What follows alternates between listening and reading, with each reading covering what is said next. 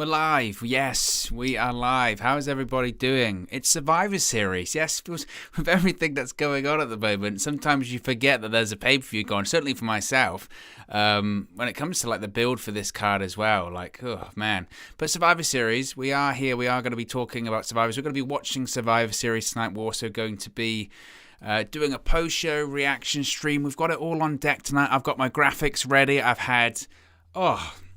I'm telling you, when I've had a busy last like 48 hours or so, and by the way, this is not a complaint because I wouldn't change it for the world. Honestly, I would not change it for the world. I was thinking this earlier today. Man, I love what I do. Honestly, I absolutely love what I do. And, even though it's busy and tough and obviously doing this and football and, writing and all this kind of stuff, wouldn't change it for the world. Wouldn't change it for the world. It's midnight. It's a Sunday. I've had about 4 hours sleep over the last 2 days. I've got my cup of coffee here. I'm ready for Survivor Series, even though the build for this Survivor Series has just been shambolic. Absolutely shambolic. But look, I'm excited for it. I'm very, very excited for it. And as always, you can get your comments up on the screen. Such as this one from Toonami. Let me move that a little bit so we can get that. See what you're saying perfectly. There you go. Says, wow, my football club is not staying in the Premier League. Relegated thanks to Ashley, Bruce. Glad we've got new owners who will get us back up quick and rebuild with Eddie. I just hope Sunderland don't get promoted. Come on, Toonami. Come on. Let's bring a bit of positivity. It's midnight. Who knows? There's still plenty of time to salvage a season.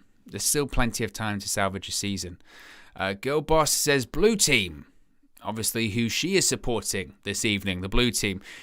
Does anyone really actually, have brand supremacy or care about brand supremacy or that kind of stuff? Because for me, I'll be honest with you, not at all. Like really not at all when it comes to, brand supremacy ain't a thing. We'll go through some of these matches in a second, but brand supremacy ain't a thing, is it? Let's be honest. These rosters only got reshuffled, a month ago? Every couple of weeks you get people that, swap brands as well because of the brand-to-brand invitational. This is kind of what I feel like tonight might be. If I'm going to be brutally honest with you guys, it might be like a bit of a moan as I'm watching this, being like, brand supremacy, what does that mean? Doesn't mean anything. And I don't want to be that guy, but it's true. It's true. It doesn't mean anything. Let me get up here as well. I want to get up the... I should have prepared this. I want to get up the back end of YouTube so I can actually see how many of you guys are watching, and so I can see. I want to make sure we can get those polls put in as well, because we need those polls put in, don't we? We need those polls put in for the for during the matches, because at least then we'll have something to talk about when it isn't brand supremacy, because as I mentioned, brand supremacy isn't a thing. But how is everybody doing? I know I haven't been totally nailing on my stream schedule recently, and I can only apologize for that. It's kind of crazy at the moment, but I'm doing my very best. I feel like I'm getting into a good rhythm with everything kind of at the moment. I am going to get, we will get back to where we were at before with the daily videos and all that kind of stuff, because I have not forgotten this channel by any stretch of the imagination. This is my bread and butter. I will always be thankful to you guys. I will always be completely dedicated to you guys, because, some of the things that is going on right now, whether it's writing, whether it's presenting, whatever, would not be possible without this channel. This is where it all started, and I would never ever forget that. And you know me, I love pro wrestling, so that's it. That's the situation, isn't it? But yeah, we'll go through the matches tonight that we've got on the show. There you go. I like that setup that I can see in front of me now, much better. We're just seeing the kickoff show has just started, by the way. The kickoff show will be going on for an hour. I don't know if there is a match on the kickoff show. Is that Battle Royal scheduled for the kickoff show? I don't know. I really don't know, because they might just add a random one. Sometimes they do that. I feel like the Battle Royal might be on the kickoff show, but we'll find out that in the next, 30, 45 minutes or so. Let's take a look at the comments. Toonami says hope Steve Bruce to Man United is confirmed. 5 at the back Bruce board. Don't. Honestly, don't, Toonami, don't. It's just, don't. Michael Spike says, when are you going to do another Impact Wrestling watch-along? The plan, honestly, was, Michael, and appreciate the comment, appreciate the free seats as always. Super Chats are also open as well if you do want to contribute to the channel. Yes, the plan was to do one last night. Of course, it was Turning Point last night. That was the plan last night, but certainly other things came up. Obviously, I do a lot of work presenting and behind the scenes for United View, and the manager got sacked last night, so other things came up. Also, as well, those Impact Plus events, they're getting later and later, aren't they? Previously, for me, they used to be 1 a.m. over here in the UK. Now, they're like 3 a.m. or something like that, which is tough, especially when you have to be up the next day early on in the morning. So it just wasn't feasible. But I don't know what the December event will be, but I will do my very best to stream it, because you know me, I'm always talking about Impact Wrestling. I'm always talking about Impact, their product, all that kind of stuff. So I will do my very best. Let's go through the matches. Again, this is kind of par for the course when it comes to WWE. This is kind of par for the course in the sense that WWE pay-per-views, the cards themselves, are never normally that bad. I mentioned this about Crown Jewel, the last watch-along we did, right, which was Crown Jewel. I mentioned that, the Crown Jewel actually wasn't, on the card, was actually very good. It's the build to it that you just don't care for. That's really the thing, isn't it? It's the build, the lackluster build, the sort of nothingness. That's really the problem, I think. Certainly for me, that's like the frustrating element of it. And it's kind of the same with this. It's kind of the same with this tonight, isn't it? Like, let's have a look here. So we've got the Survivor Series elimination match with the men. We've got Team Raw. And again, it's laughable that they say Team Raw, because 4 out of the people on Team Raw weren't on Raw a month ago. Austin Theory was in NXT. Bobby Lashley, of course, was on Raw. Finn Bálor was on SmackDown. Seth Rollins was on SmackDown. Kevin Owens was on SmackDown. How on earth are they loyal to Monday Night Raw? It's madness. It really is madness. And it's the same for Team SmackDown. So you got Drew McIntyre, who, of course, was on Raw. You got Jeff Hardy, who was on Raw. You've got King Woods, who was on Raw. You've got Sheamus, who was on Raw. And you've got Happy Corbin, who was on SmackDown. Where is the loyalty? Where is the loyalty to that team? As far as who wins, I'm going to probably say SmackDown wins that one, because I think Drew McIntyre will be the last person standing, to be honest with you. But I wouldn't be shocked. I mean, obviously the story on Raw is that Rollins is the number 1 contender, right? Kevin Owens attacked Big E, though, so there might be something going on there. Whether they want to keep them strong, I don't know. But I don't know. And this is the problem with tonight's show is it's kind of like, give me a reason to care. There isn't one. That's kind of the problem, isn't it? There is no reason to care, which is certainly frustrating. But you've got the Women's Survivor Series elimination match, kind of the same in the sense that where is the brand loyalty? So you got Team Raw, who was, of course, captained by Bianca Belair, who was on SmackDown a month ago. You've got Liv Morgan, who was on SmackDown a month ago. You've got Rhea Ripley, who was on Raw. You've got Carmella, who was on SmackDown. You've got Zelina Vega, who was on SmackDown. So again, why would they be loyal to Monday Night Raw? Representing Friday Night SmackDown, you have Team SmackDown, which is captained. Oh, is it captained? Or realistically, it's headed up, shall we say, by Sasha Banks, who was on SmackDown.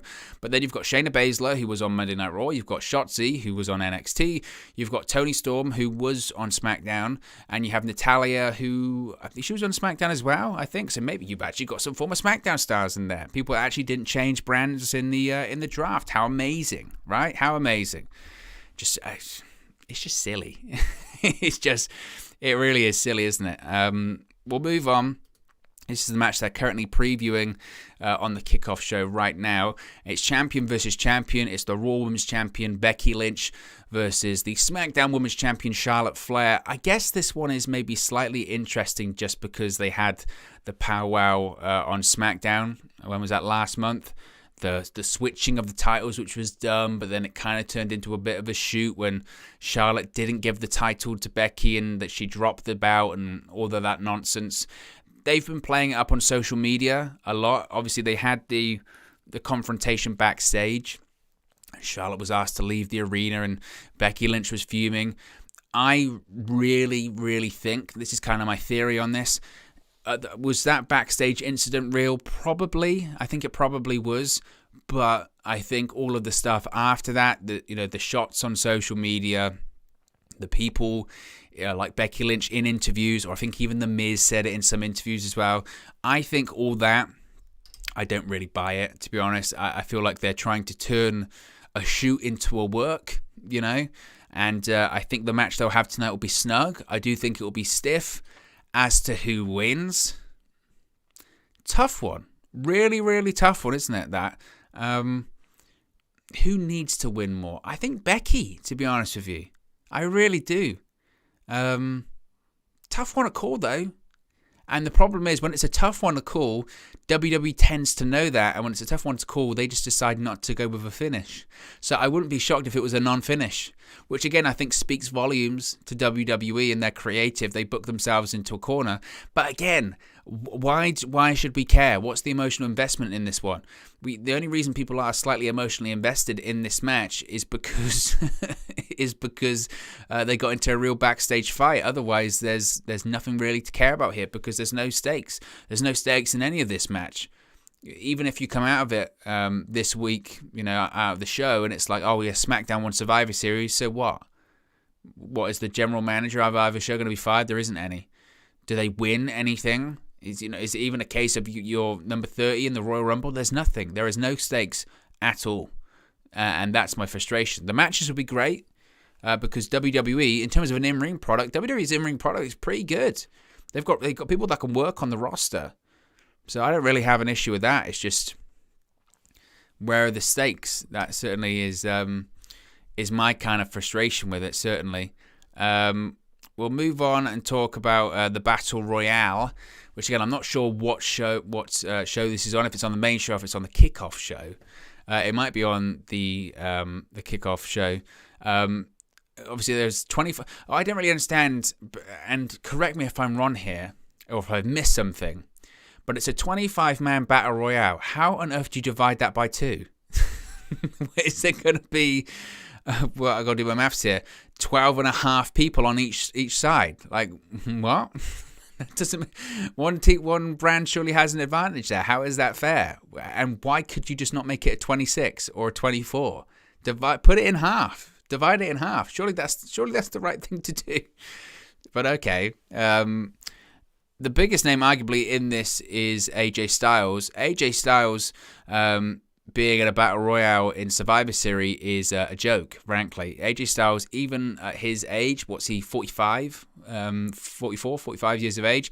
Even at his age, is still one of the best wrestlers on the planet. So the fact that AJ Styles is in a Battle Royale on one of the supposed Big Four, like Survivor Series, is frankly just a joke.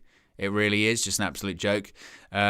At the very, very, very minimum, he should win. At the very minimum, he should win. Whether or not he does, I don't know.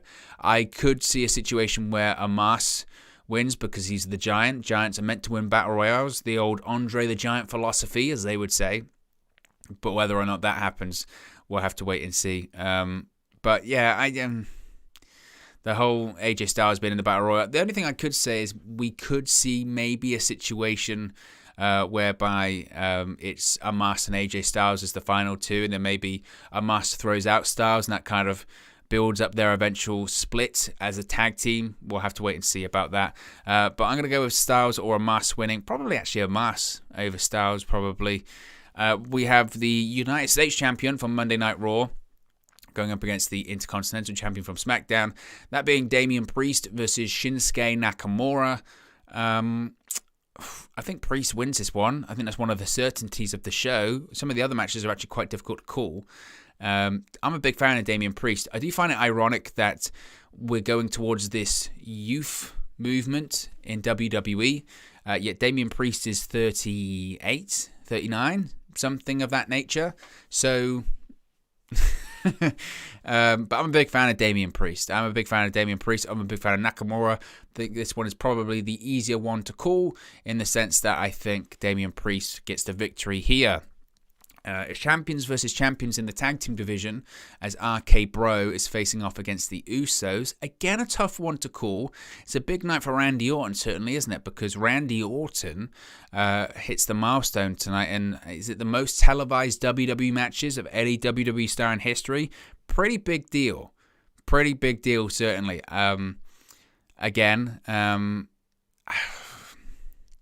One would think that Randy Orton would win, given that it's his big milestone, but I don't necessarily think he will. I think they'll want to keep the Usos strong, given that it's the bloodline. So I'm going to say the Usos get the victory. There. And then finally, we have the champion versus champion match, which I don't know if it's going to be the main event or not, I must say. But it's Big E going up against Roman Reigns. Yes, WWE champion for Monday Night Raw. Big E going up against the Universal champion from Friday Night SmackDown, that being Roman Reigns. I know I've seen a lot of people saying Big E needs to win this one. I've seen a lot of people say that Big E should win this one.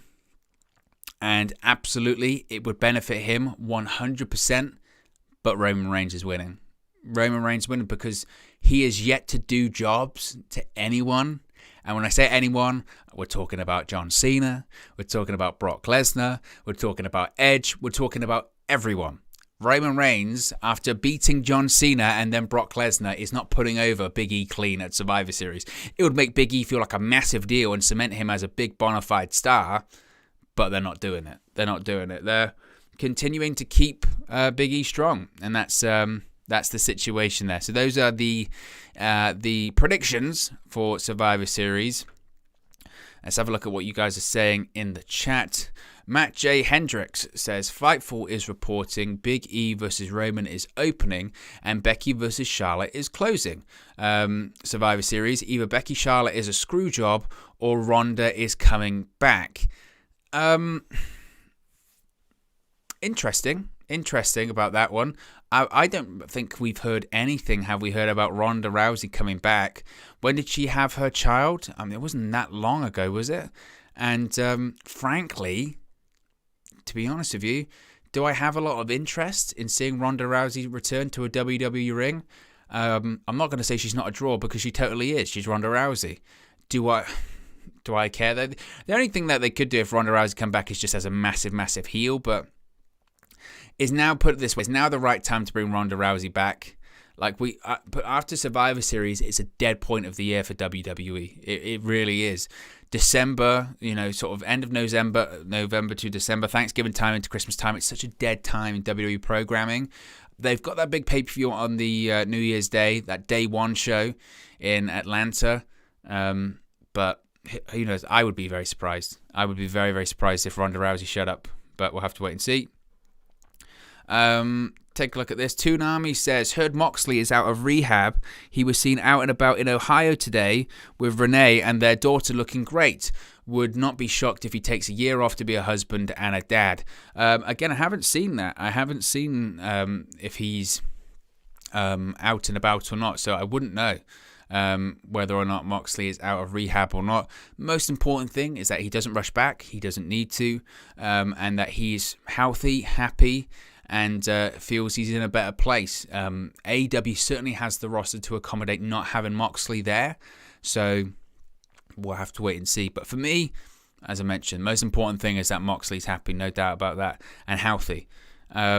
Michael Spikes says, why would Ronda come back to WWE? Didn't she do a rant about WWE being fake and all of the fans? Money, that's the thing, Michael, money talks, and she'd be a huge heel if she came back. The problem is, Ronda Rousey doesn't really like being booed. She really doesn't. But it is what it is. So this is the Randy Orton record. He will set a record for most, was it pay-per-view matches? Just as I click on that, it disappears. But he's going to set some kind of a record tonight, so we'll wait and see. Matt says, WWE owes us Becky versus Ronda. I tell you what, Matt, that they do. That should have been the main event of WrestleMania 35. The reason it became a triple threat match is because got to get Charlotte Flair in there, brother. I mean, initially, the main event of WrestleMania 35 prior to Survivor Series 2018, the WrestleMania main event was planned to be Ronda Rousey versus Charlotte Flair. That was going to be the main event. Becky Lynch just happened to get super, super over. And then when they were going to do the Becky Lynch versus Ronda Rousey match at Survivor Series, of course, she got injured. So they had to do Ronda versus Charlotte. But even when they were going into that match, the intention was to have the WrestleMania main event still be Ronda Rousey versus Charlotte Flair. But Becky got over. You know, she got over. And plans change, pal, you know. Plans change. Justin Cruz says, what if The Rock returns tonight? Well, of course, it's the 25th. They call it 25th anniversary, but it's not. It's technically the 24th anniversary, isn't it? It's 25 years. 25 years ago at Survivor Series 1996. I don't think it's to the day, is it? I'm not sure, but 25 years ago, The Rock made his WWE debut in Madison Square Garden at the Survivor Series pay-per-view. So they've been highlighting, you know, The Rock versus, The Rock's anniversary of his debut. It's been The Rock month, basically November, all that kind of stuff. There have been rumors about him making an appearance. Of course, Reigns was on The Tonight Show. The last I'd heard, and of course could be wrong, but the last I'd heard is that he wasn't going to be making an appearance on the show in person. Doesn't mean he might not appear via satellite or via video package. I would think we would see an appearance from The Rock tonight. I just doubt whether it's going to be in person, to be honest with you. But we could be wrong. Could be wrong. We'll have to wait and see. Let's do a double check on subscribers, actually. Usually when we do these live streams, we have a subscriber sort of target, don't we? So we'll double check what we might aim for tonight. Last time, when we did Crown Jewel, the numbers were just insane. Absolutely insane, which was amazing. Matt says Survivor Series 96 was November 17th. So yeah, it's not the actual anniversary. So we're currently on 5,554. We might get to 55555. If you haven't already, be sure to subscribe.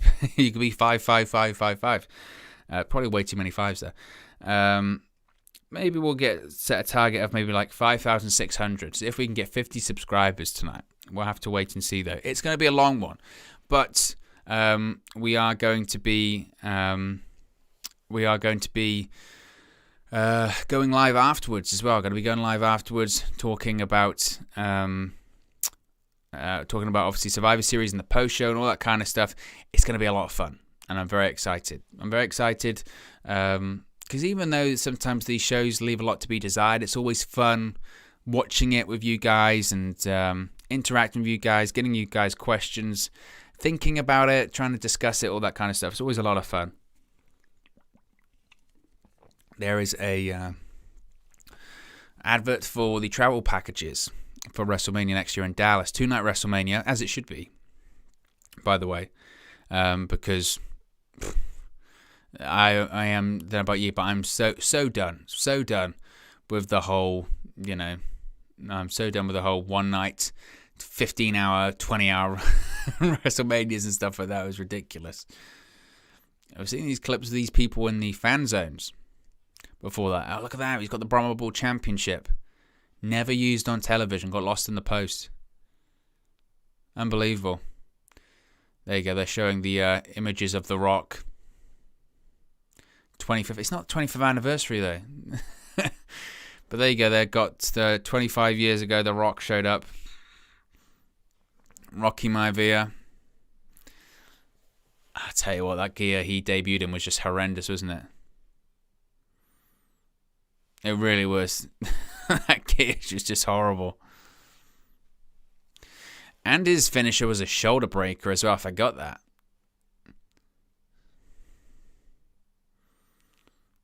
God, it was tough. It was tough. That initial gear from The Rock. So the Survivor Series kickoff is in this like weird bit outside the Barclays Center, isn't it?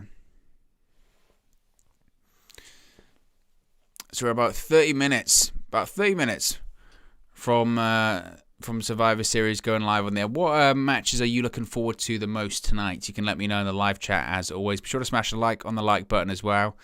We'll get to you guys' questions as well.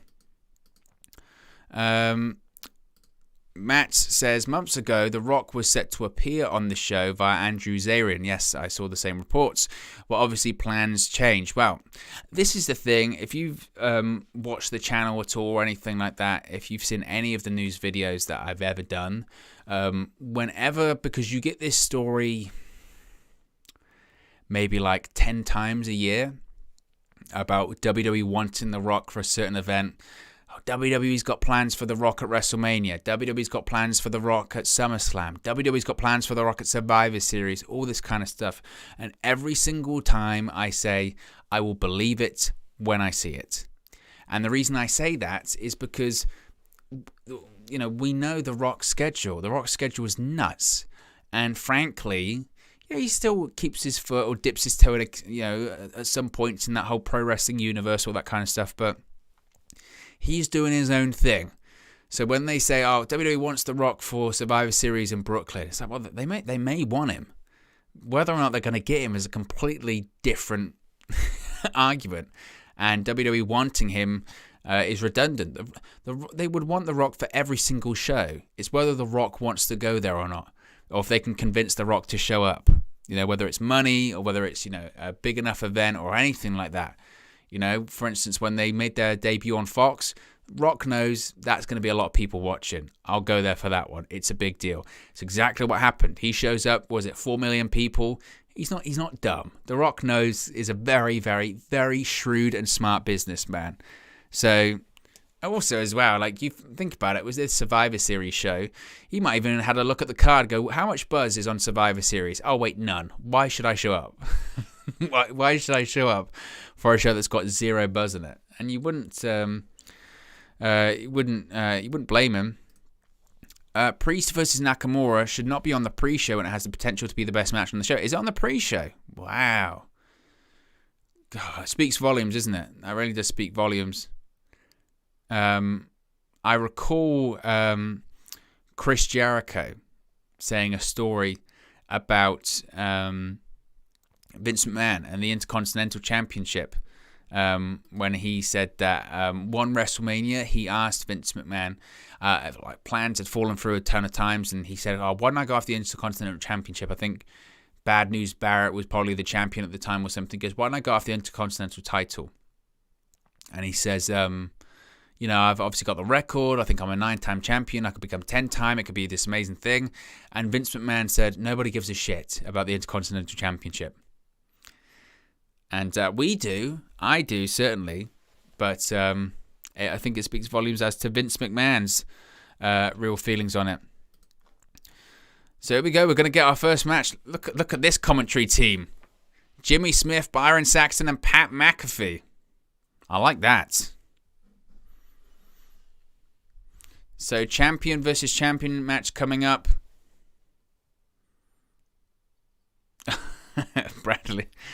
Bradley's hit. 99 people watching. Let's get to 999 likes. Reference to KG.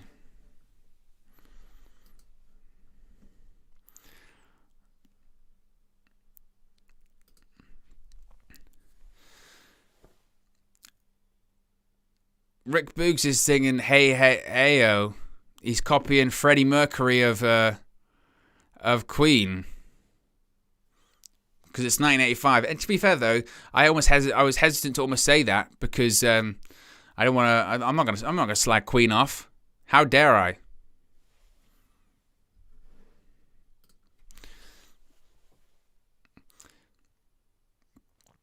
In fairness, Rick Boog's scream is like unbelievably impressive. It really is.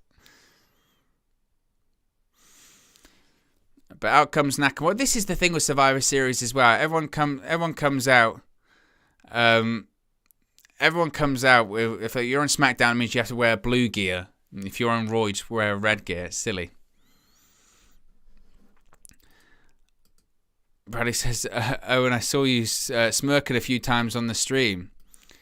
Why are my comments coming up? Oh, it's because I haven't added the thing, Owen. Be good if I did that, wouldn't it? I mean, you would think that I actually knew what I'm doing. Dude, there you go. I see you smirking a few times on the stream. Well, you know. Do you know what it is? It's because on those, especially on those full view ones, sometimes I get I've got such a short attention span. It's ridiculous. I don't know if that's like a narcissistic element of myself as well, but I've got a short attention span, and sometimes I get distracted. Do you know what? I get distracted actually because I'll see like KG moving or something or pulling a face, and then I realize I'm just staring at him. I'm just staring at him, and then I'll just start laughing, or I start looking at the comments, and they'll start making me laugh. And I notice that KG's looking at the comments as well, and that will make me laugh too. So I do my best. Here comes Damian Priest. I hate his new music. I mean, it's all right. It's not, but it's not. It didn't need changing.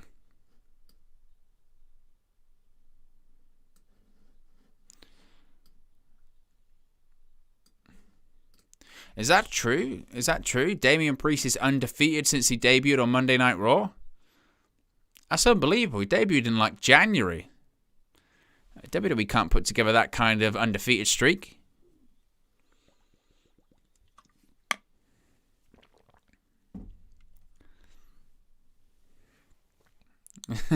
Pat McAfee just screwed up. He meant to say, I've never met a Damien that wasn't an ass kicker, and he accidentally said kisser. Freudian slip.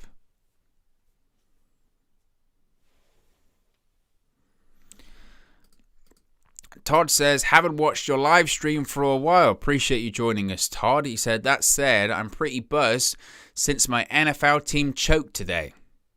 Well, who's your NFL team, Todd? I don't follow the NFL like super closely. Years and years and years ago, I decided that I was a fan of the New York Giants for my sins, and I don't think they've won like a Super Bowl since. So that was, yeah.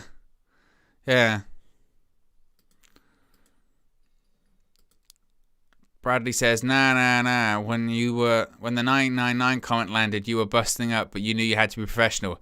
And to be fair, you were incredible the last few days, no jokes. I appreciate that, Bradley. It's been a long last couple of days. I think, I'm going to say like, I've had like 5 hours sleep. And tonight's going to be a late night as well. And I've got to be up tomorrow, because we've got a press conference tomorrow, which is going to be exciting. I appreciate it. You know me, I'm a fan. I'm El Presidente of the free seats. I love it. I love the free seats. You know, super chats are great, and obviously, you know, if you wish to contribute, you can. It's to everyone. Rick Boogs is playing electric guitar at ringside, but I love the free seats. I love the free seats because you get the best comments in there. Can't tell me about Avatar Raiders. Oh yeah, of course. That's what having 5 hours sleep over the last 48 dudes you. But yes, Raiders. Nice stadium with the Raiders as well. Did you go to SummerSlam? Of course, that was Vegas Raiders. Toonami says Ollie's still at the wheel. He ain't, brother. He's gone. He's gone. You know what's kind of crazy about that, Toonami, is that obviously we're linked to Ten Hag now, and who knows what will happen in the summer and all that kind of stuff. But Newcastle actually went after him.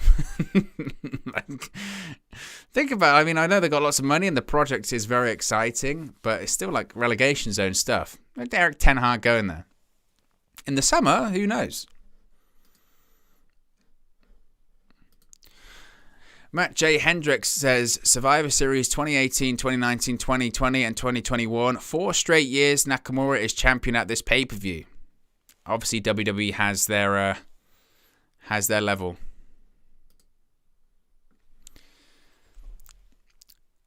Nakamura's got Priest up in the corner, goes for a knee to the guts, hits the top turnbuckle. Priest, oof, kick to the jaw.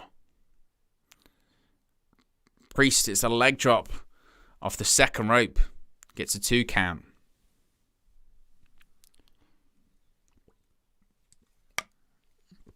I must say though, like Rick Boogs playing the guitar at ringside and all that kind of stuff. When they occasionally do this, WWE, they get worried that what's going on in the ring is boring, so they start doing stuff at ringside. Whether it's Xavier Woods playing a trombone, whether it's Rick Boogs playing a guitar. I remember, this is a while ago, but that guy, Abraham Washington, AW, he just would do in like real-time commentary with like one of those microphones on, and it was the most annoying thing in the world. But it's like they're basically telling you, pay attention what's happening on the outside of the ring, because what's happening inside of it is boring. What a load of nonsense. Like, honestly, what a load of rubbish. Justin says Boogs will turn on Nakamura and him versus him for the Intercontinental title and win it. Who's meant to be the I mean, I know these are two baby faces here, but if anything, Rick Boogs feels like the heel, and by proxy just Nakamura, because it's annoying. Damian Priest says, if you do that again, final warning. Yeah, go outside, break the guitar. It's annoying as shit. Michael Spikes says, do you think Triple H will have one more match at WrestleMania? Unfortunately, Michael, Nakamura with a kick to the face. Unfortunately, I think Triple H's career is over now, especially after the... well, we don't necessarily know what it was. They're saying a cardiac event, obviously. That was back in... Gosh, when was that? In the summer. Cardiac event can mean obviously anything. Could mean a heart attack, could mean a stroke, could mean a minor stroke, could mean chest pains, and then they said, you were in the early stages of a heart attack. We don't know what it was. Could be palpitations, could be whatever. But we know he had surgery, didn't he? He had surgery because of a cardiac event. I would assume, given he's in his 50s now, probably over. Probably over.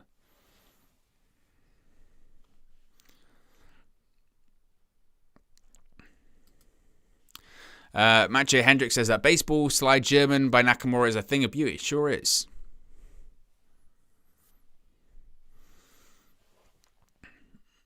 Nakamura on the second rope. Oh.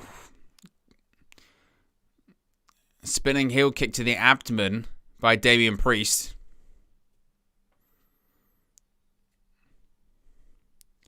Obviously, at the Barclays Center in Brooklyn, New York. One of my favourite arenas. I do like the Barclays Center. And it's kind of becomes WWE's New York base, which is mad, because for years the New York base was Madison Square Garden. Now it's not anymore. Oof. Right hand square to the face. Flapjack by Damian Priest. I tell you what I respect Damian Priest for, is this guy, just a few years ago, when he was on the independent scene, he put on a ton of weight. He was really, really fat, or just out of shape, and he looked awful. And I think he did this documentary where he was like, "Oof, Falcon Arrow, that was nasty. Oof." Nakamura kicks out. Yeah, he was really out of shape, bloated, didn't look good. And he said, I had had enough. I decided, if I want to succeed, I've got to put the work in. If I want to succeed, I've got to take it all seriously. And that's what he did. And now look at him. And I love that stuff. Oof, knee to the face by Nakamura. Priest was going for a choke slam, it looked like, and Nakamura countered with a knee to the face. Oh, knees to the gut. Oof. Oof.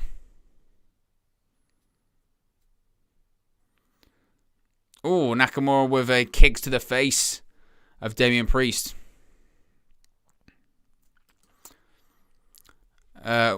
Will Rally Sport Rally says Triple H came back to work yesterday. He won't wrestle again, not with a heart problem. Love stream. Wonder if we see any surprises tonight. I think we might. There will be Edge, Brock, Rock, maybe. Brock showing up. It's a possibility. Priest. Oof. Kick to the back of the head. Oof. Knee right to the head. That might be it. 2. Ooh, Damian Priest kicks out. Brock showing up is a definite possibility, especially with the main event. Rock, obviously, it's 25th anniversary of the Rock, so that's a possibility. And Edge, who knows? I mean, I don't even know if anyone knows how many dates he's got in his contract or anything like that. As far as Triple H coming back to work, I didn't know. I'm kind of out of the loop, to be honest, when it comes to the news the last couple of days. It's been a bit crazy. But I agree. He won't wrestle again, I don't think. Oh, Priest going for a chokeslam. Oh, sit out chokeslam. That might be it. Ooh, Nakamura kicks out. I tell you what, it's such a bugbear of mine. And if you've been watching wrestling long enough, you'll notice it. The referee's doing the count, and it depends on the camera angle, but it also depends on the wrestler. Is they're counting into 2, and as they're laying down, the wrestler's looking up like that, and he's waiting to see their hand come down, and it's just the biggest giveaway. It's the biggest big giveaway. Bradley's having an argument with himself. He says, "Shut up, United Fan TV. This is about wrestling, not football, bro." Then he says, Nah, I fastered Bradley. Shut your mouth. Moof. Me versus you in the ring, I'll knock your plums in. That would be incredibly painful, Bradley. I mean, you've just had a kid as well. You don't want to be knocking your plums in. Or maybe you do. Nakamura's going for the cross arm breaker. Oh, Priest manages to roll out of it. He's going to go in for his own submission. Gogo's good for looks like a go-go platter submission. Nice bit of MMA. Nakamura's actually had MMA fights as well. Oh, he's faded. He's out. That's it. What a load of rubbish. This is where pro wrestling just bugs the hell out of me. I'll be honest with you. Like, Shinsuke Nakamura was in a go-go platter, which is a legit MMA submission hold. He passed out and he got revived by Rick Boogs playing the electric guitar. Damian Priest was unhappy with this. He's rolled out the ring. He just snapped it. Oh my God. And there was this smash Rick Boogs in the face with the guitar. Crowd are coming alive now, thank God. Pat McAfee called him a son of a bitch. Priest hit him with the electric guitar. He's got disqualified. Nakamura won. Crowd are booing. I'm shocked. I thought that was the obvious one. I thought that was the obvious one that Damian Priest would be going over there. He lost. Because he got annoyed by an electric guitar. God, this is so pro wrestling. This is so pro wrestling. So he was in an MMA hold. He got revived by a guitar. Oh. I'm pro wrestling, man. So he takes the electric guitar, snaps it. Which, to be honest, he's probably got the biggest pop of the match.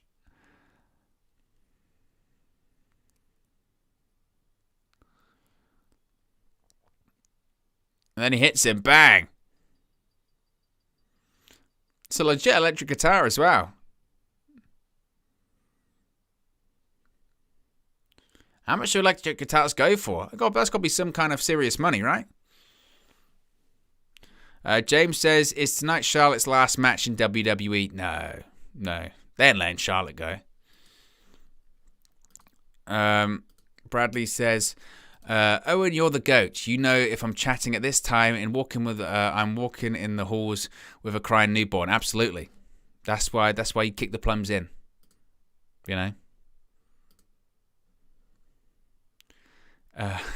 Looks like you're in a promo for a triple threat match. I was thinking that when I made the graphics for this tonight. Usually it's me on like the left of the screen and then the two people on the other side. But considering this is like Raw versus SmackDown, I thought I'd be in the middle for it. This is me being creative at my creative best today. But surprising result in that opener. I expected Damian Priest to win. Didn't expect Nakamura to win by disqualification. Matt J. Hendricks says, depends on the brand of guitar. And it comes to price. That's one thing I really wish that I'd... I know a lot of people say this, don't they? When, like, you know, I really wish I'd learned an instrument or that kind of bull. But I do. I do wish I'd learned an instrument. How cool would it be to actually be able to play the guitar?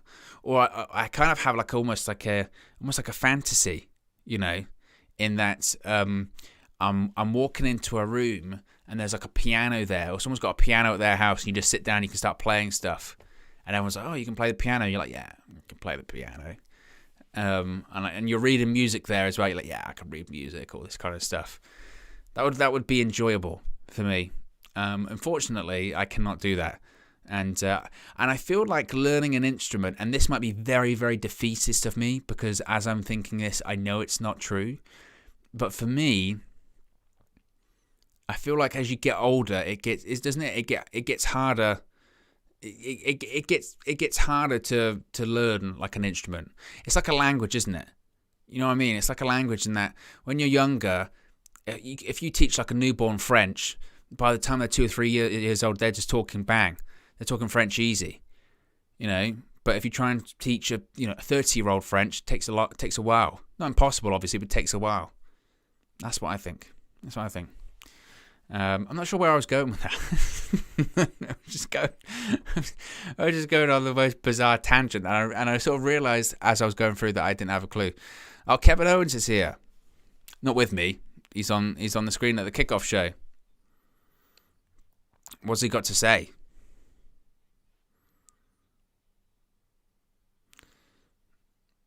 Kevin Owens is obviously on Team Raw tonight. Like that means anything.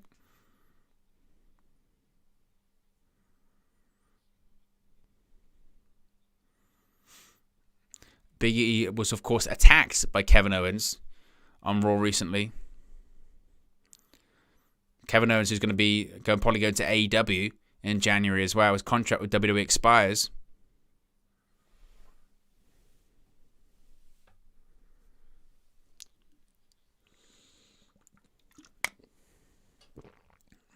Kevin Owens cutting a babyface promo. It's breaking news. Breaking news. What's this? Someone is appearing in what appears to be a limo. Who's coming out of the limo? Oh, God, it's Vince McMahon.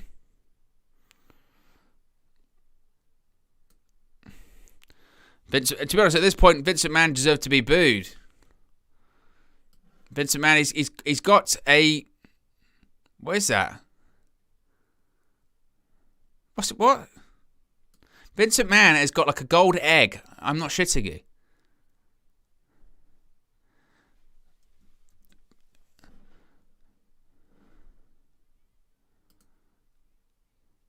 Am I missing something here?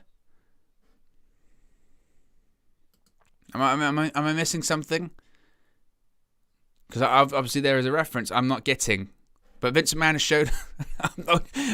you have to be watching this to believe it. Vince McMahon has showed up with a giant golden egg. Vince McMahon showed up. His face, by the way, looks like it's been attempted to be made 30 years old, which is confusing considering Vince McMahon is in his mid-70s. I mean, it's crazy. I mean, don't get me wrong, Vince McMahon... You have to respect him, but you don't respect his company. I've got concerns, by the way, because, again, this is the brain trust, Vince McMahon and Bruce Pritchard. I came up with the gobbledygooker, and Vince McMahon showing up with an egg is alarming. It is alarming. It's worth a tweet. It's worth a tweet. Which, obviously, you know me, I can't talk and tweet at the same time.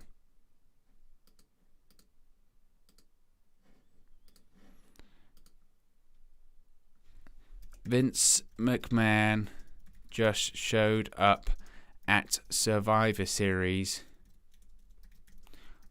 with a golden egg. This is real. I'm live. See, this is why whenever I do the stuff on United View, it's good I don't tweet mid-stream because I can't multitask. Literally, I can't. I'm crap with it.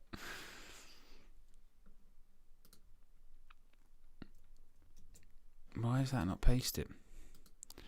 I can't get my link. Which is frustrating. Oh, now I can.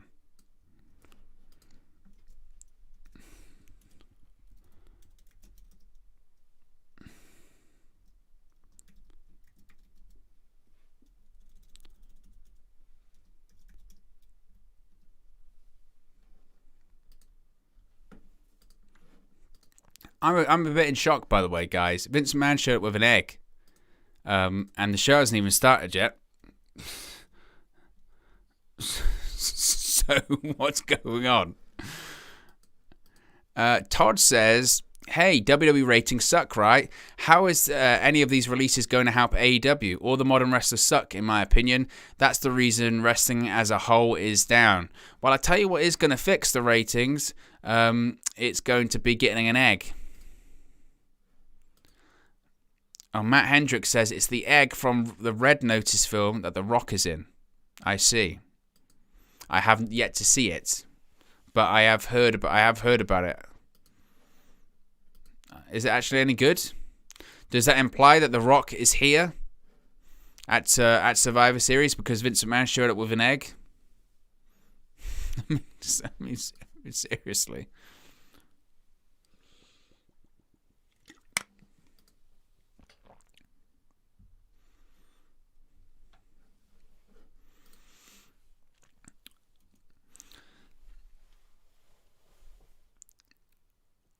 I mean, honestly, this whole, like, Roman Reigns stealing Xavier Woods' crown on SmackDown is nuts. Bradley says, Egg McMahon, am I right? I mean, I could go, like, you know, excellent, all that kind of stuff, but I feel like I'm better than that. Or I could go with, what other egg puns could I go with? I'm trying to think of anything I can get the word yolk in.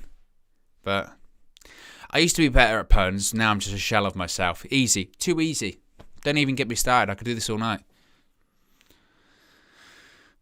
I tell you what, honestly, the big angle is that Roman Reigns stomped on Xavier Woods' crown. It's just fucking mental. Excuse my language. I didn't mean to swear there. That slipped out. I was too comfortable. I never swear on this channel. I'll like I'll drop an S word at most, but I'll never drop an F bomb. How dare I? Terrible, Owen. Terrible.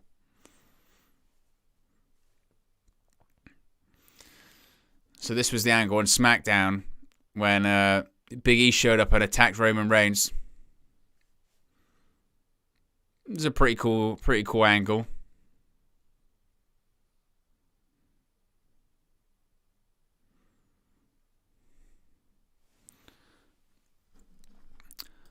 Sorry, that was a terrible yoke. Love it.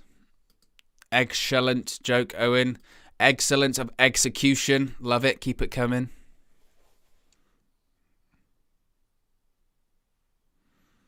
Yeah, I know, Bradley. I'm disappointed in myself too. Cracked. I mean, is that the egg pun as well, or is that just legit? Can't believe you cracked and swore, and your brain must be scrambled. They are egg puns. They are egg puns. Yeah. They are egg puns. I got it towards the end. I thought maybe he's just, and then I saw scrambled. I thought, okay. No, my head. I mean, to be fair, I am very. I didn't even mean it. I was about to say my brain is fried. Didn't even mean it. Didn't even mean that. My brain is kind of fried though. Donna says, "Is this going to start or not, Owen?" Well. It will start at 1 a.m. or 8 p.m. Eastern. And I believe it's going to be 3 hours, hopefully. I don't think I've got anything more than 4 a.m. in me. Plus, I'll be going for an hour afterwards with the post-show.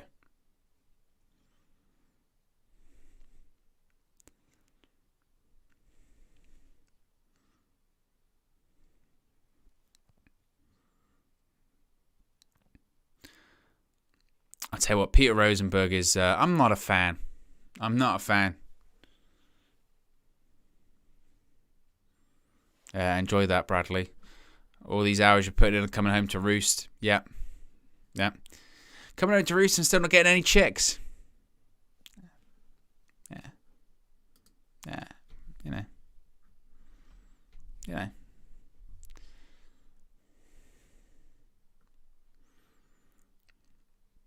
They're just hyping up the champion versus champion match between Big E and Roman Reigns, which what they were saying was going to open the show, but I think that's changed. Actually, I can tell you the match order because it was just reported on. Let's see.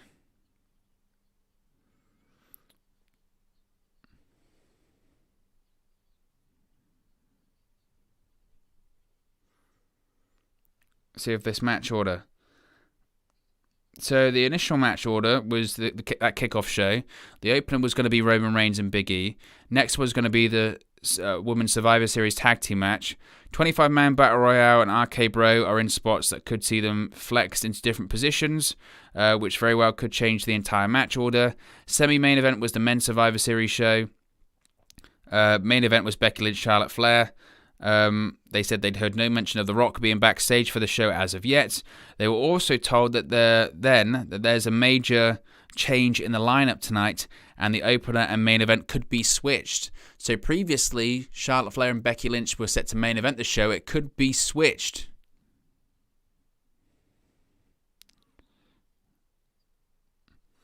So who knows what's going on at this point, but it looks like there's a bit of chaos.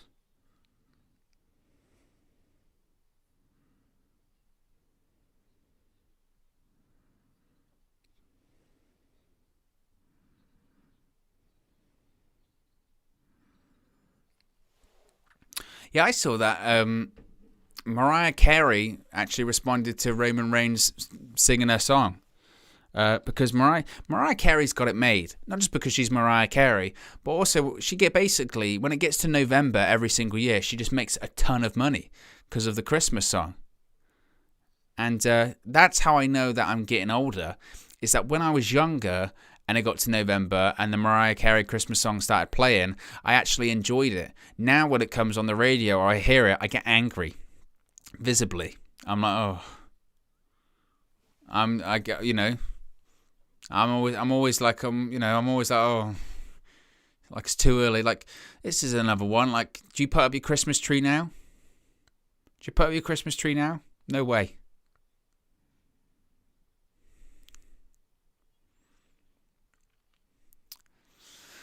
So like now they're talking about they're talking about Team Raw and Team SmackDown. Like that means anything. Like it means anything. It means nothing. Matt says there has been a significant change to tonight's Survivor Series lineup compared to today's plans, but then again they're changing a lot of things. I'm giving up on keeping up. Yeah, that's what Sean Ross Up said. I saw that as well. Charlotte versus Becky is now open, and that's what I'd heard, yeah. There you go. The lineup has changed. The opening match is going to be Becky Lynch versus Charlotte Flair. It was meant to be the main event at one point, and now it's going to be the opener. That's that Roman Reigns pulling power, brother. Roman's got a main event.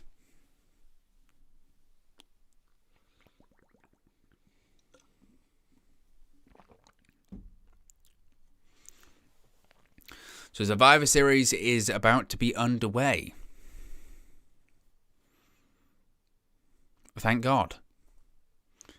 Because it feels like those kick-off shows, like they're always an hour, but it feels like they just get longer every time. Or maybe my stamina is just like reducing as well. I don't know. But we are that little bit before the show, when it gets the whole, if you're watching this and it's unauthorized, all that kind of stuff, and you go, oh, I'm watching something worth stealing, and you realise that's not the case. If you are new to the channel, of course, be sure to subscribe, bottom right hand corner, smash a like on the like button as well. We're aiming to get to 5,600 this evening. That's the plan. That's the hope.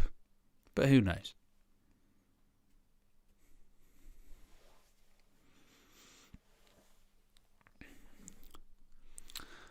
Toonami says, WWE is a mess. I bet they're still writing. That's what they do.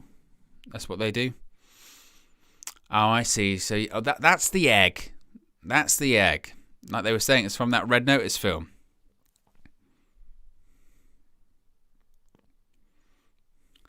See, when I see that egg, and Bradley says, I think Omelette Lynch will win. Come on.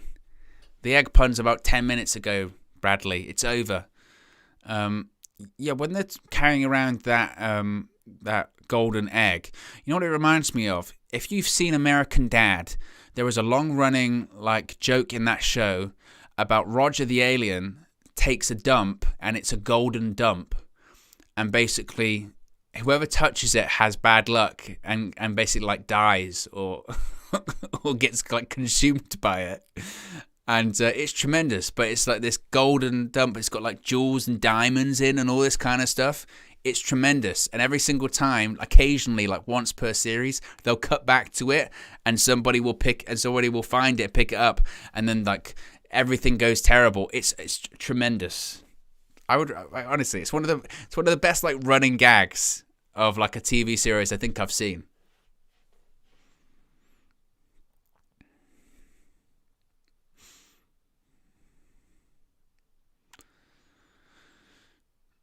So is this WWE's attempt? Is this WWE's attempt at having The Rock on the show? Is just showing clips of his movie, so they can just say that yeah, The Rock was on the show. He was on there with Ryan Reynolds and Gal Gadot. They go, what? Gal Gadot was actually in the ring at Survivor Series. Was she wrestling Charlotte Flair? No. She was in Red Notice. That's on Netflix.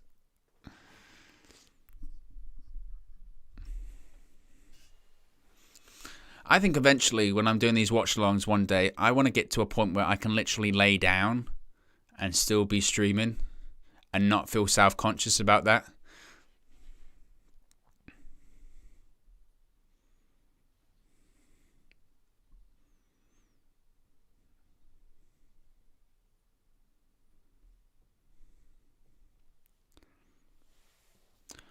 Sean Ross, that's what Matt J. Hendricks says. With that Sean Ross Sapp info, says Sean Ross Sapp said Becky versus Charlotte's opening was not a late change, but due to some outdated info internally, looks like it was the plan for the last few days.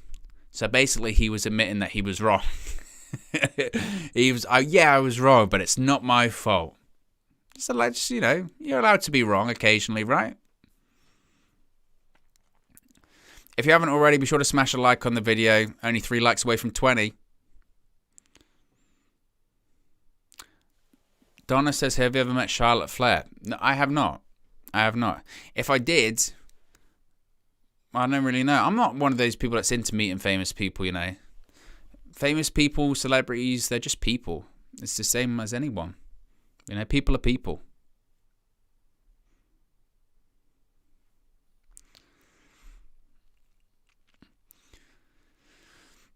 Here we go. We're about to start the show. Pyro, you love to see it. I really wish, don't get me wrong, that new set that they brought back over the summer when they start touring again is impressive, but I really wish they would have custom sets for Raw, SmackDown, pay-per-views, etc. Mario says, I personally made sure I was watching your stream right now. Hippie. I appreciate that, Mario. You're always welcome here. Everyone's always welcome here. I appreciate that. Todd says, Owen is the man. Donna says, I feel like Charlotte's pregnant. You know what, Donna? I don't think she is, because if she was pregnant, I don't think she would be wrestling. I'm pretty sure, being pregnant is a way to make sure that you don't wrestle a match. I wouldn't recommend taking bumps on a hard canvas when you've got, a fetus in you. I mean, I could be wrong. I'm no doctor. But I wouldn't recommend. We're starting off with Becky Lynch, Charlotte Flair.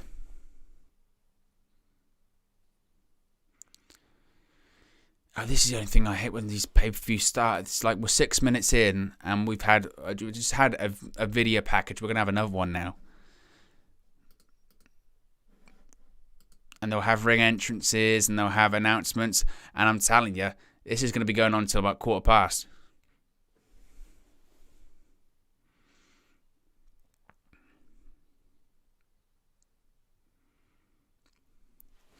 I'll put a poll in the chat.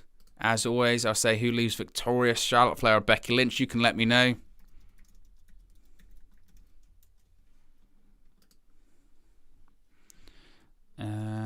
Becky Lynch.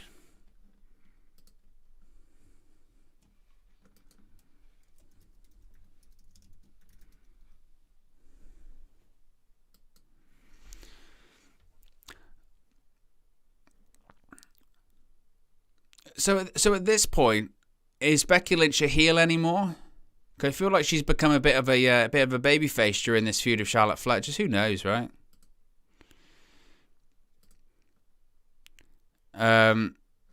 Mario says, I'll make sure actually I'll get this thing back.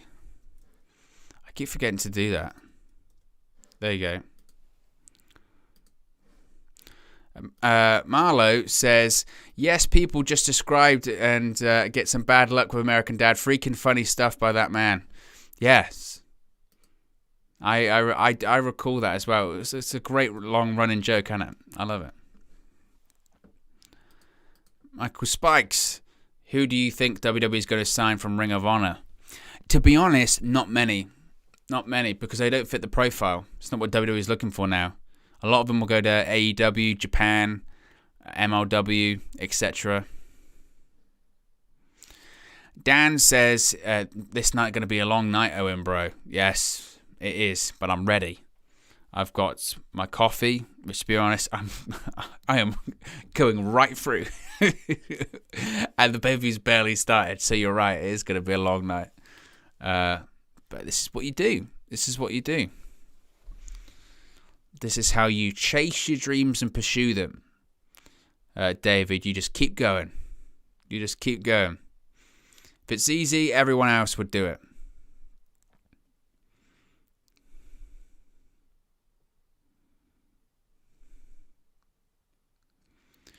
God, I tell you what, Charlotte's like promo. You're going to have a new name, Becky Uh-oh.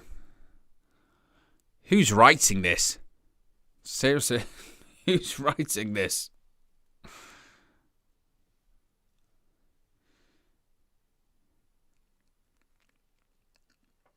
I tell you what as well, we're nearly 10 minutes into this show. We've still yet to actually have a match start. We've just had 2 video packages. I tell you.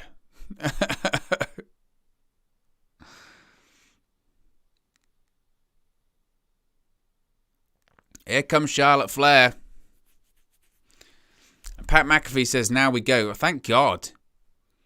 You know what I mean? It took a while. It took long enough, didn't it?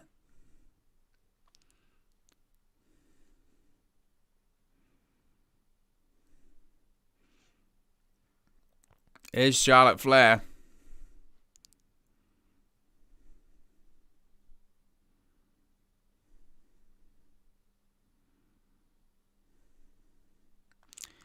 Does everyone now have these custom graphics? So like Charlotte Flair's got her own. So Damian Priest had his own earlier. Or was that only reserved for special people, right?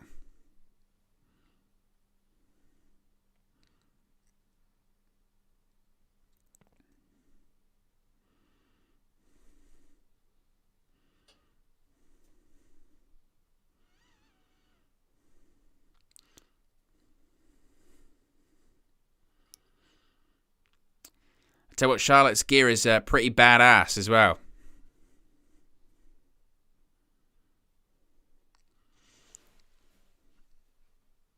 Oh, there's actually Uh-oh signed as well. Who's buying into this stuff?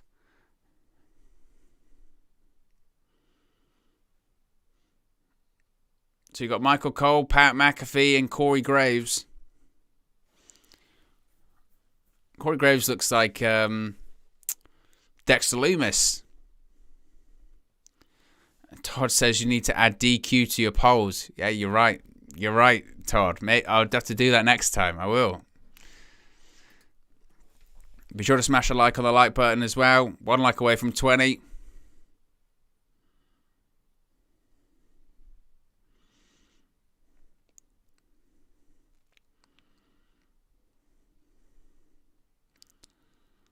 So we think that because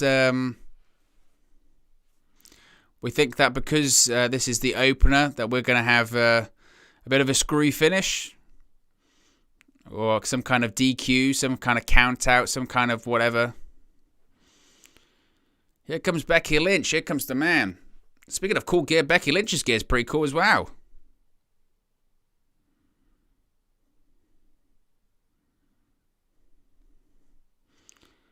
Becky Lynch looks pretty fired up.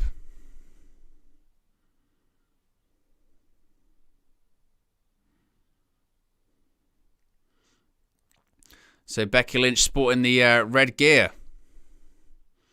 She looks like something out of Kill Bill.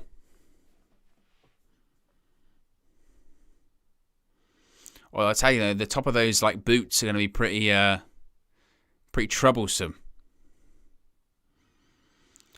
Becky Lynch looks fired up, and it's not just her orange hair.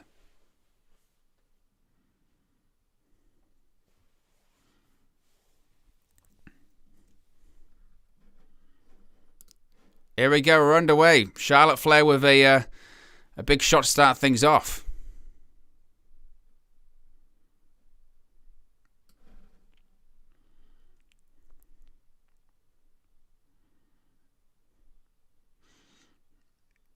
Oh, we're starting this off fast. Becky Lynch, 2 kicks to the gut of Charlotte. Charlotte goes straight for the knee. Oh, she went for natural selection right away. Becky Lynch countered into the disarmer. Disarmer's almost locked in. Well, Charlotte's managing to get out of it. Oh, Becky Lynch, right kick square to the face. Oh, Charlotte Flair with a spear.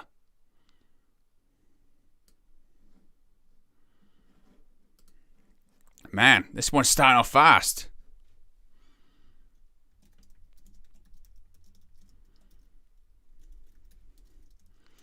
Charlotte Flair kicks things off.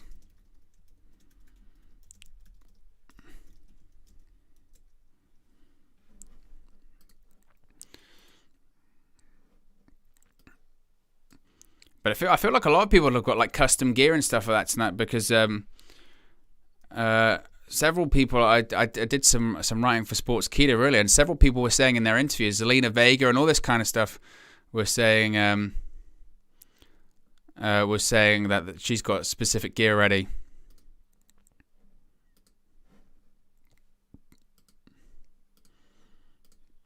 Oh, Becky went for that manhandle slam, as they call it. Oh, Charlotte Flair into a backbreaker. She's going to go for natural selection. Oh, kicked her right to the back.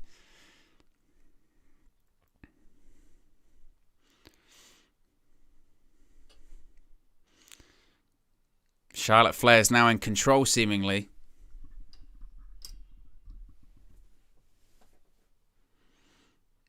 Now Charlotte Flair just paintbrushing the back of the head of Becky Lynch and smashing Becky Lynch's face into the canvas.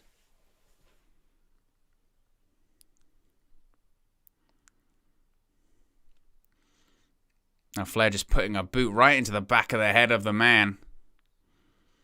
Certainly started this one off red hot.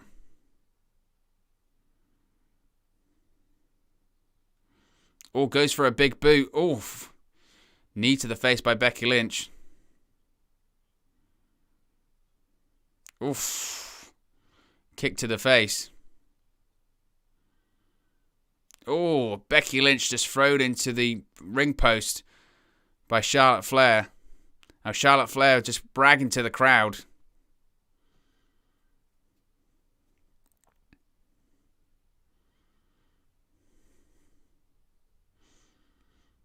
I think it must be said, and I don't want to be that guy, but it must be said about Becky Lynch's gear. Maybe it's a smidge too small. Oh, Charlotte Flair was going for that moonsault off the top rope to the outside, and Becky Lynch just shoved her off the top rope. She nearly went into the barricade. Didn't actually get to the barricade, but man. No That Plays. Appreciate you. Says, big up yourself, Owen. I'm a fan of you and the guys on the United View. Well done for all the responsibility you've taken up on that channel. I really appreciate that, man. Oh, Charlotte Flair just drops Becky Lynch right onto the barricade, back first, right in front of the Mets fan. Yeah, I really appreciate that. No Nets Plays. I'm a Man United fan, and it's not about me on that channel, you know. It's about the community and that we're growing. I have a great time. I really do have a great time. I love what I do. I'm so fortunate. I'm so lucky. Charlotte Flair and Becky Lynch make it back into the ring at the same time.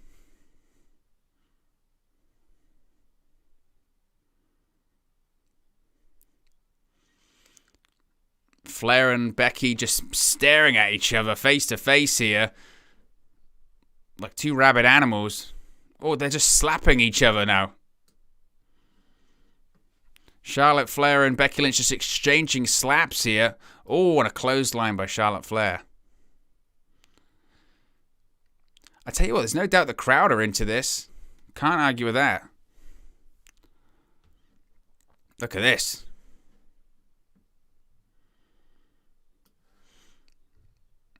No doubt Charlotte Flair's working as the heel. No doubt about that.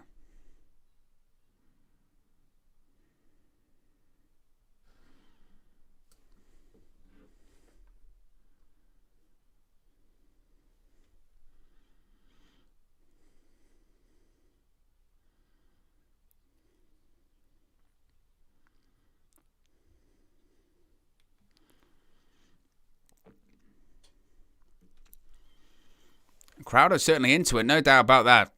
Crowd are absolutely into this. Flair, teeing off with the chops. Becky trying to fight back, but Charlotte's just absolutely in control, no doubt about it. Oof, Becky goes for a kick to the gut. Now Charlotte's going to try and work on the knees. Oh, Lynch moves out of the way. Oh, kick right to the side of the face by Becky Lynch. Lynch hips the ropes. Oh, he's going to go for a head scissors. Oh, manages to roll through. Oh, he's going to go for disarmer. Oh, schoolboy roll up. Oh, power by Charlotte Flair just deadlifts Becky Lynch up into the air and slams her to the ground. Cover. Oh, Becky Lynch kicks out at 2. Charlotte Flair's just laughing at this point.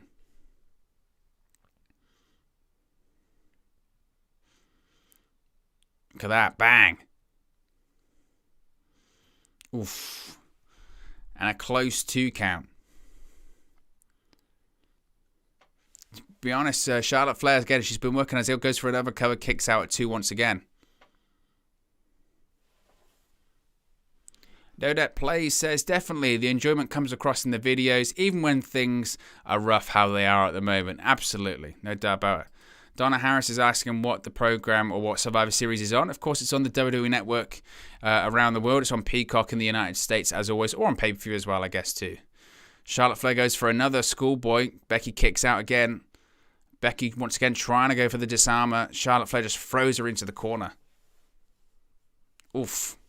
Back elbow. And Becky Lynch now just going for these kicks to the gut. And Becky Lynch is laying her stuff in, no doubt about it. Oof. Becky Lynch is no doubt really laying in. Oh, and it's a slap to the face. She's going to go for a Bexploder suplex. Oh, Charlotte's elbows to the head.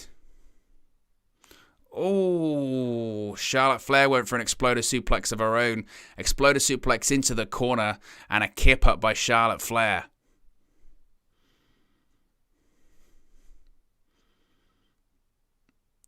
Look at this. An Exploder suplex. When they do that, you're meant to land in the corner and it's meant to sort of soften most of the blow. And that it just didn't. It just didn't in that case.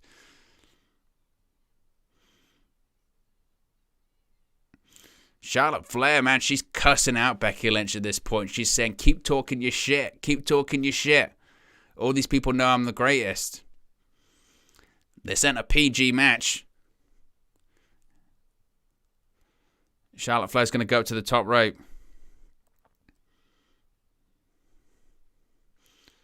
Flair's going up top for a moonsault, it looks like. Here we go. Lands on her feet. Oh, hits the Andrade version of the double moonsault. Kicks out.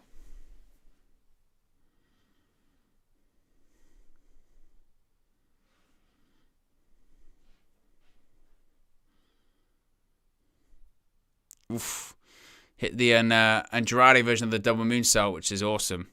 She still can't do it as well as Andrade, but the athleticism is just unbelievable.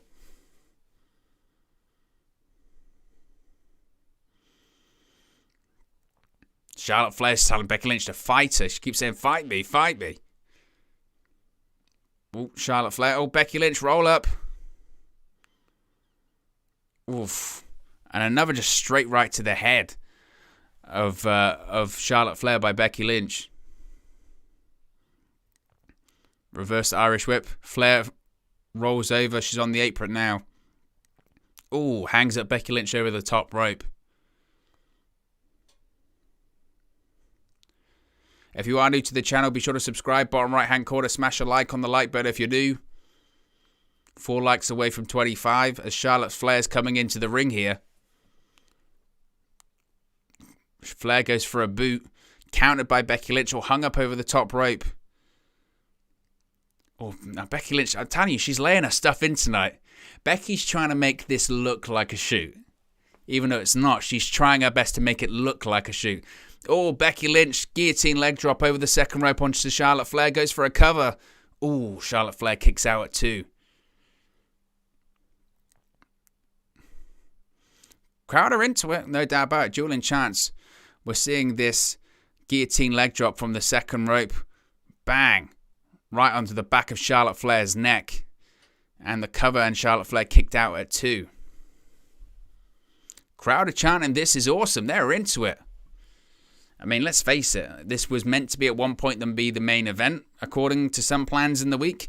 Nevertheless, if you can't go on last, go on first. Because the crowd's red hot. Becky Lynch now just teeing off on Charlotte Flair. European uppercut. Goes for a kick. It's blocked by Charlotte Flair. Rolls through. Oh, Becky Lynch, what's she going for now?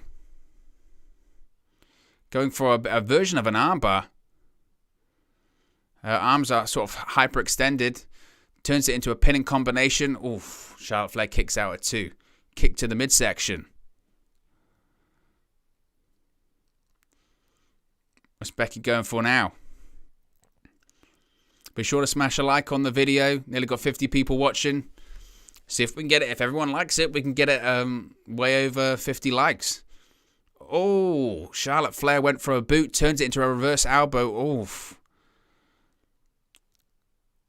And Becky Lynch kicks out at 2. Charlotte Flair's got a bit of a bloody lip, it looks like. Look at this. She did the Andrade boot into the reverse elbow. Again, she does it as a tribute to Andrade, which is fair, but the execution isn't necessarily there. But I'll give her credit for it.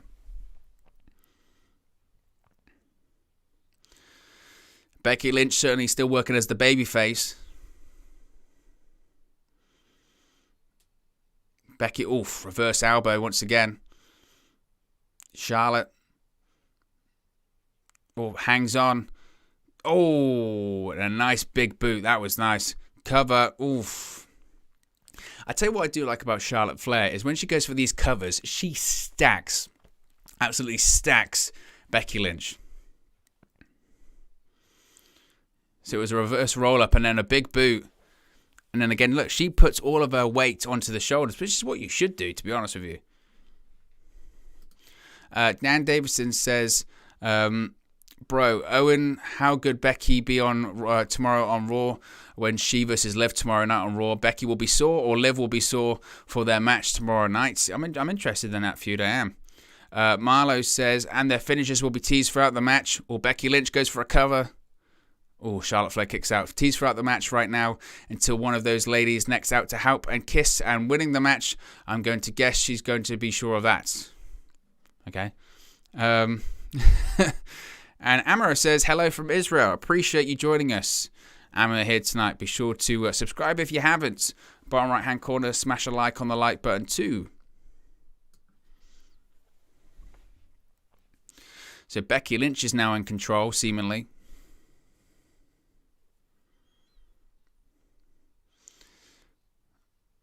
Oof. Becky Lynch again just teeing off on Charlotte Flair. It looks like she was trying to go. It looks like she was trying to go to the turnbuckle, and Flair grabbed her foot. So Becky just started teeing off on Charlotte Flair. Becky's going to the top rope.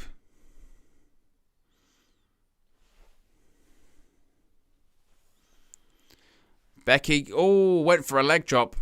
Kind of was a bit of a botch. Goes for a boot.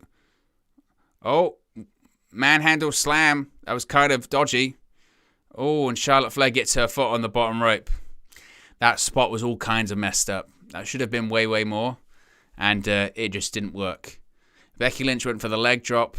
Charlotte didn't roll out the way properly, or Becky overshot it, so her foot actually hit her. They were then meant to reverse a counter into the manhandle slam, and it didn't kind of work. It just, yeah. That spot just didn't go the way they wanted it to.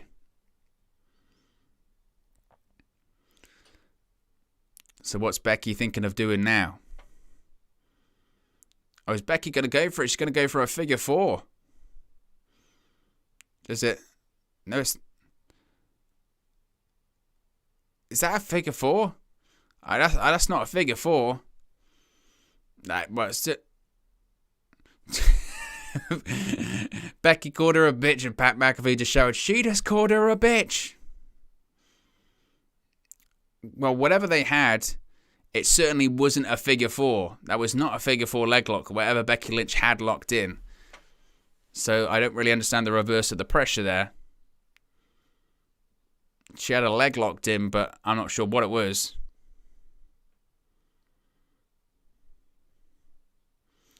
Crowd are chanting, "This is awesome." They're into it. Charlotte Flair and Becky Lynch having a quality match, no doubt about it.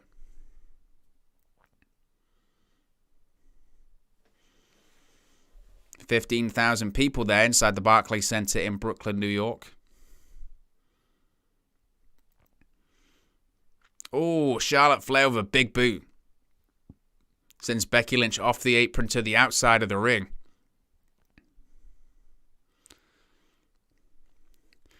Look at this. Bang. See you later, Becky Lynch. Now Charlotte Flair's going to try and climb up to the top. Climbing up to the top, she's going to go for that moonsault. Here we go, moonsault off the top rope. Nearly missed Becky Lynch. They've had to do the classic, didn't get all of it. Charlotte Flair went for that moonsault, but just grazes, to be honest with you, grazes Becky Lynch. Oof. The elbow kind of catches Becky Lynch, they're trying to say. Charlotte Flair pops right back up, looks straight into the camera and starts shouting, "Greatest of all time." She's in the conversation. No doubt about it. Don't disagree. Cover. Oh, Becky Lynch kicks out. Charlotte Flair's got a disarmer locked in. It's Becky Lynch's own submission holds locked in. Nowhere for Becky to go. Can she get to the bottom rope? She's trying to manipulate the digits of Becky Lynch. Can Becky Lynch... If there's anyone that can get out, it should be Becky Lynch. There you go. She can get out of her own hold. You would hope she would be able to, wouldn't you?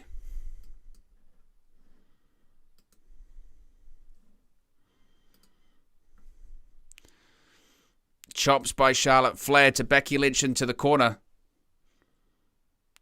Referee tells Charlotte Flair to get out the corner. A clean break. Oh, Becky right hand. O'Connor roll. Oh, Charlotte Flair's got the ropes. She's using the ropes for leverage.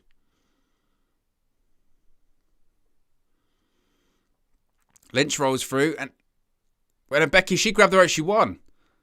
Oh, man, that finish sucked. Oh, dear. That's 2 in a row. They had a disqualification finish on the kickoff show. They had an O'Connor roll by Charlotte Flair. She used the ropes, and the referee caught her. Then Becky Lynch countered the O'Connor roll, used the ropes, and she's won. Becky Lynch wins, but...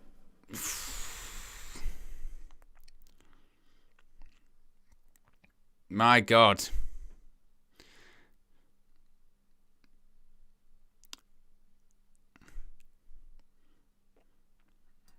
Well, Charlotte Flair's just bowing after the match. Charlotte Flair's bowing after the match. She doesn't look particularly pleased by it. They tore the house down, no doubt about it, but I'm not really sure. So we see this finish. In fairness, she does it. She looks behind, so the referee isn't looking, all that kind of stuff, which is right. But Charlotte Flair kind of had a really weird reaction afterwards. She just picks up her belt, walks off. She kind of no-sold it. Look at her.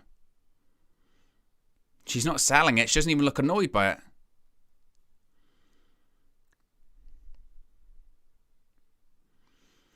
Now, Becky Lynch is saying that she can tell the dirt sheets that she's the best. There's heat. There is 100% heat. Charlotte Flair's laughing.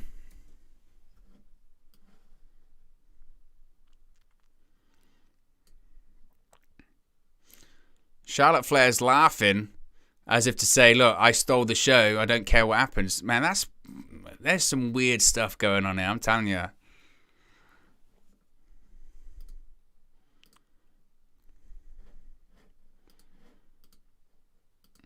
They're showing a clip of The Rock at his 25th anniversary, but that was odd. Very odd.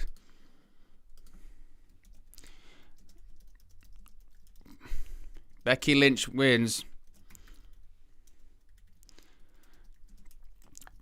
Charlotte response after the match was odd.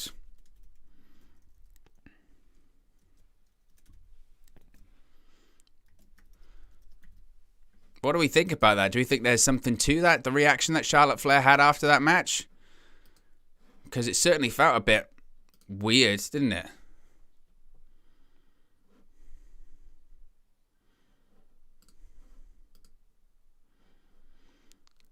Certainly, Charlotte Flair looked a bit...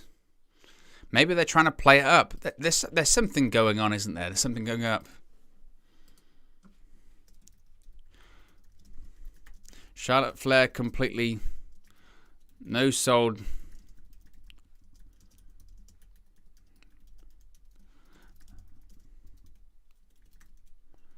That was weird, right? I'm live.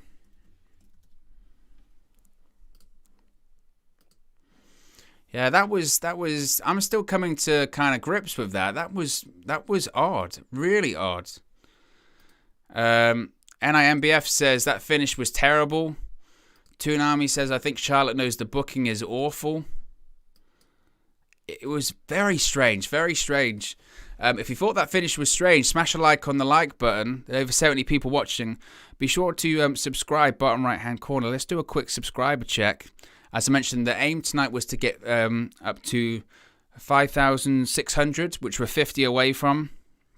I don't know if it's possible, but we'll have a check.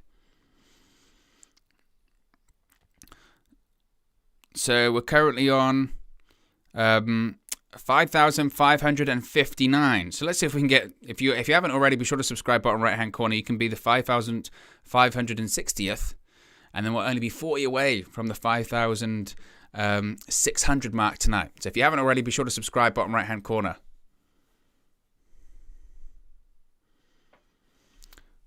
NIBMF says Charlotte doesn't care anymore because I think she didn't like the idea of Becky beating her when she just came back 3 months ago. Charlotte Flair was confused, very confused.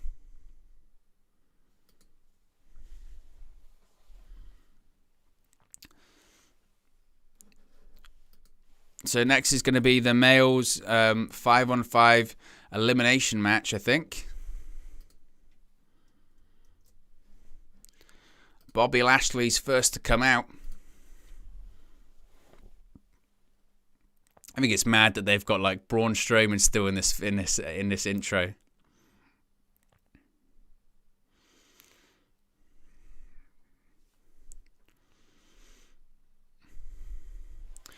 Kevin Abreu says 2 terrible ending, Nakamura versus Priest, and now this. The finishes so far tonight have been very odd, very, very odd. Imagine there were stakes.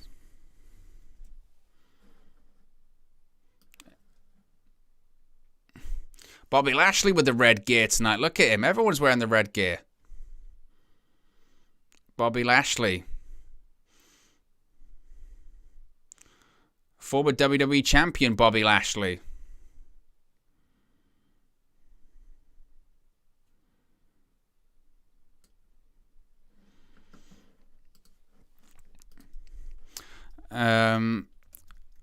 Men's 5 on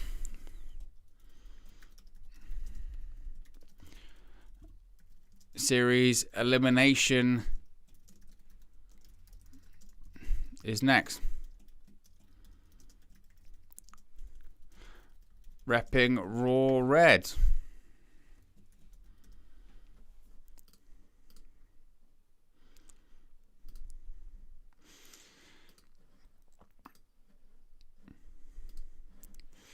I'm still kind of digesting, to be honest with you guys. That finish of that match was very odd, wasn't it?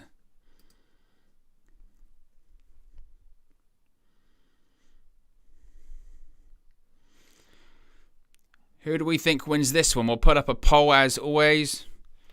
I'll move that over here. Who leaves victorious? Pat McAfee just pulling double duty on everything. He's calling the whole show tonight. Team SmackDown.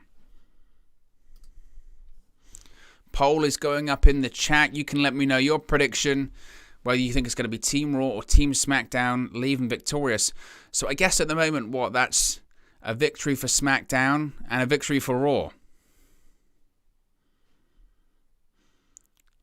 Now here comes Austin Theory.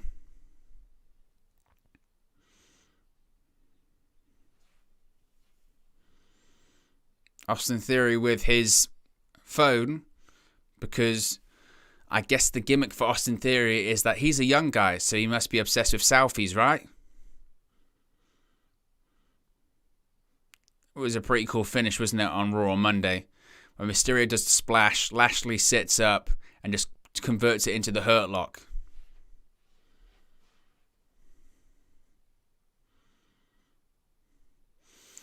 And then we had Austin Theory just attack Dominic Mysterio.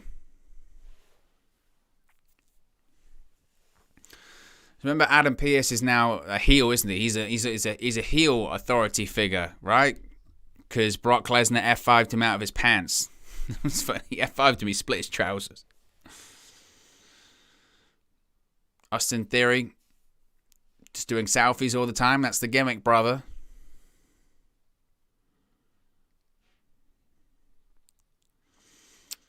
Here comes Finn Bálor.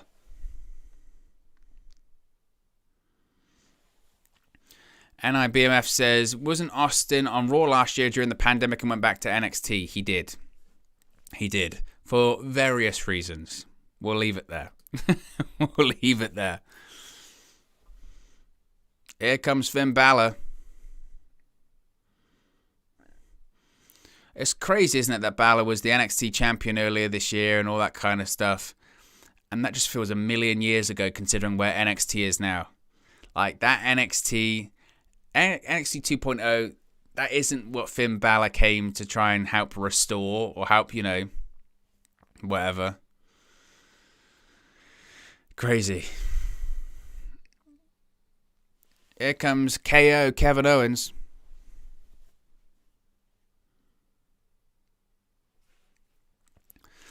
KO, of course, did that promo on the kickoff show. So the only good thing with this set is when they do those wide shots and you've got the graphic on the screen and the person standing there, it does look pretty cool. Some people just dancing in the crowd.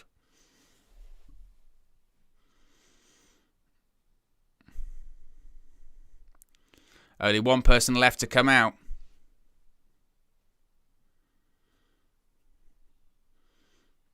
That be Seth Rollins.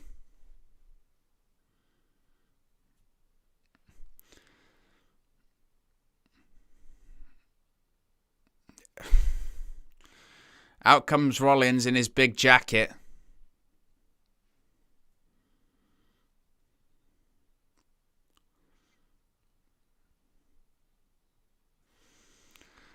Rollins is out in his big fluffy jacket and all that kind of stuff.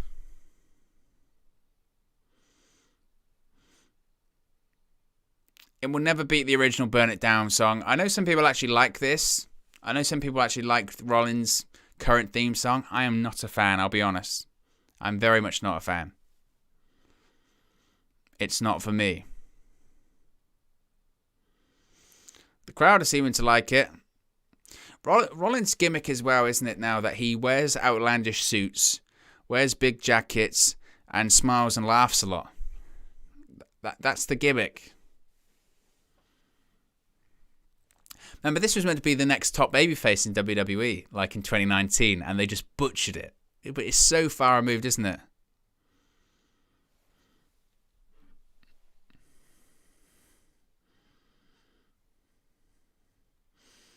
Only 40 subscribers away. Here comes King Woods.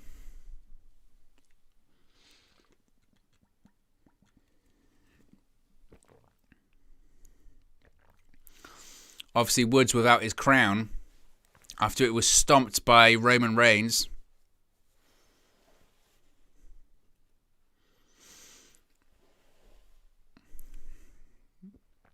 I'll be honest though, I'm not against the King Woods music. His gear's pretty cool as well. Look at this. I mean, this is real stuff now. Out comes Jeff Hardy. No more words. Love it. Still gets a pop, brother. No matter what, people always love Jeff Hardy.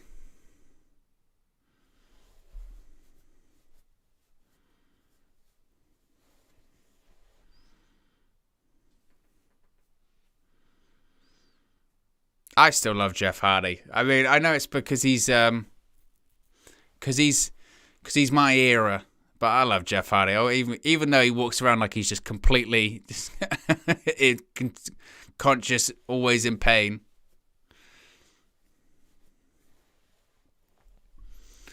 We're seeing when Jeff Hardy faced off against Sami Zayn on SmackDown a couple of weeks ago, hit his swanton and gets the victory. Look at that crowd pop as well. They love Jeff Hardy. Who doesn't? Even at this day, who doesn't love Jeff Hardy? And Sami Zayn lost his spot. He's in the Battle Royal instead tonight. I didn't really get the gimmick. What's the storyline of all of this was that that all of these teams were announced and they just consistently lost their places. It's very, very, very strange. Here comes Sheamus.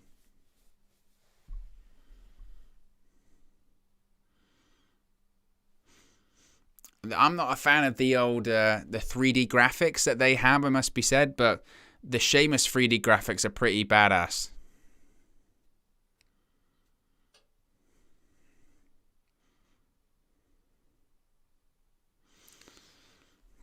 This is how Sheamus got into the Survivor Series team. He was facing off against Cesaro. Rich Holland came out. Because, of course, Englishman and an Irishman, they must be friends, right? They have to be friends. But it was enough of a distraction. Surely it should be a disqualification that Holland just got involved in general. Just because he didn't touch him. There was no technical interference. Load of rubbish.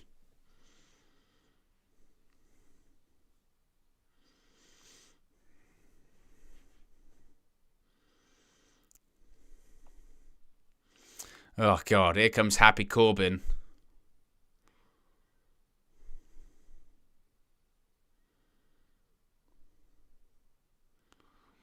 It's just the most ridiculous. Honestly, this music is just ridiculous.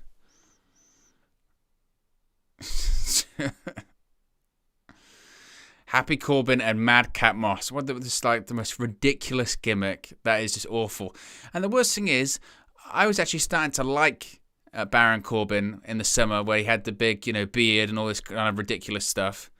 It's just the worst gimmick. It's just the worst, most ridiculous, dumb gimmick.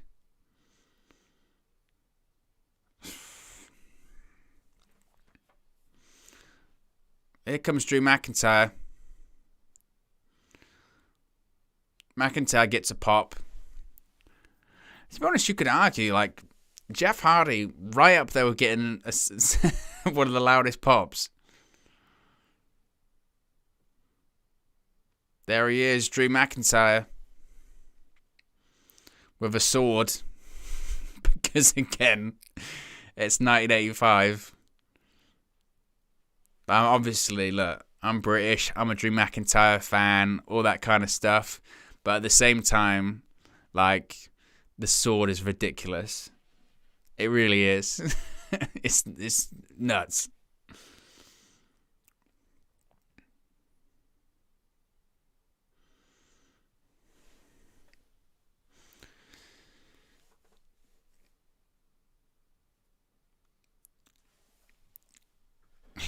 Pat McAfee's commentary is unbelievable. It's so good. He's such a great commentator. I love old Pat.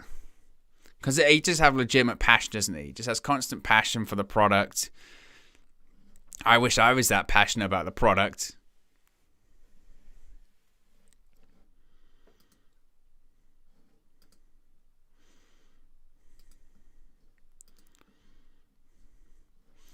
McIntyre's showing no fear. They're going, McIntyre showing no fear. Literally, the guy, like, you know, everyone else has come out. Of course he's not showing any fear. Why would he show fear?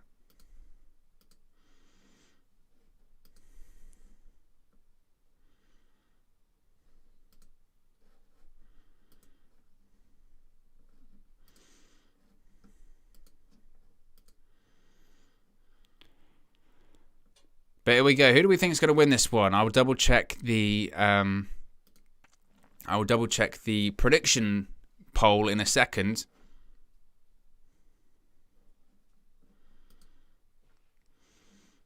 These matches tend to go a while as well. These Survivor Series matches tend to go a while, to be honest with you. So we'll wait and see what happens with it, to be honest.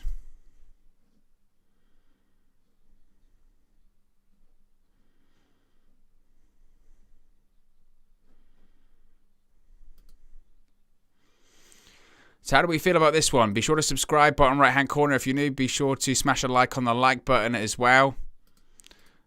I'm just making sure that everything's set up for the post show afterwards. There we go. That's all set up.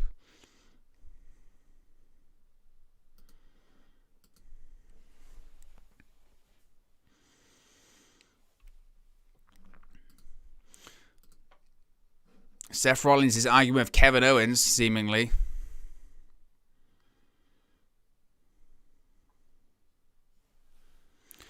Crowd with dueling chants of "Let's go SmackDown, let's go Raw." Shame on them, to be honest, because they're giving off this impression like there's actual, like, you know, stakes and all this kind of stuff when there isn't. You know what I mean? Kevin Owens looks fired up. He's saying, let's go. But he's rolled out to the ring. Was he leaving?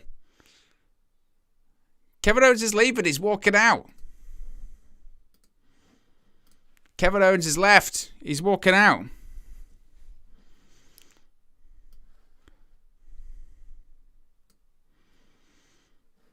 Kevin Owens left. He deserted his teammates. Classic Kevin Owens.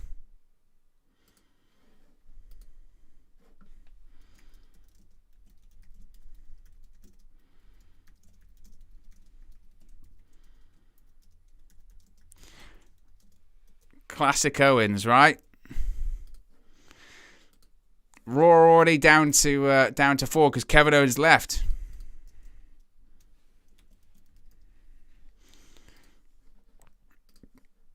Classic Owens, right? I mean, that's what Kevin Owens does. You can never trust Kevin Owens. Isn't that the whole point?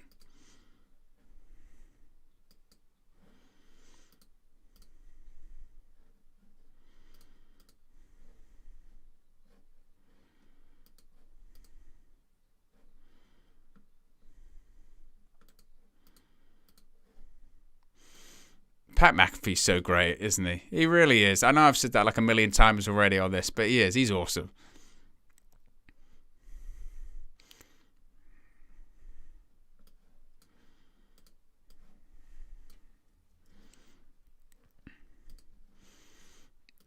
Crowd is still chanting New Day rocks for King Woods.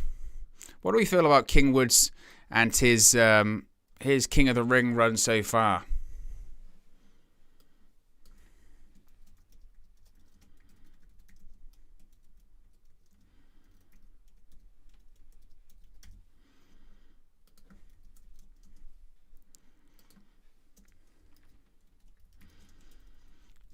I'm just setting up this, and then I will do some comments.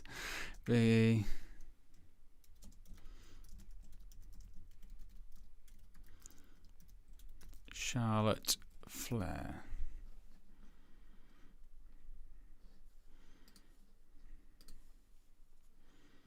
Pat McAfee is very much enjoying himself.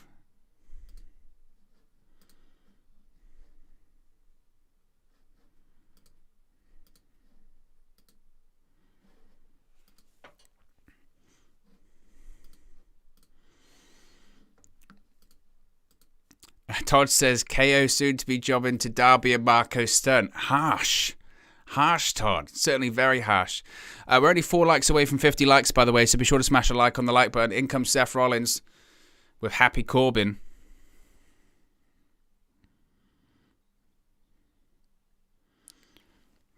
We're only 34 subscribers away from 5,600, by the way. So if you haven't already, be sure to subscribe, bottom right-hand corner. Only 34 subscribers away. Amazing. As, of course, Team Raw is already down with a disadvantage due to Kevin Owens walking out. In comes Jeff Hardy. Jeff Hardy still getting pops. Still getting pops, because who doesn't love Jeff Hardy? I still love Jeff Hardy.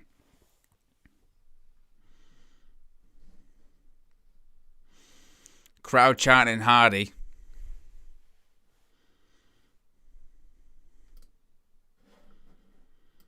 Barclays Center chanting for Jeff Hardy, because he's Jeff effing Hardy.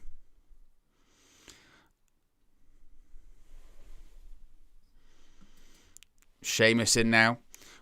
Oof, what an uppercut. It was actually, wasn't it? Seth Rollins sacrificed himself to Sheamus last year at Survivor Series, and then he went away. The crazy thing, that was like a year ago. Man, time flies so quickly, doesn't it? It's nuts.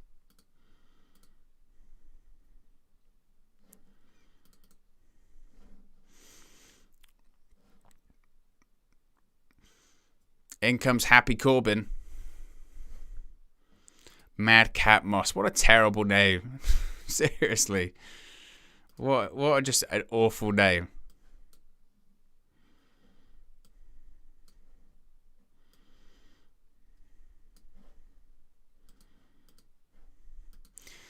So Team Raw, if you've missed it, still they're already down 1 after Kevin Owens walked out on his team.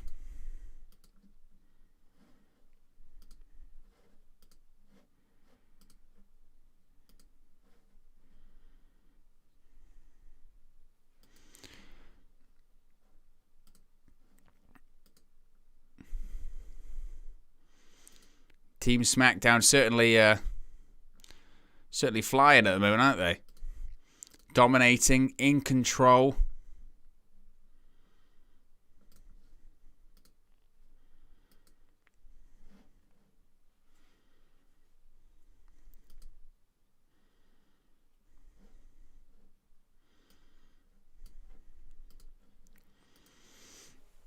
Jeff Hardy in with Finn Bálor. Bálor versus Hardy. That's a match style I think a lot of people have wanted. Only 3 likes away, by the way, from 50 likes. So if you haven't already, be sure to smash a like on the like button.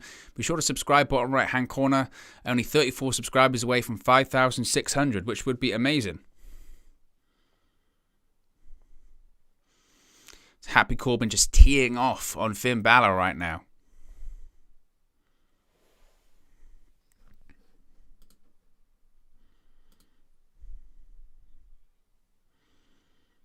Oof. Bálor just roll up Finn Bálor and Happy Corbin kicks out. Oh, deep 6 by Happy Corbin, cover broken up by Bobby Lashley. Lashley and McIntyre once again. The two meet and McIntyre just belly to belly sends Bobby Lashley out of the ring. Oh, Kingwood's knee to the back. Oh, was that a bro kick? Oh, reverse elbow by Austin Theory onto Sheamus. Boom. Big choke slam by Happy Corbin. Look at Madcap Moss celebrating on the outside. Oof. Happy Corbin just runs him right into the ring post there. Oh, Balor's going up top. Happy Corbin's in the drop zone. Coup de grace. Double foot stomp. Cover. 2, 3. Happy Corbin's been eliminated. It's leveled up. It's back to 4-on-4. Happy Corbin's been eliminated. So right now, Raw has 4. They have Seth Rollins, Finn Balor, Bobby Lashley, and Austin Theory. SmackDown has Drew McIntyre. They have Jeff Hardy. They have King Woods, and they have Sheamus. It's 4-on-4. We've got a level game once again. Steiner Taylor says, has Roman and Big E happened yet? It has not.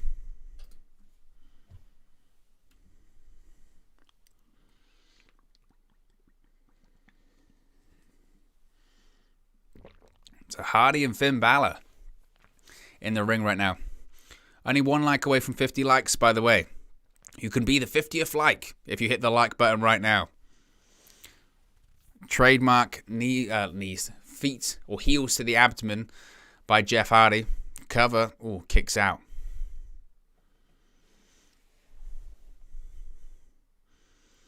Hardy sends Balor into the ropes. Sunset flip rolls through. Oh, pair of boots to the face by Finn Balor. Cover. Jeff Hardy kicks out.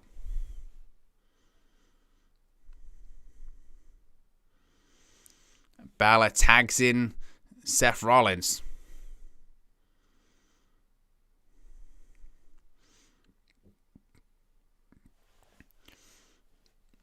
So what have we seen so far on this show? Of course, we've seen Damian Priest lose, surprisingly, to Shinsuke Nakamura by disqualification.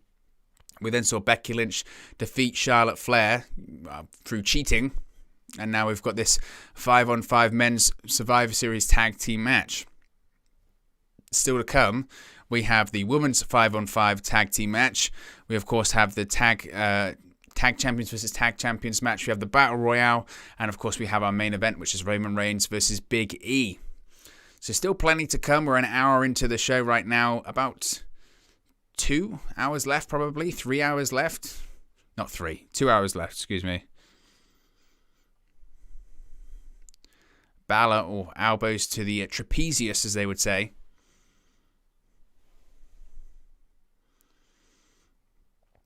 And side headlock by Balor. The great thing with these shows, or these matches rather, is that they do tend to build to a bit of a crescendo, as they would say.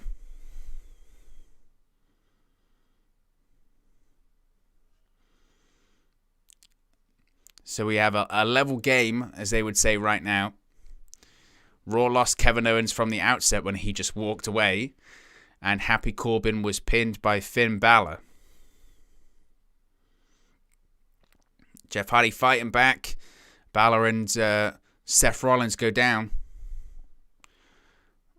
Oh, Whisper in the Wind by Jeff Hardy. It's always great. He's on Finn Balor, but Balor's not the legal man. Well, Lashley pulls McIntyre off the apron and just shoves him into the barricade.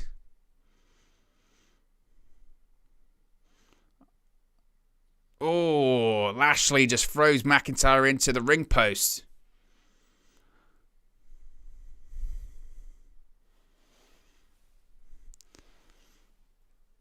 Look at this. Bang. Lashley has McIntyre up on his shoulder and just rams him into the ring post. It was brutal.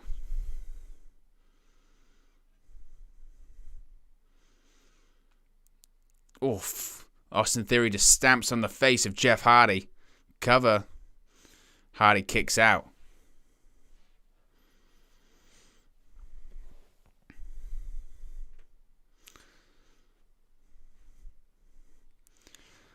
Theory's going to go for a suplex. Oh, countered by Jeff Hardy inside cradle. Ooh, kicks out. Oh, tag in comes King Woods. King Woods with the hot tag. Knocks Lashley off the apron. Oh, a bit of a reverse heel kick to Austin Theory. Rollins sends Woods into the corner. Going for the honor roll. Beautiful. Austin Theory. Oh, it's countered. Beautiful into a side Russian leg sweep. That was nice. King Woods is on a roll right now. Oof. Shot to the thigh. Beautiful rolling forearm right to the face. Xavier Woods now got to go to the top rope. King Woods, rather. Oh, Lashley. Just threw Xavier Woods off the top rope. In comes Lashley. Lashley's lining up. Xavier Woods is going to be in trouble. Looks like we might get a spear. Here we go. Beautiful spear by Bobby Lashley. Drag him to the middle of the ring. That might be it. Oh no, he's going for the Hurt Lock instead. Hurt Lock's locked in. That's going to be it for King Woods. He's going to be gone. Call it, ref. It's gone. Xavier Woods, King Woods rather, has been eliminated. Well, in comes Sheamus and Jeff Hardy. They're trying to beat down Bobby Lashley. So Raw once again in the ascendancy. Raw has 4. They have Lashley. They have Seth Rollins. They have Finn Bálor. They have Stereo Sling Blade there by Bálor and Rollins. They also have Austin Theory, of course. Oh, Bálor just landed on Sheamus. Oh, he caught him, but Rollins, bam, suicide dive. Tope suicida onto the outside.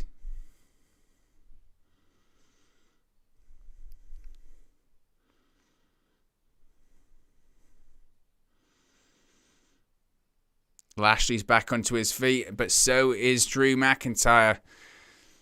Here we go, WrestleMania rematch. Well, not just WrestleMania rematch.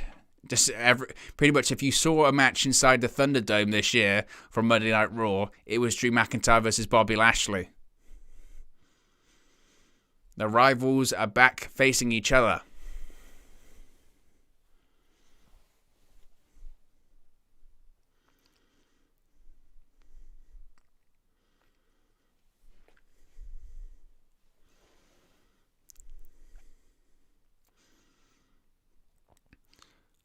What's going on? Lashley and McIntyre are facing off. Lashley was looking to his corner as if to say, I'm going to try and tag out, but nobody was there. Was Lashley scared of Drew McIntyre? Either way, McIntyre and Lashley are facing off right now. Oof, big chop by Drew McIntyre. Is going to hit the ropes. Oh, Lashley leapfrog. This guy's an unbelievable athlete. Oh, beautiful. Face first into the canvas by Lashley. Oh, spear into the corner by the Almighty. Oh, McIntyre responds with a clothesline. Only 6 likes away, by the way, from 60 likes. And we're only, do a quick subscriber check, only 34 subscribers away from 5,600. So if you haven't already, be sure to subscribe, bottom right-hand corner. Or Lashley, he was going to try and throw McIntyre into the corner. Oh, McIntyre reverses. Oh, Lashley just clotheslines Drew McIntyre over the barricade. Oh, the referee's still counting. They're going to be counted out, I think. The count continues. Oh, back body drop. Man, Lashley and Drew McIntyre have been counted out. Classic WWE booking. Protect them both, brother. They've been counted out. Bear in mind, there have been 3 people in this match already that have been counted out. Kevin Owens, Bobby Lashley, and Drew McIntyre have all been counted out in the same match. How mad is that? Well, Bobby Lashley's furious. He's chasing the referee out of the ring. Oh, Claymore by Drew McIntyre. Claymore by McIntyre to Bobby Lashley.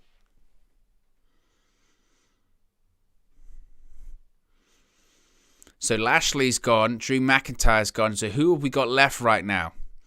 We have Seth Rollins. We have Finn Bálor. We have Austin Theory. SmackDown, we have Sheamus and we have Jeff Hardy, I believe. But they're both gone. MVP's out. Lashley and McIntyre are still furious at each other.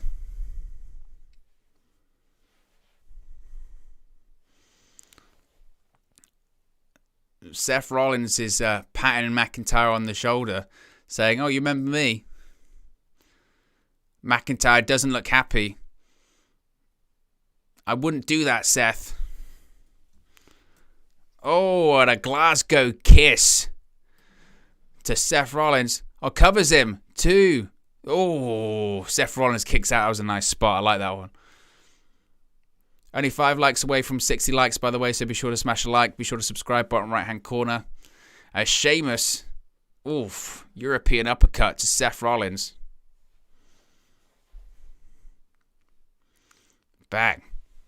Forearms to the face. Of course, we still got some big matches to come as well. Still got that champion versus champion main event. Roman Reigns versus Big E. Vertical suplex. Oof. Seth Rollins floats over. It's a massive tag by Rollins.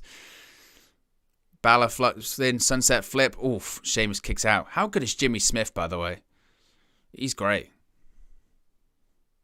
Or clothesline to the outside. Sheamus just clearing house right now. 2 Irishmen in the ring. Sounds like the beginning of a joke, doesn't it? Slams him. 2. Oof. Bálor kicks out.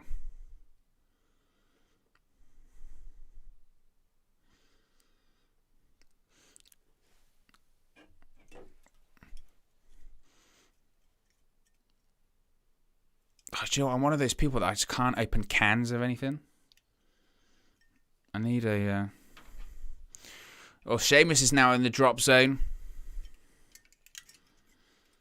Oh, Sheamus rolls out the way. Oh, he's in bro kick territory. Bang. Bro kick by Sheamus straight to the face of Finn Bálor. Finn Bálor might be out, and he is. So it's level once again. There's Sheamus, Jeff Hardy for SmackDown. There's Austin Theory. Oh, beautiful roll in. That was a nice drop kick by Austin Theory to Sheamus. No way. Oh, Sheamus kicks out. That would have been unbelievable. I'm trying to open this can.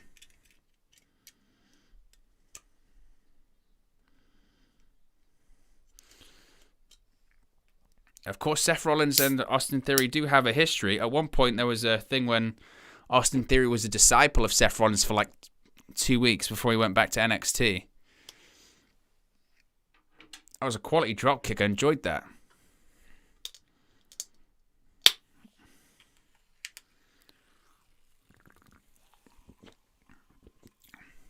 Snap suplex by Rollins. Sheamus kicks out. Sheamus with caught by Rollins' side headlock here.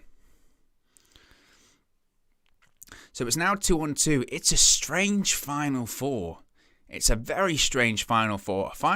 I definitely didn't think the Final Four in this match would be Austin Theory, Seth Rollins, Sheamus, and Jeff Hardy. You'd have probably thought Rollins, and looking at this, Rollins will win for Raw. But certainly, it's an odd Final Four. A really odd Final Four. Certainly a Final Four I didn't expect to see. Oof. Shots to the gut by Sheamus. Sheamus once again. Oh, Irish curse backbreaker.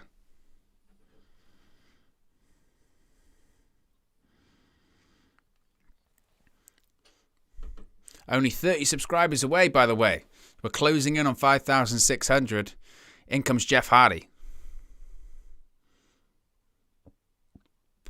Jeff Hardy. In with Seth Rollins. Beautiful jawbreaker. Jeff Hardy still super over. I know I've said that a million times this match, but it's true. Reverse Irish whip. Hardy gets the boots up. Jeff Hardy. Oh, splash off the second rope. Cover. Seth Rollins kicks out at 2. Joyce says, I think Raw is going to win this match. I agree. I think it's Raw's. I think Rollins will be the sole survivor. Actually, to be honest with you, I could see a situation where it's Rollins and Austin Theory. They're trying to give Austin Theory the rub, I think. Jeff Hardy will be the final person. Jeff's telling Sheamus to get down. We're going to get some poetry in motion. Oof. Poetry in motion by Sheamus.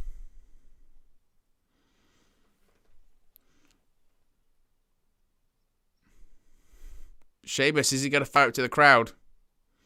Sheamus embracing his inner babyface.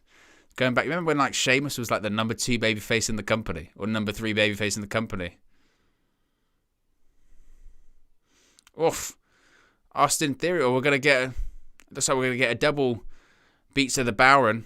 Or is Jeff Hardy going to do it with Sheamus as well?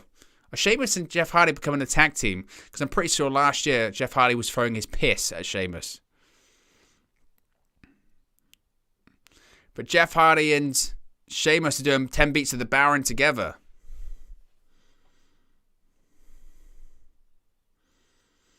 Sheamus gets Seth Rollins up on his shoulders. Oh, spin kick to the gut. Oh, beautiful transition. That was beautiful. White noise by Sheamus. He countered the stomp into the white noise. Sheamus just does not get the respect he deserves. Sheamus is turning into a babyface. He's firing up to the crowd. Crowd's chanting brogue. Oh, gets distracted by Austin Theory.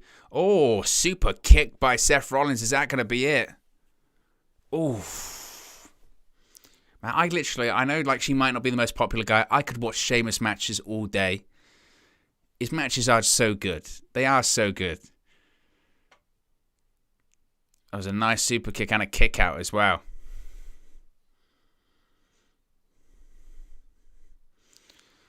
So it's still 2-on-2. SmackDown's got Hardy and Sheamus. Raw's got Rollins and Theory. Austin Theory has been tagged in. He is the legal man. He's trying to reach. Oof. Sheamus just kicking Austin Theory in the head. Oh. Rollins just pulled Hardy down. Sheamus went for a tag, but there was no one there. Roll him up. Austin Theory just pinned Sheamus with a roll-up. Wow. Sheamus has been eliminated. Look at Austin Theory's face. He can't believe it. Austin Theory shocked himself. So it's 2 on Raw. Raw have 2. SmackDown have 1.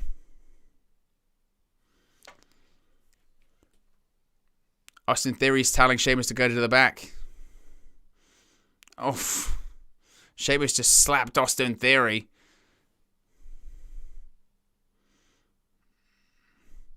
Oh, Sheamus just clotheslined his own partner, Jeff Hardy. It's completely capitulated. Sheamus has attacked his teammate. Jeff Hardy's gone down, leaving Jeff Hardy for dead. Ugh. So it's 2-1. And now Rollins wants Austin Theory to tag him in. Rollins is going to pick the bones, it looks like. Rollins goes to the top rope. Frog splash. This might be it. 1, 2. Oh, Jeff Hardy kicks out. There's no way Jeff Hardy's winning this, surely. Surely not. Surely there's no way he'll win it.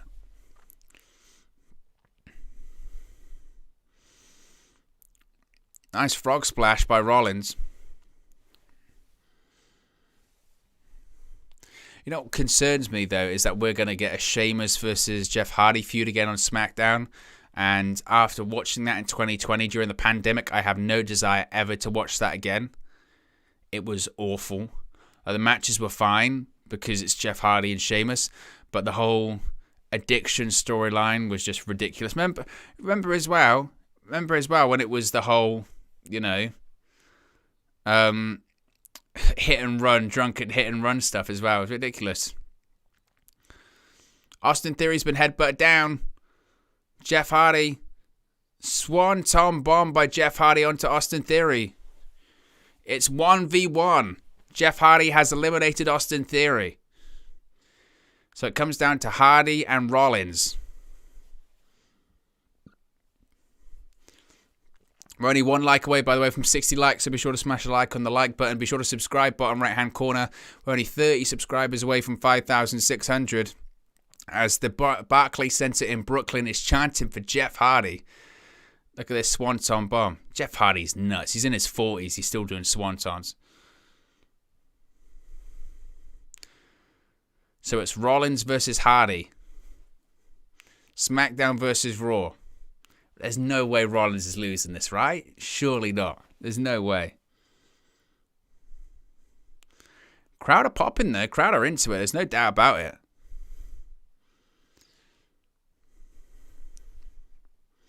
Who will survive? Rollins just shouted at Hardy saying your prime is past you. Hardy's trying to fire back. Oof. Jeff Hardy goes for a twist of fate. Rollins counters. Side Russian leg sweep. Hardy's going to try and go into a pinning combination. This might be it. 2. Oh, Rollins kicks out.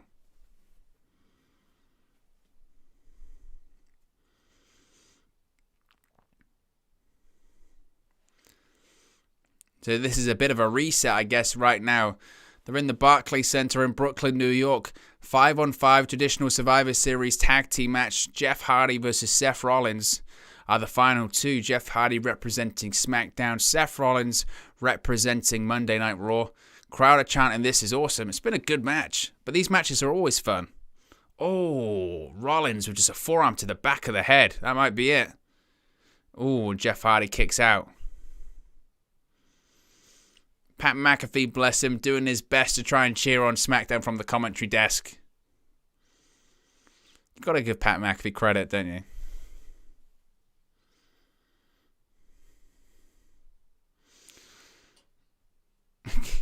It's funny because the crowd are doing their best. They're chanting, this is awesome. Is it? I don't know if it is. Goes for the stomp. Oh, catches it. Hardy's going to go for a twist of fate. Hits it. Hits the twist of fate. Crowd pops. Is Jeff going to do it? Is Jeff going to beat Seth Rollins? Crowd's popping. Is he going to go for it? Swanton. Oh, Rollins gets the knees up. Rollins gets the knees up. He's going to go for the stomp. He hits the stomp. That should be it. 1, 2, 3. And Seth Rollins gets the win for Monday Night Raw.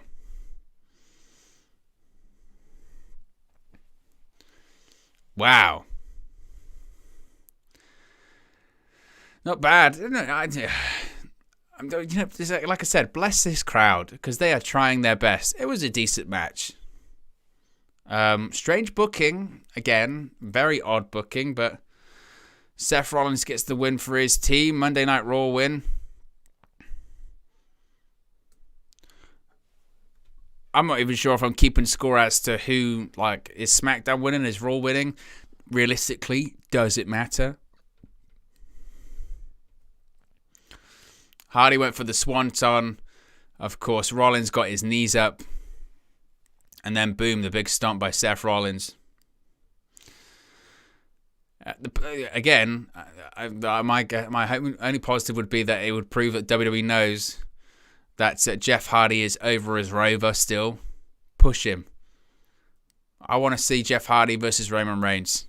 Do it.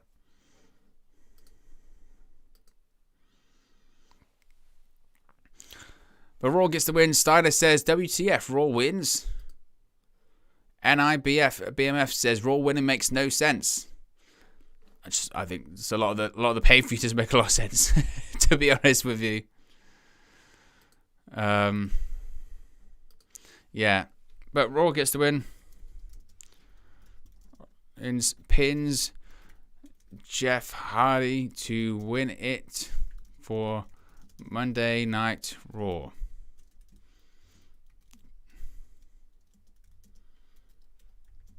Super over in 2021.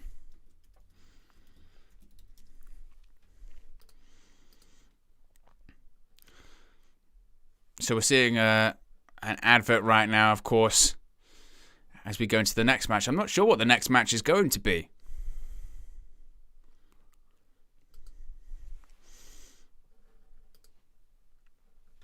Oh, it's annoying.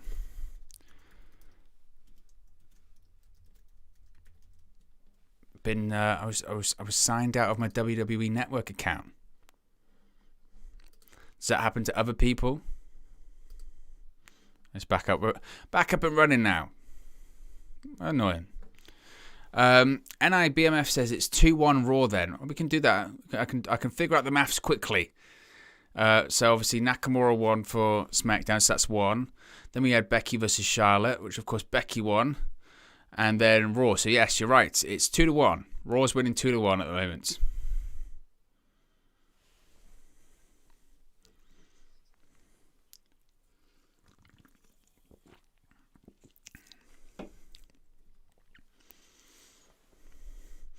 We're seeing a Cricket Wireless ad at the moment.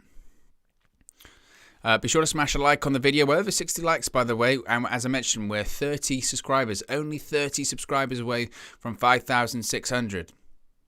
So if you haven't already, be sure to subscribe, bottom right-hand corner. We'll do a quick subscriber check quickly. Because you could be the 5,600th. We're only 28 now. Only 28 subscribers away from 5,600. Oh, this is earlier on when we had Vince McMahon show up with the egg. What that means. Is this what it's going to be? If you win the Battle Royal, you win the egg?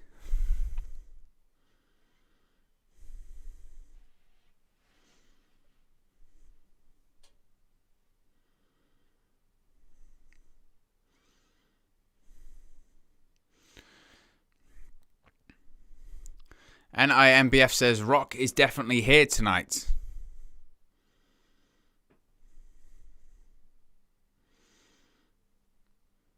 Crowd are chanting egg, egg, egg.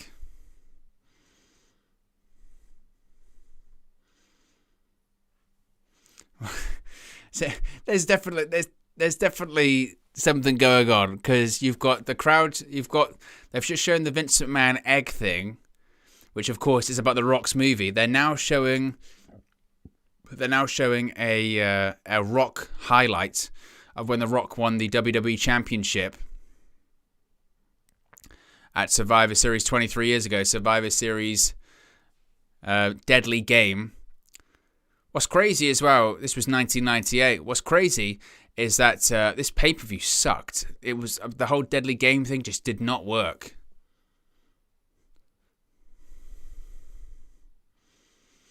Although what I would recommend, if you watch Monday Night Raw on the network, not early 97, but after WrestleMania 13, if you watch Raw from like April 97 to sort of just all the way through 98, it is so good.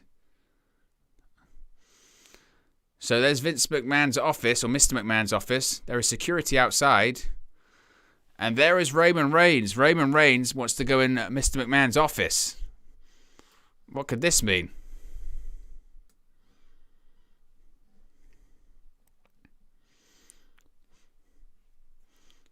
Reigns is going into Vince McMahon's office. This is going to be interesting.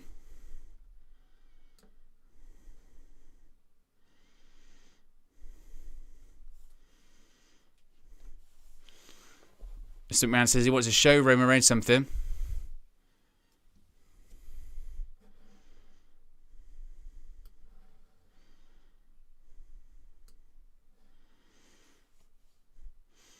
Mr. McMahon showed Roman Reigns the golden egg. Cleopatra's egg. Vince said it was given to him by The Rock.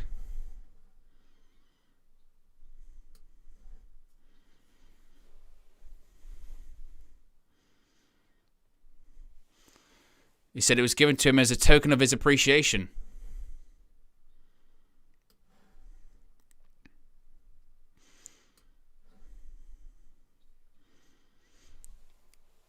He said it's not the stage prop that they used in Red Notice. He said it's the real thing.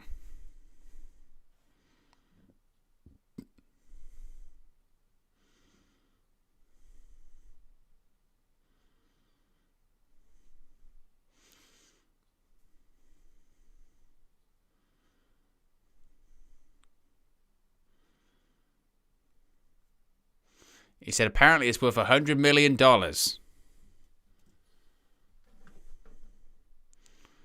Reigns says as much as his next contract.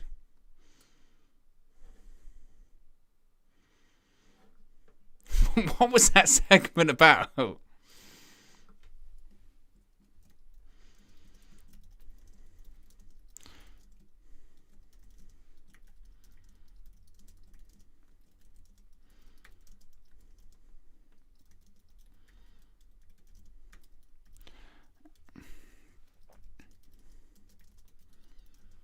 $100 million.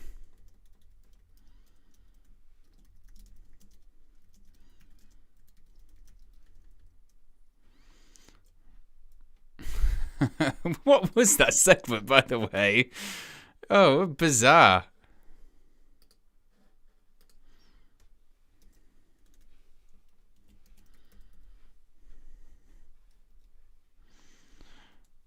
Right, the Battle Royal is up next, seemingly.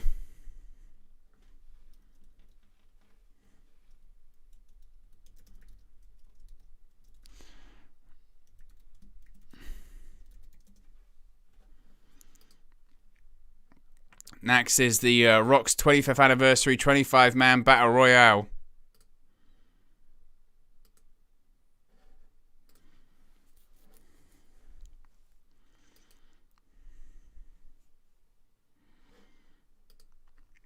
I'm still trying to sort of get over that segment. Anyway, here comes AJ Styles.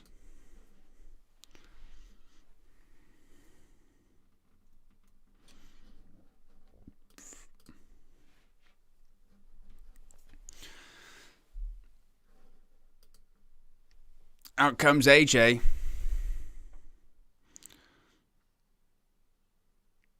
And they got some tables with, what's that in it? Triple box? I have no idea what's going on. Oh, are they pizzas? That pizza's going to be set on fire by the pyro.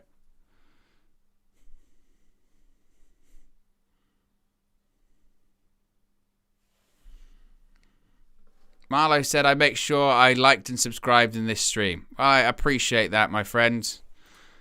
I keep doing that. I keep forgetting the overlay. There you go. You made sure I liked and subscribed. And you can too. You can subscribe, bottom right hand corner, smash a like on the like button as mentioned. Less than 30 subscribers to go until 5,600. Here comes Ricochet.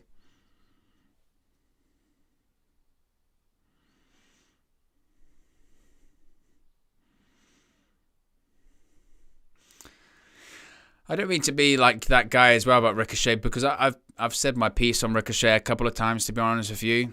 That Ricochet, he's he could obviously be used way better in WWE, and he should. He can't cut a promo to save his life. He can't. That doesn't mean he shouldn't get pushed. And I don't mean to be that guy, but you just know for a fact in a company like AEW, he would be used better because they'd find him a manager or something like that, in my opinion. Here come the Street Profits. The Street Profits have pizza.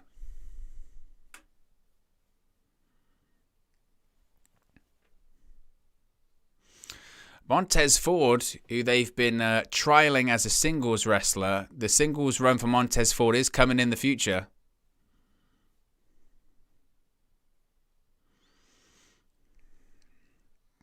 The issue is that once once they split up, I'm not sure what happens to Angelo Dawkins.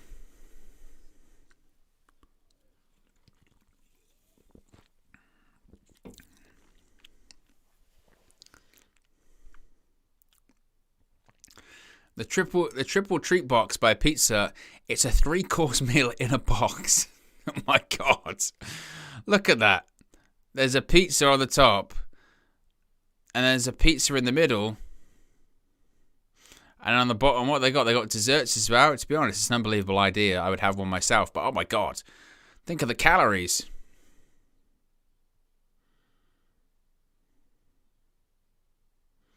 What's Byron Saxton doing?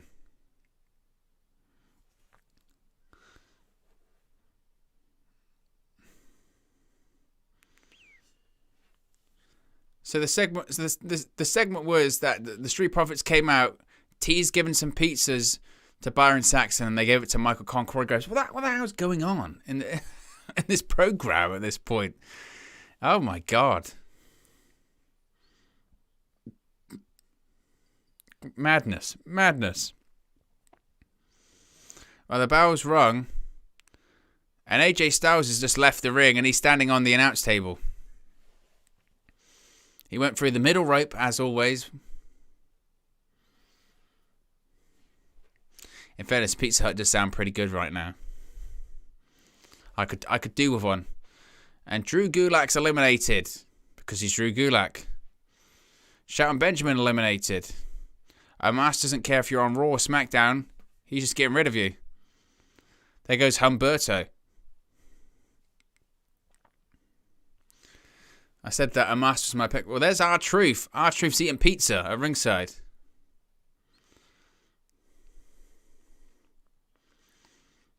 Truth's going to compete with a slice in his hand, it looks like. Truth's just slinging some Tsar. Truth's dancing around. He's trying to distract him. To distract Omos with pizza. Omos is just staring at Truth going, what? Now he's trying to offer it to Otis.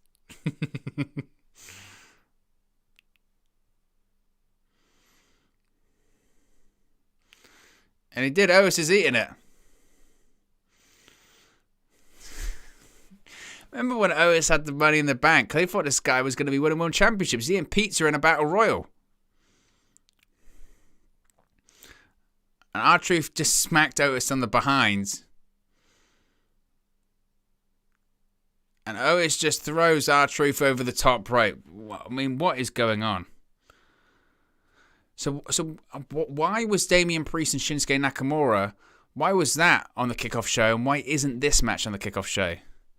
Oh, Otis has just been eliminated by Omos, and Otis hit hard, by the way. He hit his head on the apron, and he hit his head on the outside as well. That was nasty. Cesaro tries to eliminate Chad Gable. Gable floats back in.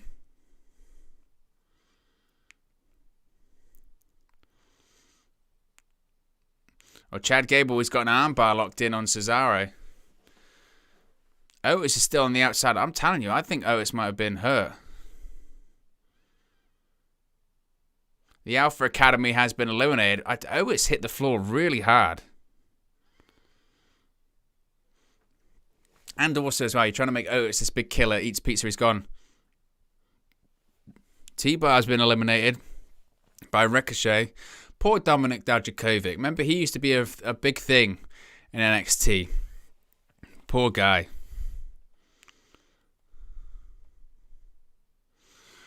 Crowd's really into this match because they're chanting, we want pizza. Sami Zayn just threw pizza into the crowd. This match is basically just a big commercial at this point, right? What a waste of time. Like, seriously, what a waste of time this match is so far.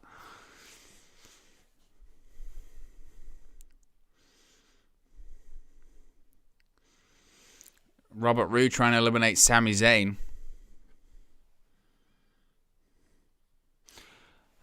Kevin Abreu says, probably the fans complain about AJ Styles being in the kickoff show. He shouldn't be in this match in general.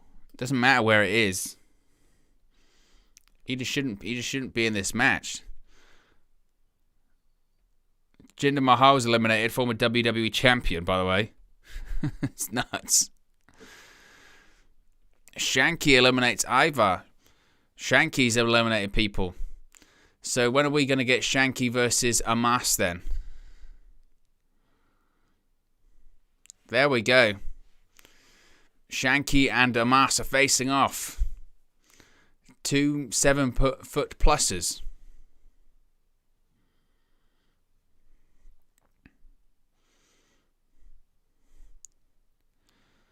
Shanky went for a... Oh, Shanky thrown over the top rope by Omos. See you later. So Omos seemingly dominating. There looks to be far more red shirts than blue shirts in the Battle Royale right now.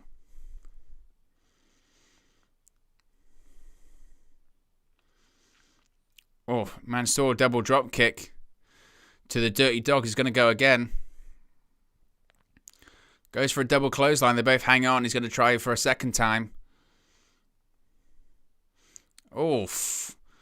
Spinebuster into a zigzag. And Mansoor eliminated. Oof. He hit the apron pretty hard. That was nasty as well. AJ Styles once again on the outside just laughing. So bear in mind what we had when it comes to The Rock. This is The Rock's 25th anniversary Battle Royale, We've had the egg stuff so far this evening. We've had several Rock vignettes. Are we looking at a situation where everyone tries to eliminate each other? AJ Styles is the last man standing, and then The Rock comes out and eliminates AJ? Maybe.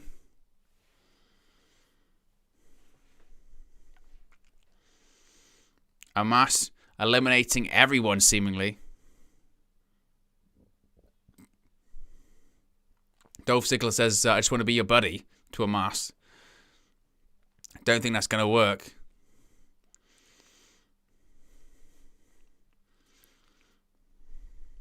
Oh, AJ Styles, phenomenal forearm.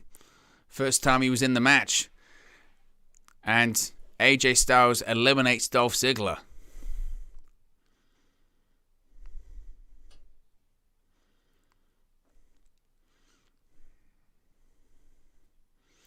The field is thinning. How many SmackDown guys are left in there? 3? Cesaro, Ricochet, and Sami Zayn.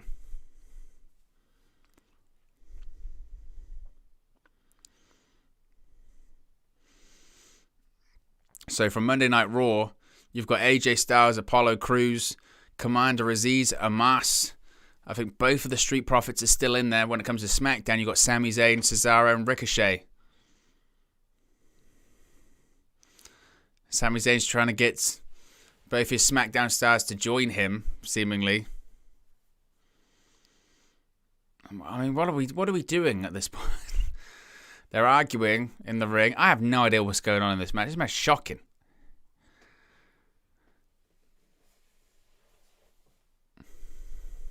But, my God, honestly.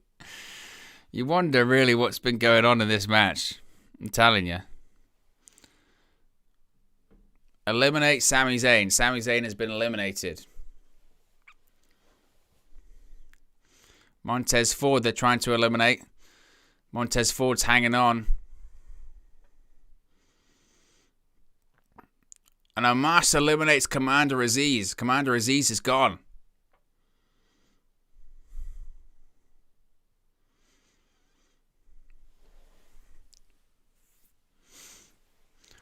So Omos just dominating everyone. Apollo Crews saying to Commander Aziz, I can't believe you've been eliminated.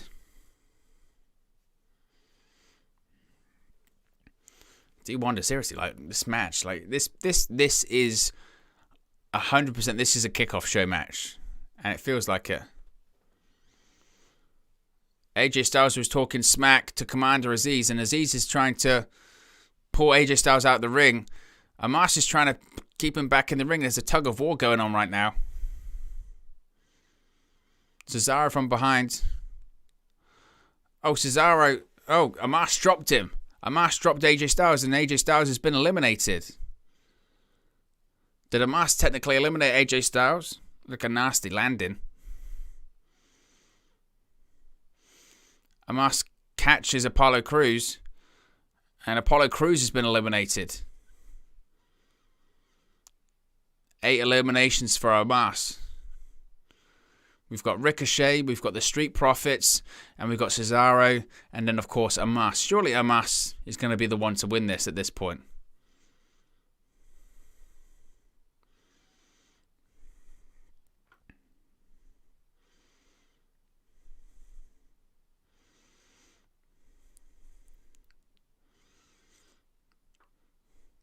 They're all trying to attack Omos, and Omos is just shoving them all off. Double drop kick. Oof. Shoulder tackle by Dawkins. Uppercut by Cesaro. They're trying to all eliminate Omos. Omos is fighting back. Oof. Stiff forearm. Oh, Cesaro eliminated by Omos. Omos just eliminates Dawkins. 2 left to go. Oh, did he just slap him in the face? Just made... Oh, he slapped him again. Oh. Omos just threw Montez Ford out the ring. He was caught by Cesaro, and it's now Omos and Ricochet left.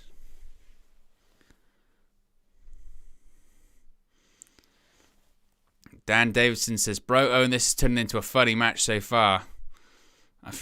I don't know what this match is so far, to be honest with you.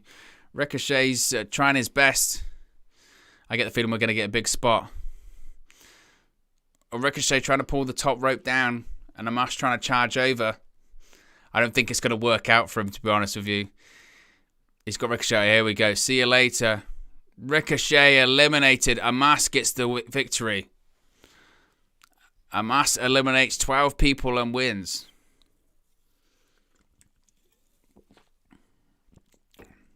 Michael Cole says it's one of the most dominating Battle Royal victories he's ever witnessed.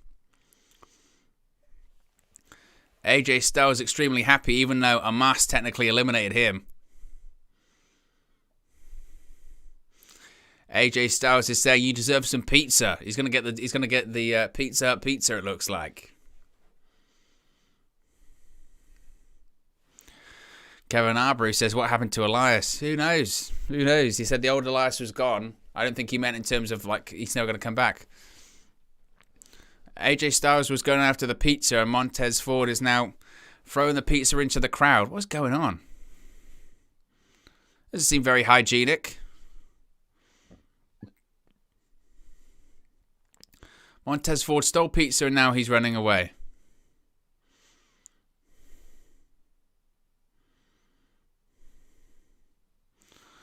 Now they're throwing pizza into the crowd. I mean, seriously, what is going on? What is going on at this point? It was just a glorified advert. Glorified advert. Honestly. What is going on? Street Profits steal pizza. So I guess they're the real winners, right? What are we watching at this point? Omos was slightly impressive, I guess, about that, but just what a mess. Honestly, what a mess. Right, so far we've had the Priest Nakamura match, we've had Becky Lynch versus Charlotte, we've had the men's 5-on-5, we've had the Battle Royale. So far left, we have the women's 5-on-5, we have the Tag Team Championships. And we have, of course, the main event, Roman Reigns versus Big E. Probably about an hour 15 left.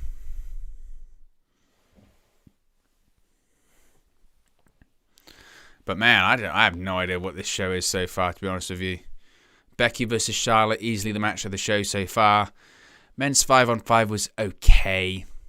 Strange Final Four. That Battle Royal shouldn't have been on the main card at all. AJ Styles, by the way, did not care at all that he lost, which speaks volumes. Priest Nakamura was good, but even that ending was bizarre. DQ finish. Why? Don't know. It's just, for a pay-per-view that's not really got a lot going on, it certainly feels like that, doesn't it? We've got another Rock moment. Rock 25th anniversary. Royal Rumble. And, of course, The Rock won the Rumble. In Madison Square Garden, Royal Rumble 2000. Last eliminates The Big Show, a.k.a. Paul White.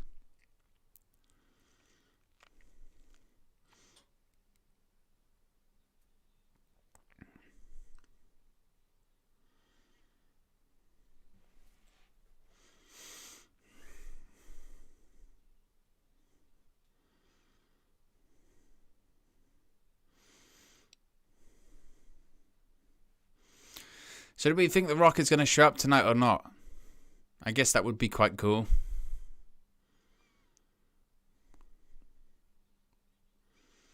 Jimmy Smith with Pat McAfee and Byron Saxton. Looks like we're going to have the tag team match coming up next. We're going to have RK Bro and the Usos.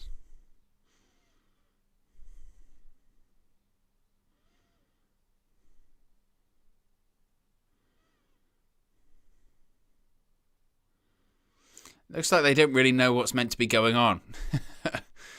Well, we're seeing highlights from Damian Priest versus Nakamura, that weird DQ finish that they had during the show, which just didn't really make any sense as to what was going on. NIBMF says that Battle Royal made no sense. I agree. It was just strange. I'm not sure why.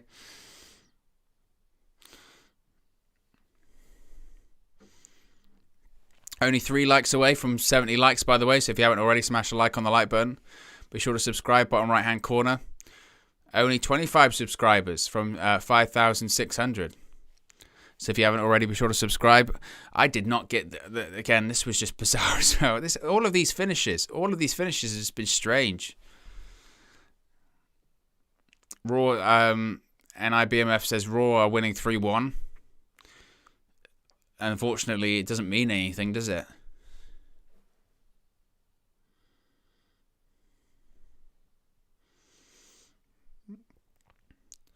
Also, as well, you have the announcers goes, a bit of a controversial finish, which basically means... controversial finish basically means the finish sucked and we couldn't think of anything. Basically. Tag team matches up next. Out come the Bloodline themselves. Out come the Usos.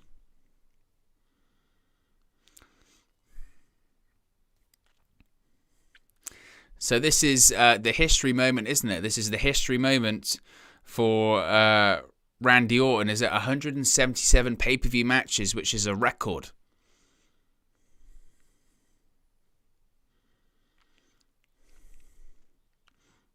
So we've got this match. Of course, we've got the women's 5-on-5, and then we have the main event to come.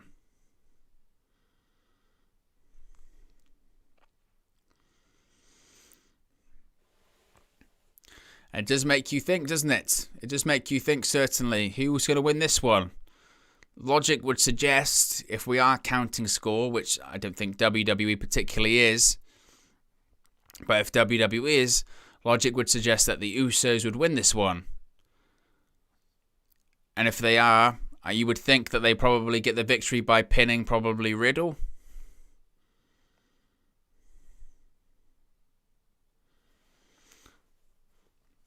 RK Bro come out to their weird remixed version of Randy Orton and Riddle's theme.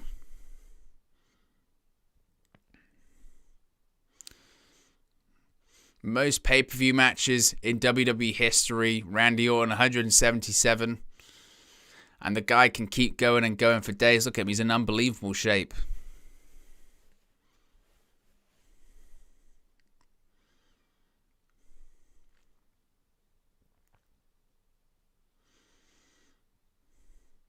Randy Orton is as good as he ever was as well. It's nuts.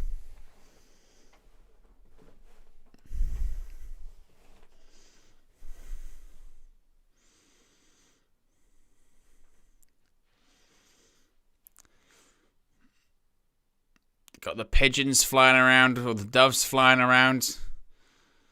The flip-flops are off.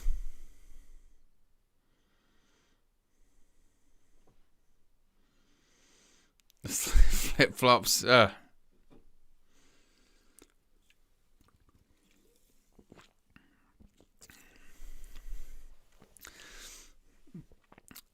normally would say if you've enjoyed this show, smash a like on the like button, but I don't think that's right. Dan Davidson says, "Bro, Owen." Oh, I keep doing that. I keep forgetting to put the chat overlay in. I always forget. Says, "Bro, Owen, there will be more firing tomorrow before Monday Night Raw goes on because WWE is getting smaller. So what will they have for the Royal Rumble next year? They're still going to have people in the Rumble, obviously. They're just."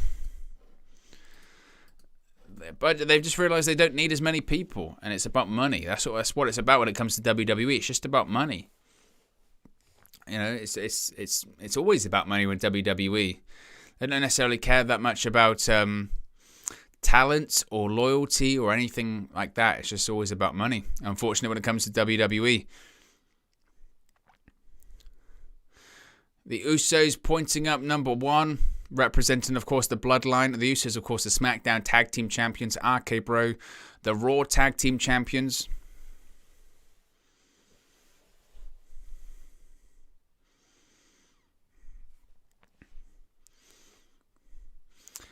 And of course, only 3 likes away from 70 likes.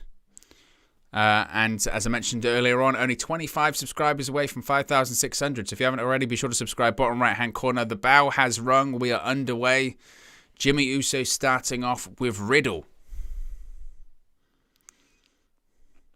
Collar and elbow tie-up. Riddle go behind. Beautiful takedown. Oh, transitions right into an armbar. Oh, Jimmy Uso, oof. Went for a pinfall attempt. Jimmy Uso kicked out at 2 and then went for a kick, which Riddle sidestepped.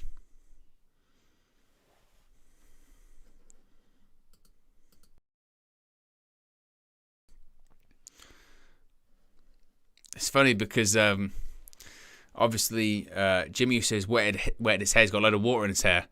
And that hair dye is like dripping out onto his shirt. He's got this like red stuff down the back of his shirt. Riddle with a sort of shades of Daniel Bryan or Bryan Danielson like float over. Oh, gut wrench. Gut wrench by Riddle. Now he's spinning Jimmy Uso around in midair.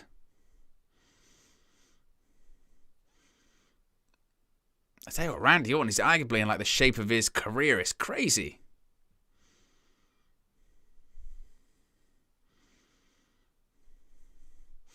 In comes Randy Orton, setting a record.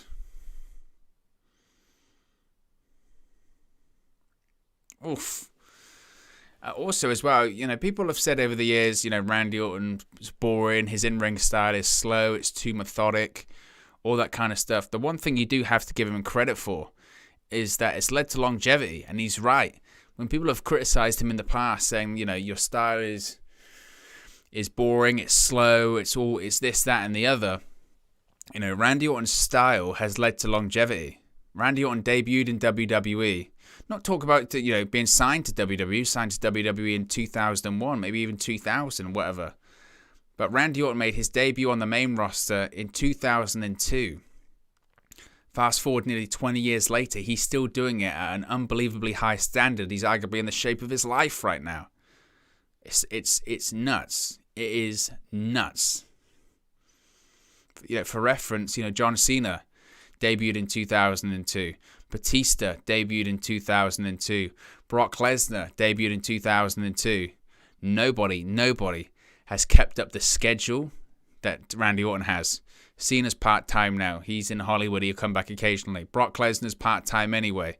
Batista's retired. Batista's way older than Orton. But nobody's kept up the schedule that Randy Orton has. Nobody. It's insanity. And I know it's been a bumpy road at times for Randy Orton. I know it's been a bumpy road, and the argument could be, you know, on certain occasions he probably deserved to be let go by the company for certain things that he's done. But the fact that he's still going today is unbelievable.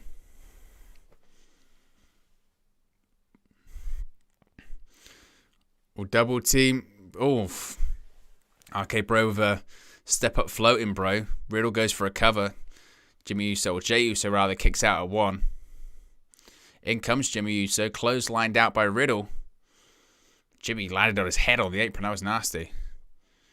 Riddle floating over the top rope, goes for that big kick to the face. Oof. Springboard sent him to the outside. Randy Orton trying to fire up the crowd there at the Barclays Center. Riddle fist bumping everyone at ringside. Oof.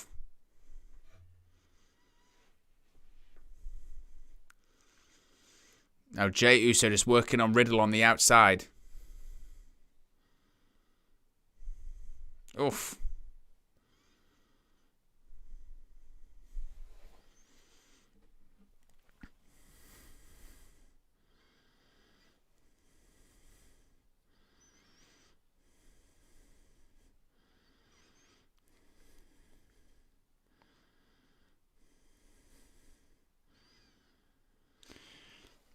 I'm seeing that. I'm sorry, I was just distracted there because they're saying that the Becky Lynch post-match thing.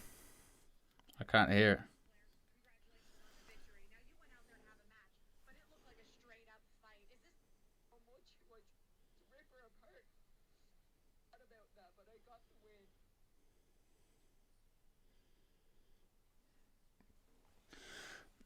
Becky Lynch was getting pretty emotional after that match. I don't know what that's about, but certainly interesting. Like I said, I don't know what that emotion is about from Becky Lynch, but that's certainly interesting, isn't it? No doubt.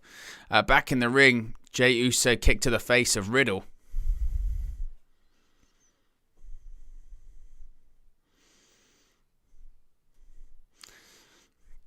Getting some dueling chants of "Let's go Usos" and RKO. Oh, belly to back suplex by Jey Uso.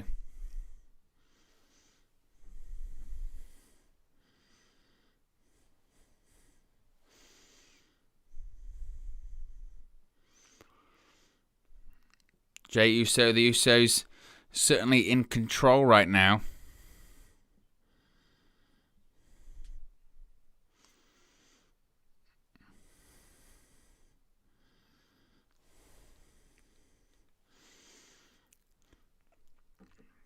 Jey Uso doing the Uso chant. Gonna go with the shades of Umaga in the corner. My only thing with that is, when they do the whole hip attack in the corner kind of deal, is when Jey Uso do it or Jimmy Uso do it, it's very obvious that they're just hitting the middle turnbuckle. Umaga used to look like they took your head off. He made it so snug. Goes for it again. Riddle just kicks Jey Uso in the head. Looks like he wants to make the hot tag. Does Riddle right now. Look at this. Oh, he went for that hip attack and he just got kicked in the head by Riddle. Jimmy Uso tagged in. Oh, just before Riddle can make the tag to Randy Orton. He's cut off at the pass and now a side headlock. Grabbing a hold. Grabbing a hold. It's one of those matches. They're smart. They're playing for the pop. That's what they're doing. They're playing for the pop because they know people are focused on Randy. People are focused on Randy breaking that record. When they slow things down like this, eventually, when they do get the hot tag to Randy Orton, the place is going to explode. Randy's smart. He knows what he's doing. He knows what he's doing. Jimmy Uso's trying his very best to stop Riddle getting there. Oh, he's nearly there. Nearly there, Riddle. He's fingertips away. Fingertips away. Oh, tell you what. Jimmy Uso's just shoved Riddle to the canvas, like his face first. Just smashed into the canvas. That was nasty.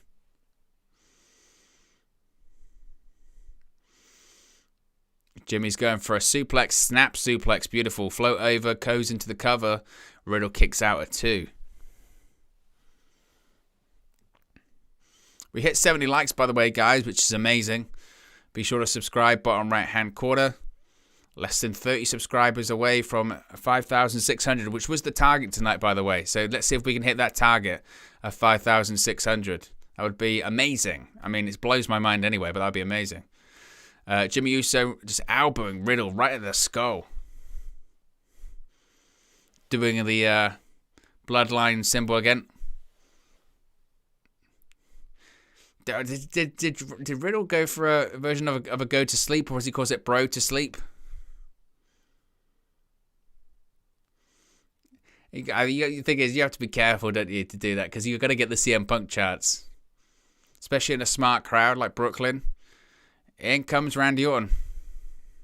Man, they did Randy dirty there, because he got the hot tag and they cut to the crowd thinking like the crowd was going to be going crazy, and the crowd was sat on their hands. Literally, the crowd was sat there like the crowd was not go wild when they had that at all. Randy's going to go for the draping DDT. Or Jey Uso slips out there, goes to throw Randy Orton into the announce table. I would be concerned, Jey, because you're going to get the back suplex onto it. Back suplex, onto the announce table. Throws Jey Uso back into the ring. Orton. Jimmy Uso, drops him right onto the announce table again. Still not the same as when he did it to the Singh brothers, is it? Kick to the gut.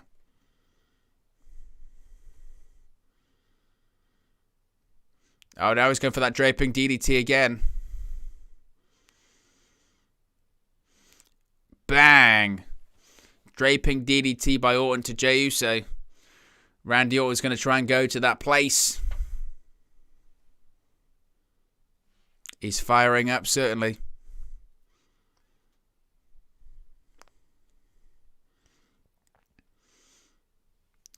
Randy Orton stalking Jey Uso. Oh, went for an RKO. Doesn't get it. Oof. Super kick to the gut. Oh, super kick. Just kick to the face. Or another kick to the face. In comes Riddle. Oh, Riddle kicks to the stomach. Kicks to the ribs. Oof. Final flash. Riddle flips up. Beautiful. Ripcord knee by Riddle. Riddle absolutely just... Talk about he's coming. He's literally all firing up. Splash to Jimmy Uso in the corner. Jimmy Uso is now starting to fight out. Oh, just overpowers him with a T-bone suplex. Floating bro. Or Broton, rather. And again, gets the knees up, does Jey Uso. Oof. Beautiful pop-up neck breaker. Oh, Riddle kicks out at 2. Unbelievable.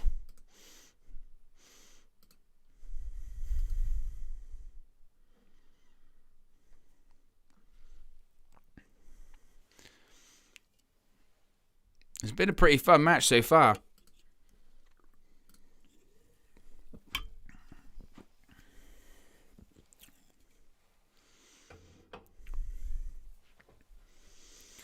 Riddle, beautiful German suplex with a bridge.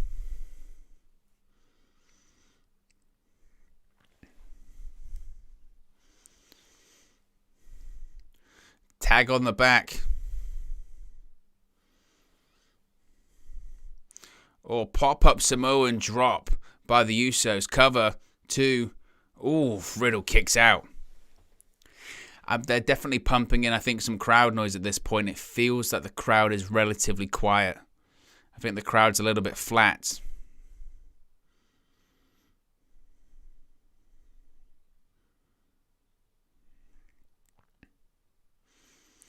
I'm trying to hear if there's any reaction from the crowd or anything. It doesn't feel like there's a ton, does it? The crowd just feel a little bit flat.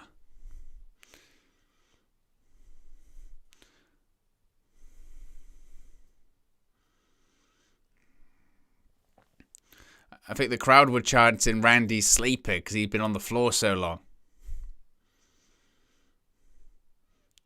Double super kick by the Usos to Randy Orton. Going for another super kick sandwich. This might be it. Goes for a cover. A Riddle kicked out with a bridge. It just bridged out. I like that. That's a bit different, isn't it? He bridged out instead of getting a shoulder up or kicking out. He bridged out. Just seeing those 2 super kicks to the head of Riddle.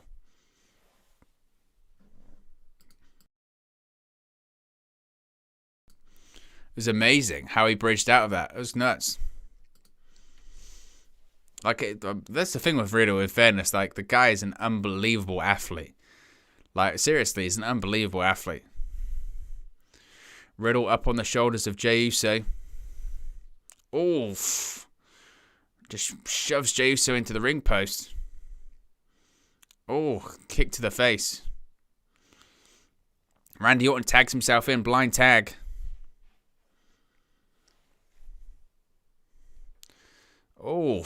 Super kick by Jey Uso to Riddle. Now Jey Uso's going to try and go to the top rope, it looks like. But he's not the legal man. Randy Orton is the legal man. Are we going to get a counter in midair or something like that? Going for the splash. He countered it into an RKO. Randy Orton kicked it into an RKO. 1, 2, 3. Randy Orton wins. RK Bro gets the victory for Monday Night Raw. Did Randy Orton just have a go at the crowd as well?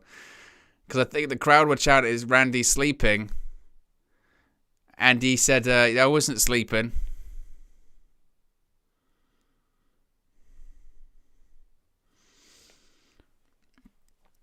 Not a bad finish. You could tell by the way they were shooting it that that's what they were going for. But he got the blind tag. Randy Orton hits the blind tag. Uso goes for the splash. Randy Orton comes in out of nowhere, turns the splash into an RKO. Look at his timing. Randy Orton's timing is just outrageous. Absolutely outrageous. Randy Orton, he breaks records tonight and he still is so good. He's just something else. Surprised RK Bro won though. I thought the Usos would get the victory there.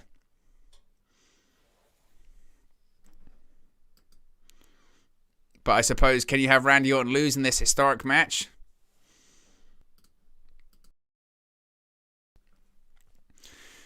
Unbelievable though. By the Viper and the original Bro. Who make it what? 4-1? 4-1 to Monday Night Raw, is it now?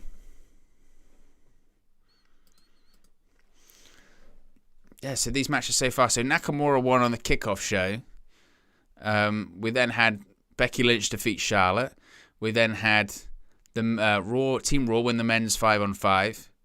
We then had the Battle Royale, which was won by Amos. We then just had RK Bro defeat the Usos. And next, of course, we'll have the women's 5-on-5, and then we'll have our main event. So we have 2 matches left to go, guys. But what a finish. What a finish by Randy Orton. If you enjoyed that finish, smash the like on the like button. I'll do a quick subscriber check whilst we're in some commercials right now.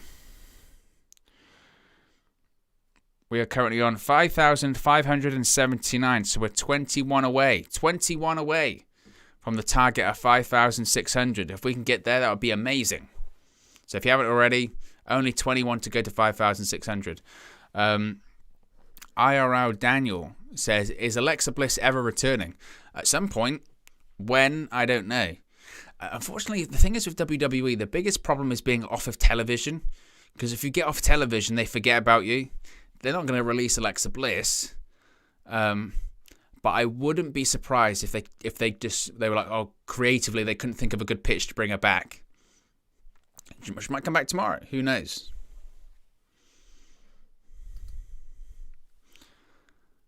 Is that like the tagline from WrestleMania 38? The most stupendous 2-night WrestleMania in history. We got another Rock special anniversary deal. What's this one? WrestleMania 28. Yes, once in a lifetime, The Rock versus John Cena. Man, how was that 9 years ago? Oh my God. I remember watching it live.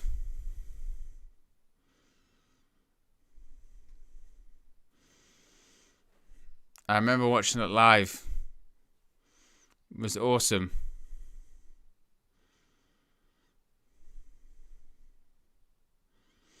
The crowd went crazy because people didn't think The Rock was going to win. The Rock won. And then we had twice in a lifetime the next year.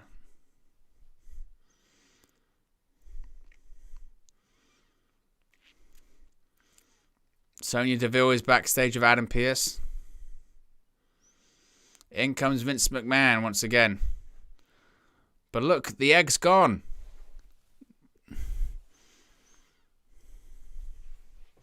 The egg's disappeared. Someone stole the egg.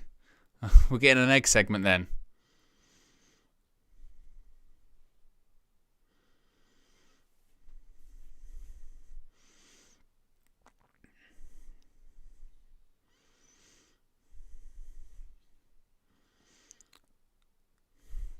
The egg is missing.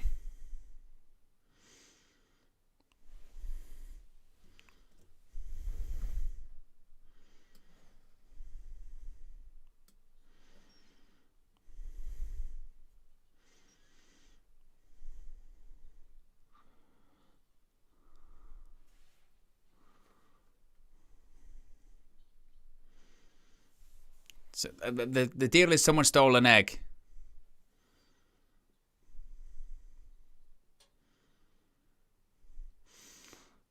Saying maybe someone stole the egg.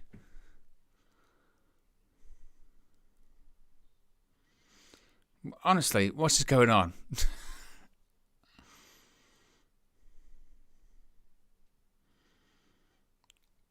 What kind of creative is this?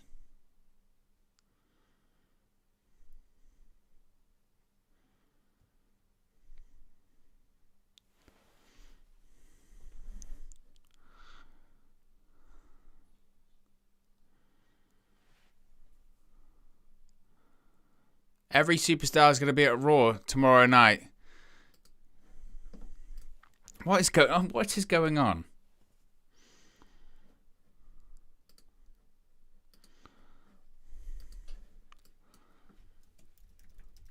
Someone stole Mr. McMahon's $100 million golden egg. Adam Pearce is going to interview every Raw and SmackDown superstar. They will all be at Raw tomorrow. This is real. Honestly, this egg nonsense. It's crazy. Honestly. Like crazy, but not in a good way as well. Like it's bad. It's really bad. Oh my God.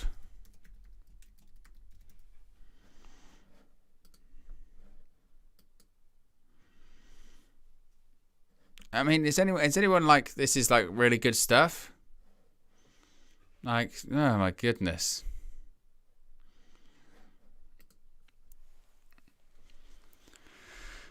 They're doing this Xia Li vignette.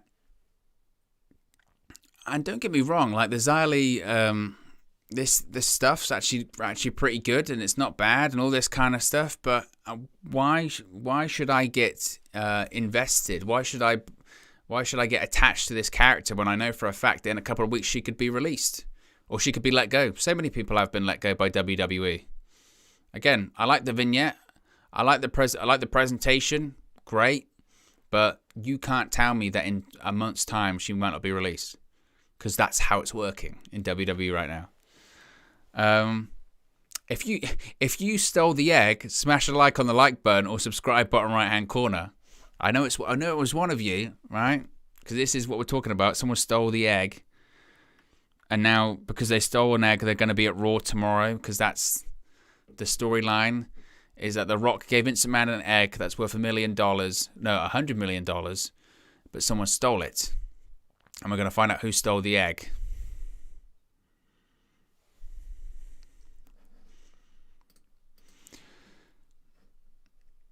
Coming up next is the Women's 5-on-5 Survivor Series elimination match. We have this, and then, of course, we have the main event.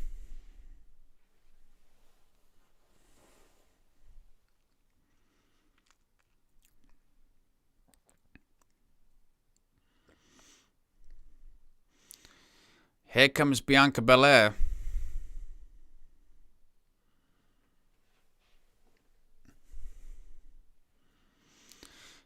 So what's it at the moment? What's the score, if it matters? Like it doesn't really matter. The score is, I believe it's 4-1. Is it 4-1 to Raw? Something like that? Again, like I said, not that it really matters. I was worried for a second. I thought they'd given Bianca Belair new entrance music. I was like, oh no. Not Bianca as well. They had not. Look at Bianca's gear though. I mean, I could be super, super picky and say it's the wrong logo.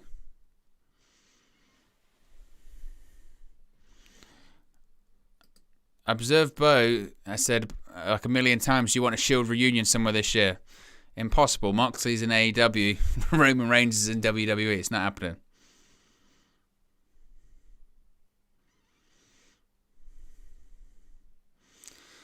But here comes Carmella, of course, representing Monday Night Raw as well.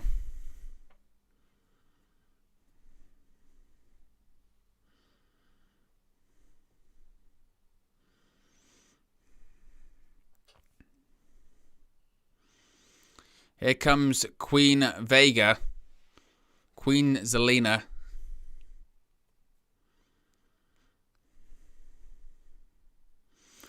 It bothers me as well how, like, basically King Xavier Woods or King Woods and Queen Zelina essentially have the same Titantron. It's just different colours. Like, that's it. Pedram says, "What's the backstory of this egg?" It was in the Rock's new film that's on Netflix with Ryan Reynolds. That's it.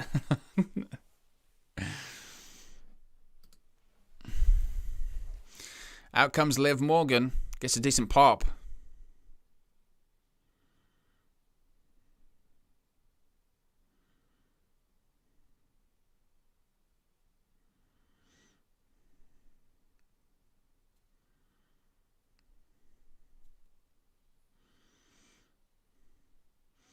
And out comes Rhea Ripley next. Gets a decent pop. I gotta say though, I hate like that 3D crap. I'm not a fan.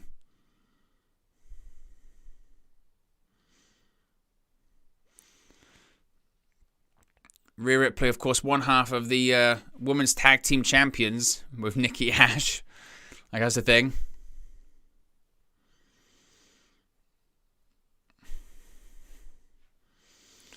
Toonami says, "Another 4-1-0 and you're getting rolled up this weekend. My second 4-1. Speaking of 4-1s, Toonami, Man United are bad, but when they played Newcastle this season, what was the score? I believe that was 4-1 as well, was it not? Too easy. Line them up, knock them down. Even at like 3:30 in the morning, I still got it.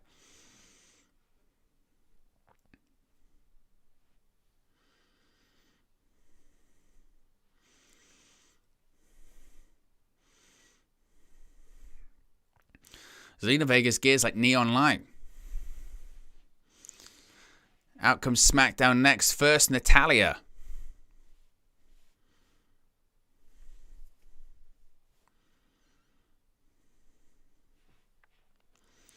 Natalya, the winningest superstar in WWE history.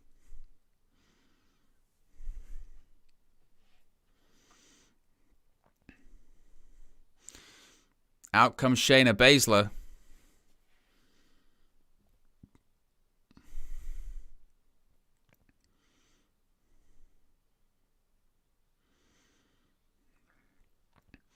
And Toni storms out next as well. Gets a decent pop. It's just good to see WWE actually using Toni Storm, isn't it?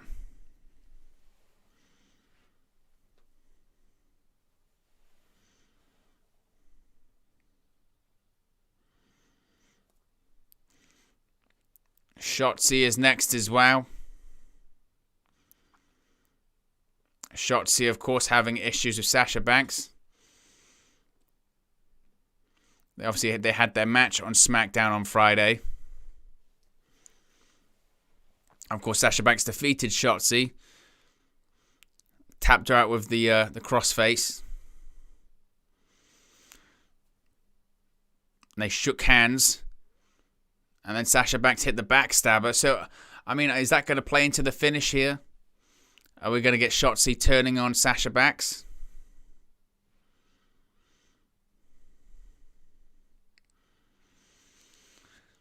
Meaning Banks is coming out next. Sasha Banks with a hell of a pop, must be said. As Michael Cole was about to do his whole big "it's boss time" thing and he got cut off.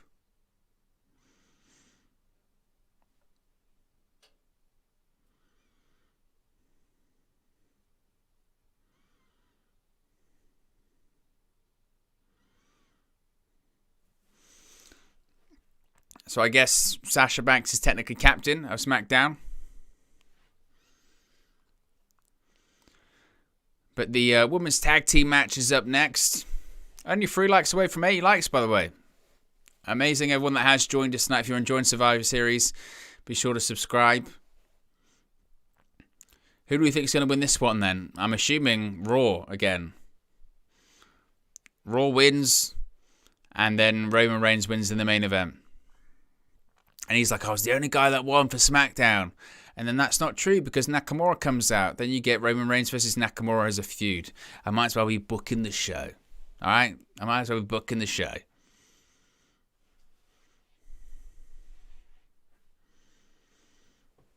So Toni Storm's going to be starting things off.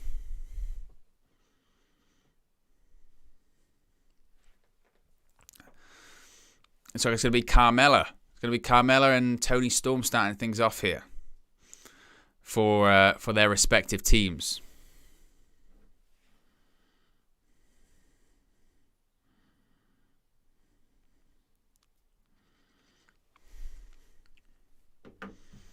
No Net Plays says, still live, respect the grind. You know me, mate. I never give in. never give in. Oh, here we go. Carmella's getting the mask being put on. Oof. Reverse elbow by Queen Zelina. The mask didn't go on. She doesn't have the mask on.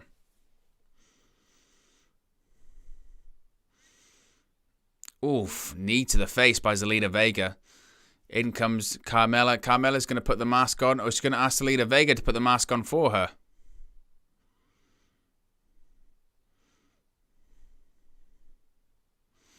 What the hell is going on? So Carmella was distracted because the mask didn't go on and Carmella's been eliminated.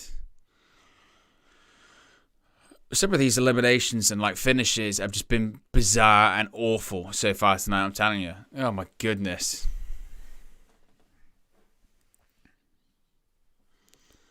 Honestly. Just some of these eliminations on this show. I'm not feeling this show, it must be said. Bianca Belair comes in with Sasha Banks. This is the match we wanted to see at SummerSlam, and we didn't see it. When Shotzi Blackheart tags herself in.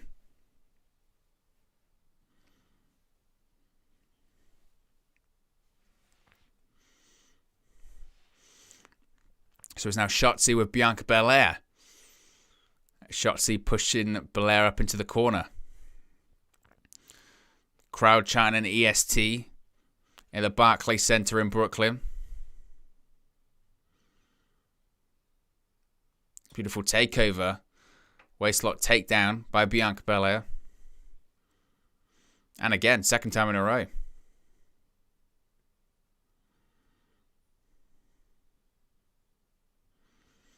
Oof. Oof. Shotzi Blackheart pulled the hair of Bianca Belair. Splash. Kicks out.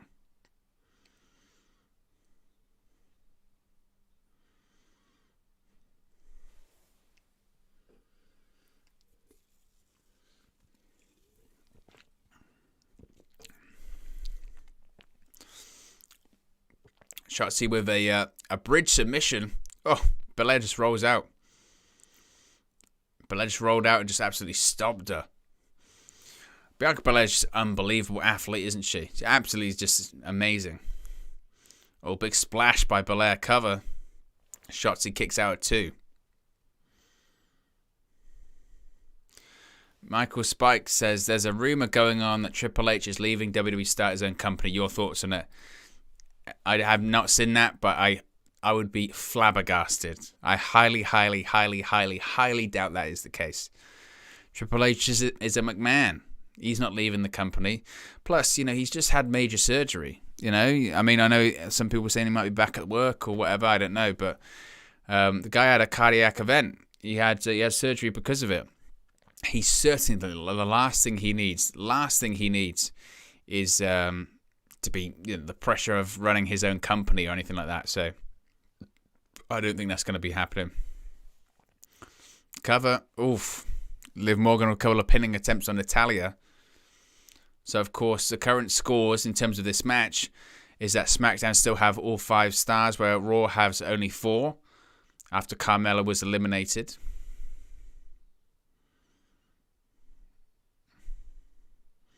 Oof.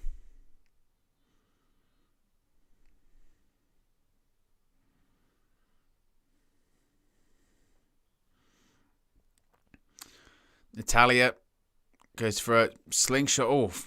Plants the tail, but oof. Basement drop kick by Natalya. Cover, and Liv Morgan kicks out at 2.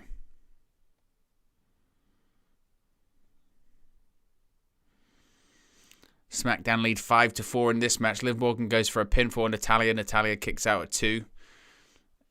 Liv Morgan with a drop kick of her own to Natalya.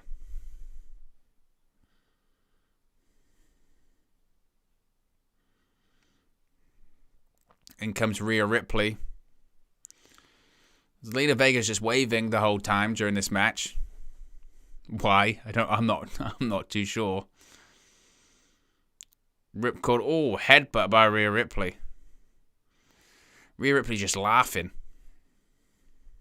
What, another drop kick right to the back of the head of Natalya.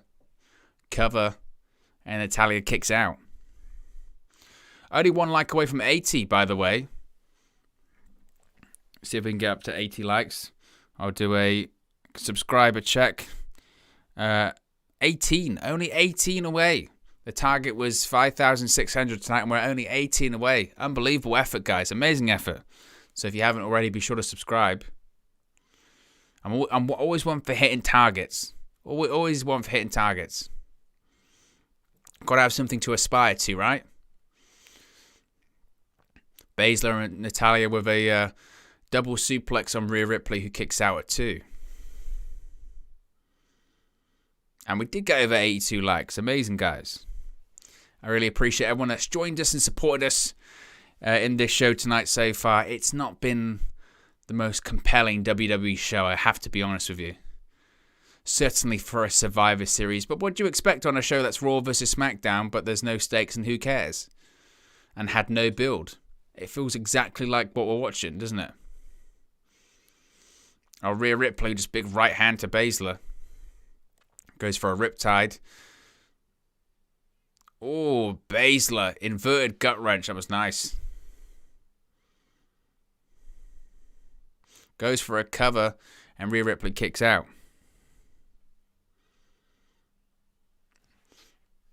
Look at that. Inverted gut wrench. That was nice. HL3 says The Rock will save it. I don't think The Rock's coming out. I really don't. The reason I don't think The Rock is coming out is because we've got this match and we've got only one more match left. Unless, of course, The Rock comes out of the main event. What the hell? Shotzi just pulled Sasha Banks off the apron.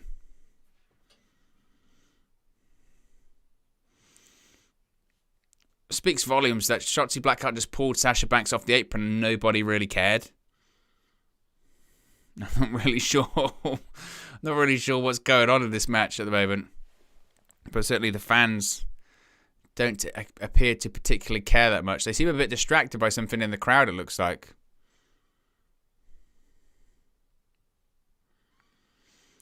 Teammates fighting each other as well for, I don't know, the millionth time in this match so far. It feels like that's what's just happened in general during this match, during this show.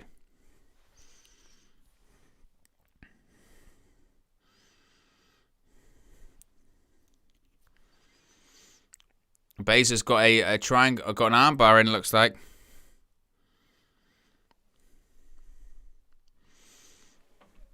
Kevin Arbrew says maybe Brock Lesnar. But that is a possibility, I think. I do think that is a possibility. Who knows?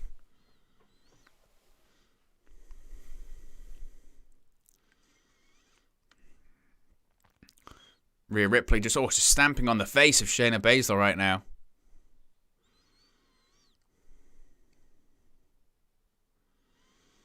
I definitely think there's something going on in the crowd, because the crowd just, at this point, just appear to be just not giving a damn at all. It's a Mexican wave. There's a Mexican wave going on in the crowd at the moment. Speaks volumes about the show and the match. And people will say, oh, it's disrespectful, all this kind of stuff, but if you've not given the crowd a reason to care, that's what's going to happen. That's what this show's resorted to. The crowd are doing a Mexican wave at Survivor Series.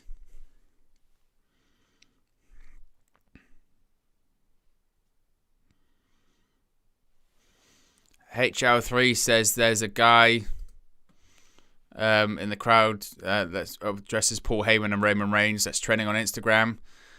But they're doing the wave because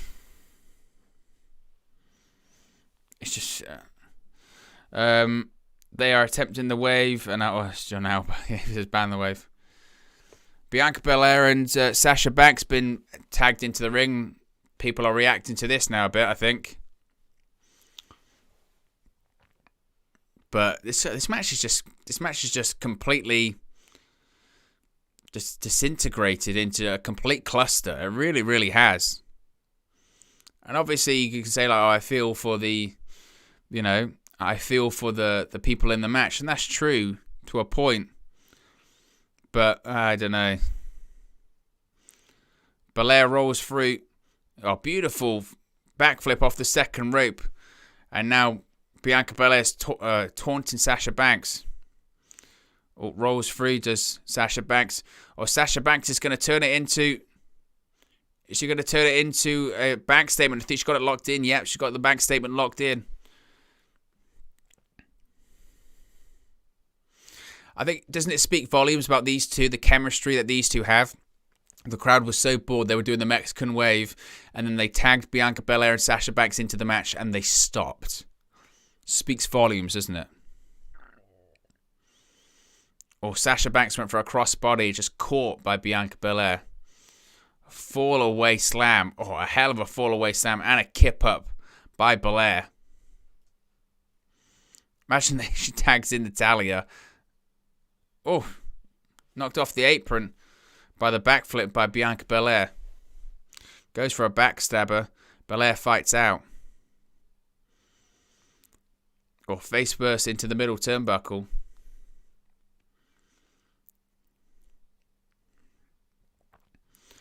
She goes for a tornado DDT. Oh, just plants Belair. Cover. Oh, broken up by Rhea Ripley.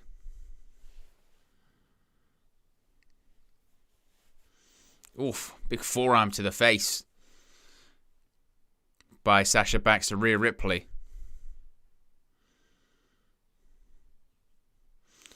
Banks looking like to go for the back statement once again. Oof. Rolled through. Spine buster by Belair. Stacks her up. Oh, Banks kicks out.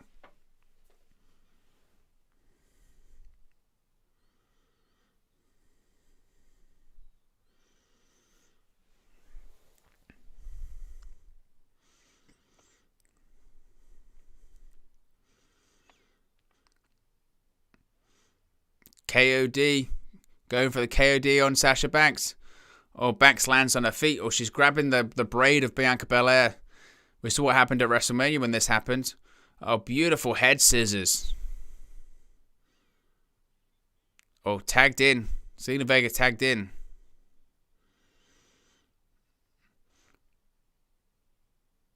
What's Bianca Belair? Oh, she just used Zelina Vega as a missile. Oh, Banks kicks out.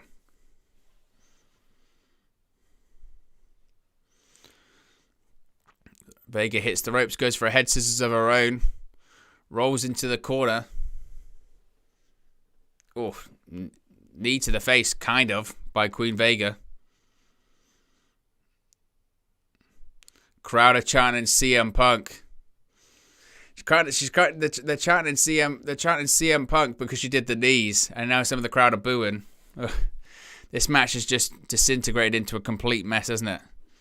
Vega's going for a code red and she's got into the ropes.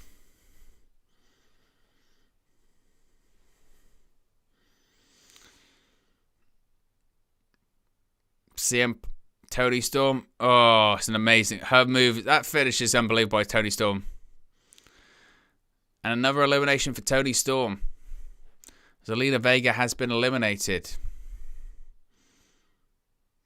Went for it again. Liv Morgan goes for a backslide. Toni Storm rolls through. Oof.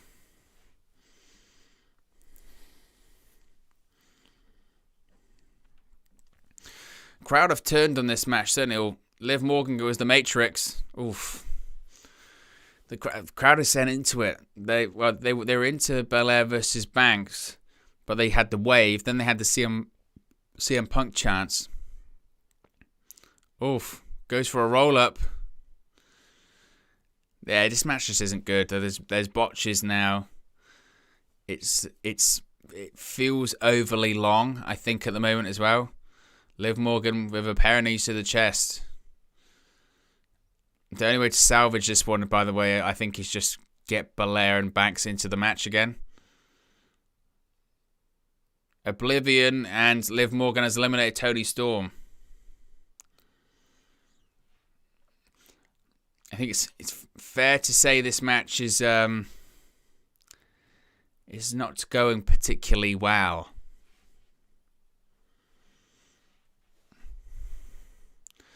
Shayna Baszler goes for the Kirifuda clutch. Oh, Liv Morgan slips through. Oof.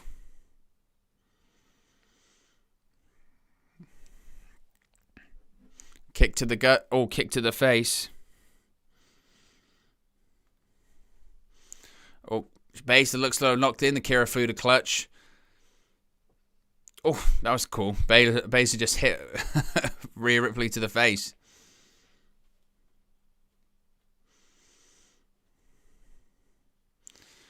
Shotzi's tagged herself in. Now Banks tagged herself in. I don't think Shotzi realizes, does she? That splash sucked.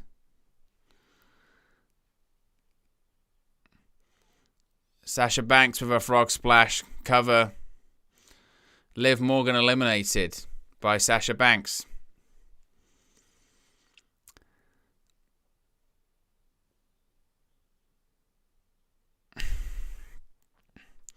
So only two people from Raw left. It's Rhea Ripley and Bianca Belair.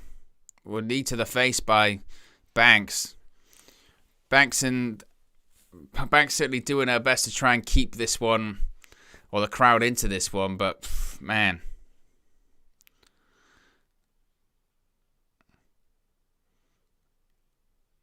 Rhea Ripley, oh, unbelievable. Look at that. All for a suplex, it must be said, but it was a pretty badass move.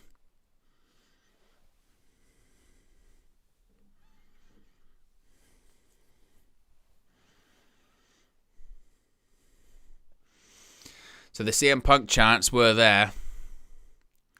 And, when people said, oh, they're just saying that just to troll, it'll be gone when he goes to Dynamite or Rampage. No. Because I think the reason crowds chant CM Punk chants, it isn't necessarily to troll. I think when they say it, it's almost a case of the crowd are trying to tell the people backstage in WWE that what they're watching or what they're doing creatively isn't good enough. Oh, Shotzi nearly landed on her face. Kick to the face. Rhea Ripley's eliminated by Shayna Baszler.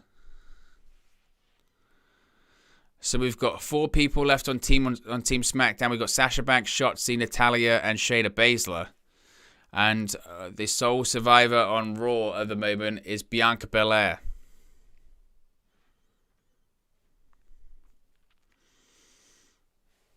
I want to see Belair eliminate everyone. Counter by Belair. Oh, Natalya kicks out.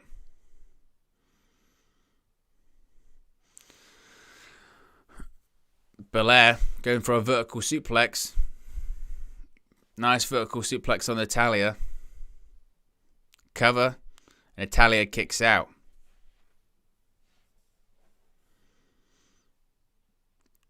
Belair taking down all of Team SmackDown in the corner.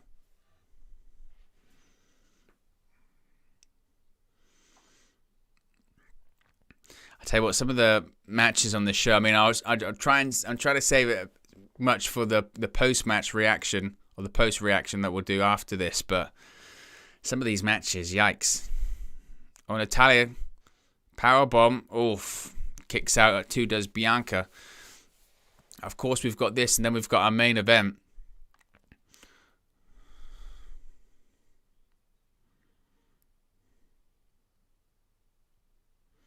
And what are they doing? So, Sasha Banks tagged Natalya, and then Shotzi tagged Natalya, but Shotzi thinks she's legal. What on earth is going on? Seriously.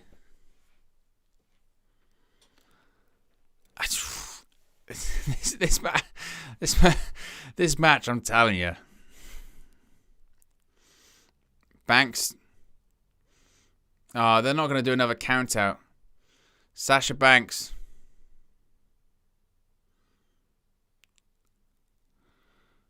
We've got another count out. Bianca Belair is going to win this match all on her own. So, by the way, how many count outs is that tonight? We've had Kevin Owens counted out. We've had Drew McIntyre counted out. We've had Bobby Lashley counted out. We've had Sasha Banks counted out. Literally. Bear in mind that Sasha Banks definitely got back in the ring. 4-on-1 and SmackDown were unable to get along. 4 people eliminated by count out at the same pay-per-view. Honestly, this is nuts. Seriously. Oh, it's just bad, isn't it? Honestly, it is actually just bad. Match is such a mess. Well, like I said, I think Bianca Belair is going to probably win this one. She's going to fight back and eliminate them all, but just, again, what a mess. So Bianca Belair's just got out of the sharpshooter. Small package. And she's pinned Natalya. Natalya's eliminated.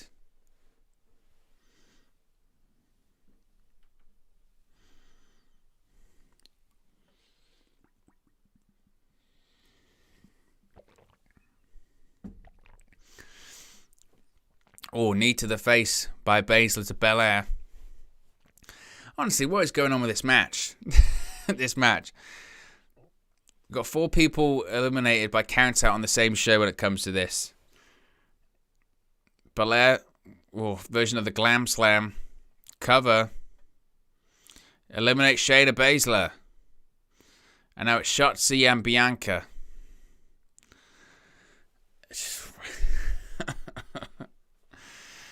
I'm telling you, honestly. Be sure to smash a like on the video. Be sure to subscribe. We're only 18 likes away from 100. We are. Let's do a quick subscriber check.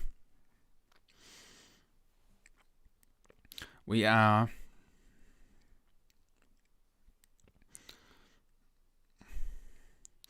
17 subscribers away from the goal tonight, which was 5,600. So if you haven't already, be sure to subscribe. Only 17 away from the goal, which would be amazing. So if you haven't already, be sure to subscribe. Bottom right-hand corner, click that subscribe button. Shotzi's going to the top rope. Goes for a crossbody. Bianca Belair's going to roll through. Belair's gets hit with the elbows. Face first by Shotzi. A version of a sling blade, I guess. Am I the only one that feels like they're really piping in a ton of noise at the moment? Like a ton of piped in crowd noise as well. Belair kicks out at 2.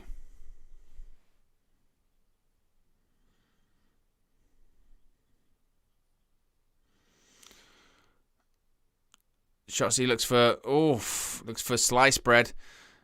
Belair's going to counter. She's going to counter. She's got her up for the KOD. KOD by Bianca Belair. And that is it. That's all she wrote. Bianca Belair turns it around and Bianca Belair wins it for Monday Night Raw. What's that now? 5-1? 5-1? Which means Roman's winning. They cut to the crowd and there were some people sort of clapping, but there was also some people just like that. Did you blame them?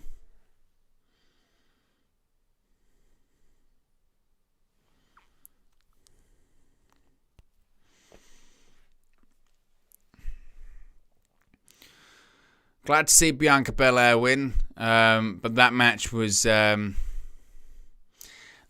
not it. It must be said, that match really was not it. What did we think of that? What did we think of that? Because it was not great. It really was not great.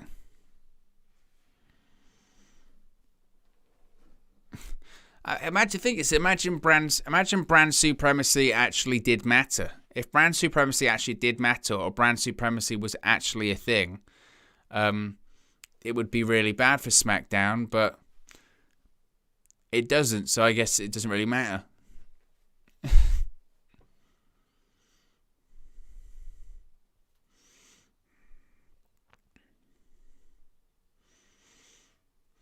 It's doing some adverts for the Reckon Cycle, as they're calling it. I used to be part of that. I used to be part of that figure life when I was a kid. I was a fan. We're getting another Rock moment.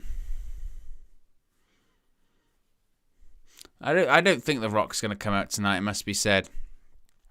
Maybe tomorrow, because they're saying that they're going to pay off that whole golden egg thing tomorrow. So maybe he'll be on Raw.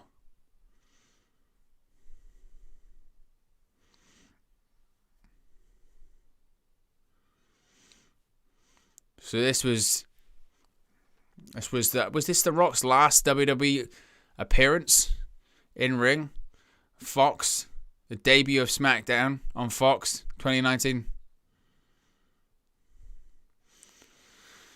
When Becky Lynch and The Rock beat up King Corbin, SmackDown on Fox, in a pre-pandemic world.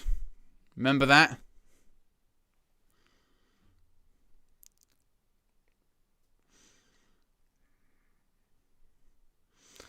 There's Paul Heyman.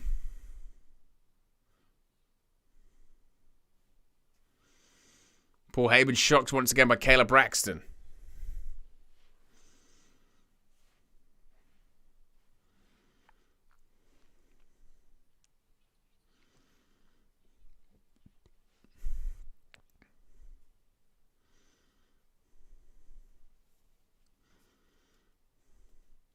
Paul Heyman says he doesn't know anything about the theft of the Cleopatra egg. I tell you what as well, if we have the finish that Big E is attacked by the egg by Roman Reigns, my goodness.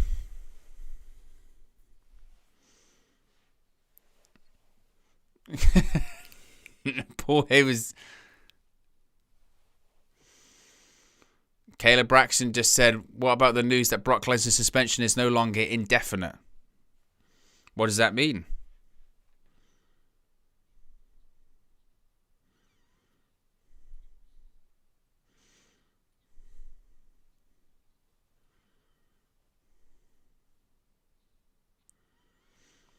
Paul Heyman says maybe Adam Pearce. You should ask a question to Adam Pearce, since Adam Pearce has such a problem with Brock Lesnar.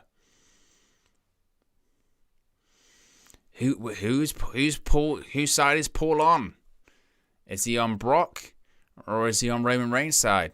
Considering we didn't really figure that out, right?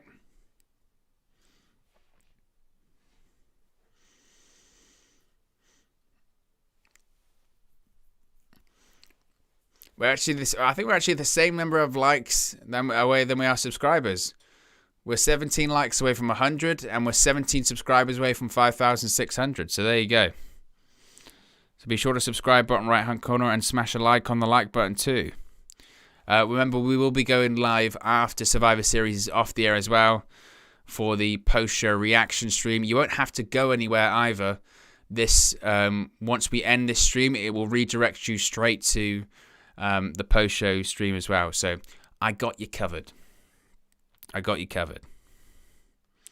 Raw, of course, has won every match on the main show so far. SmackDown has yet to win a single match.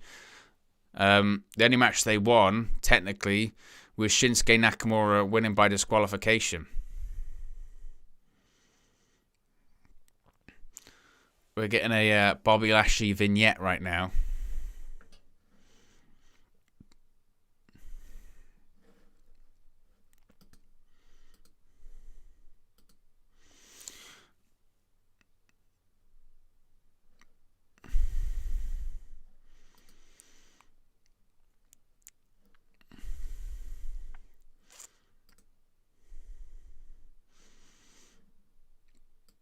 We're getting a Bobby Lashley. I guess is this a documentary that we're going to get?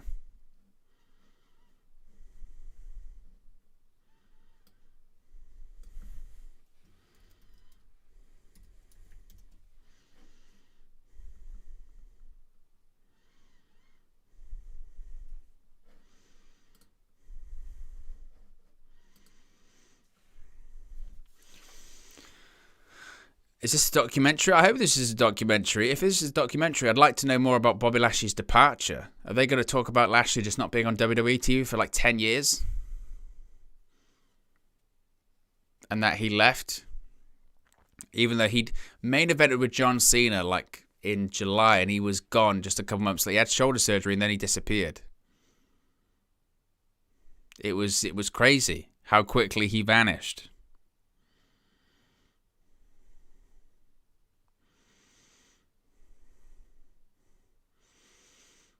Showing Lashley becoming ECW champion.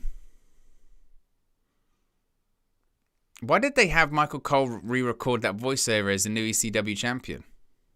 That was weird.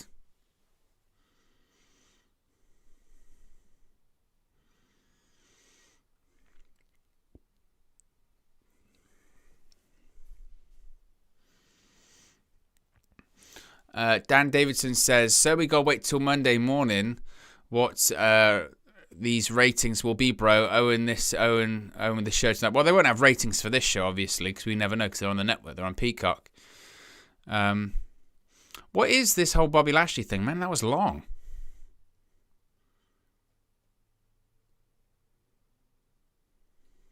It was just a random Lashley vignette.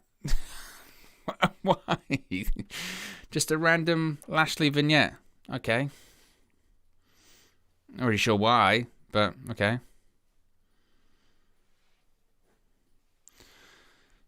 I thought that was going to be like a Lashley like vignette of like a documentary WWE 24, and it wasn't. We just watched a random Bobby Lashley vignette through the show for no reason. Why? I have no idea. What is it? What even is this show? Seriously.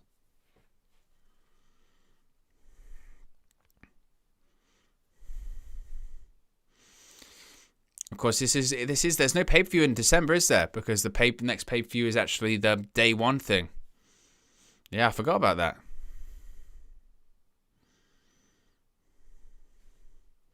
The day one. State Farm Arena.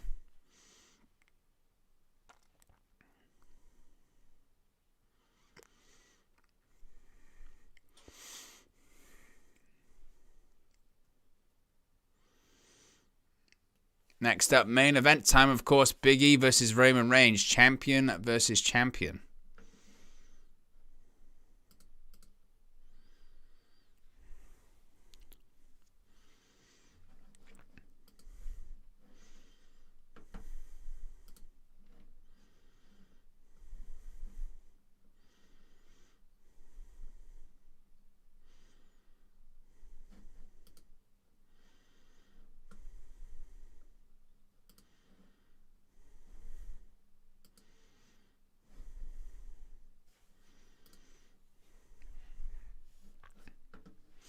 Obviously, this is the big one when it comes to Big E, isn't it?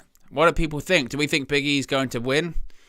I don't. I would be really surprised, really surprised if Big E won this match. I don't expect him to, certainly.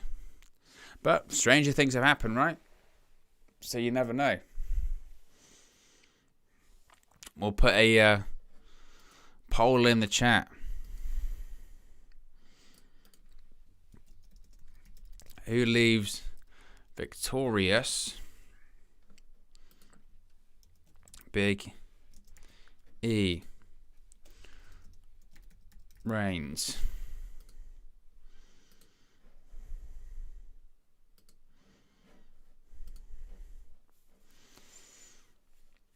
So we're gonna get the we're gonna get one of those Roman Reigns matches. I think that goes like 30 minutes.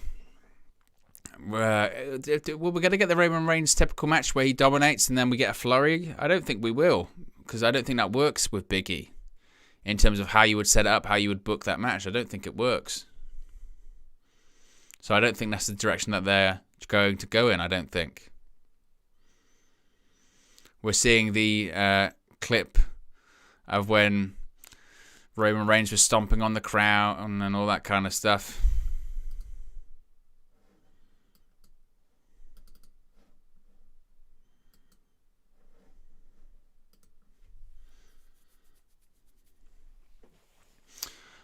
Only 15 likes away from 100 likes. We'll see how many subscribers we are off our targets. Only 16 away.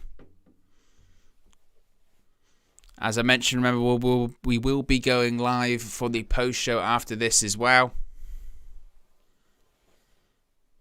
Yeah. Catherine says, then the turnbuckle breaks. LOL. Can you imagine?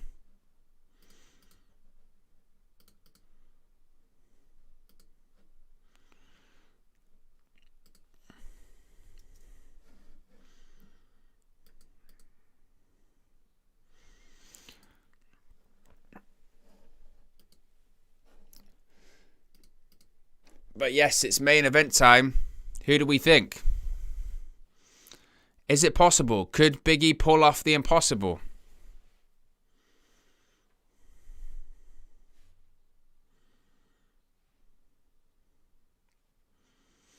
In fairness, they've done a half-decent job, haven't they? They've done a half-decent job of building up this match. Biggest match of Big E's career. But I don't think he's going to win. I mean, they could absolutely make a star here. Because nobody's beat Roman Reigns. Brock Lesnar hasn't beat Roman Reigns. John Cena hasn't beat Roman Reigns. Nobody has. I don't think Big E's going to do it, though. I really don't.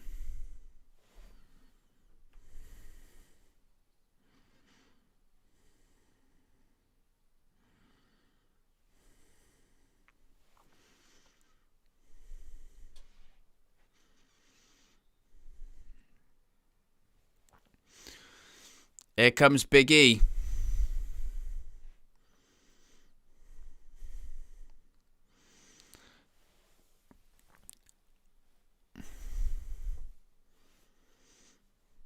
Out comes Big E. Big E's got that special graphic as well.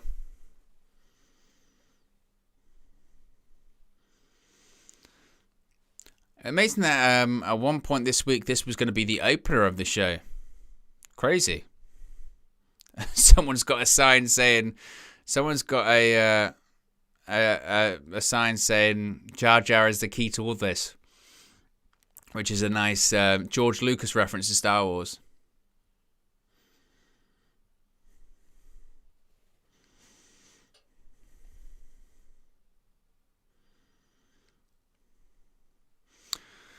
Big E's about to put in a performance. You can feel it, can't you? He's about to put in a big one, I think.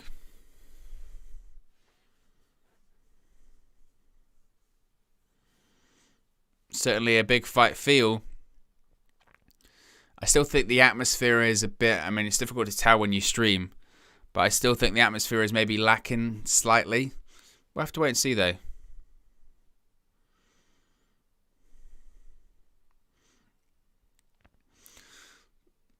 Easily biggest pop of the night, probably.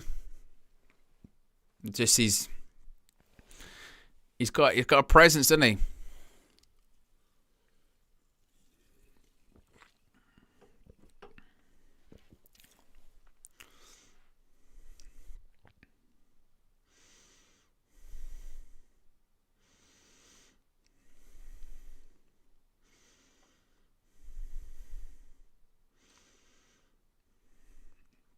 There he is, the Universal Champion. It's the second time Michael Cole's been cut off by the announcer tonight.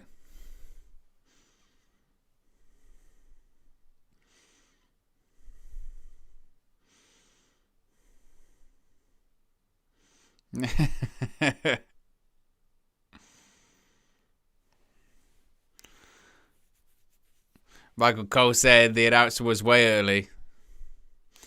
Because I thought we were getting a, at least an announcement in the ring and all that kind of stuff.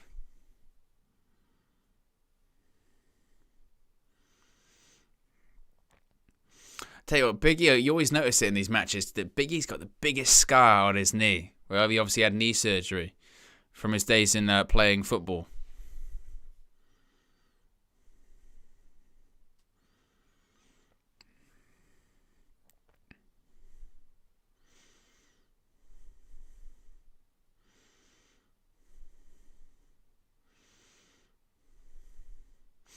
Did they? Well, they said with Brock Lesnar as well, didn't they? They said that his suspension was no longer indefinite.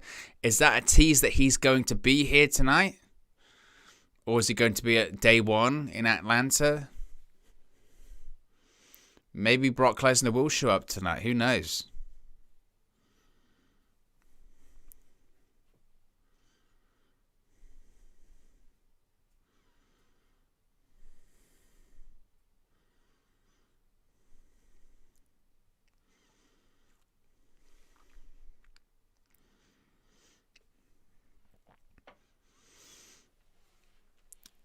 Well, I would love to know. I don't think he's explained them, hasn't he? What the color gauntlet things that Roman Reigns wear. He wore a gold one. He wears the red one now. You also know as well.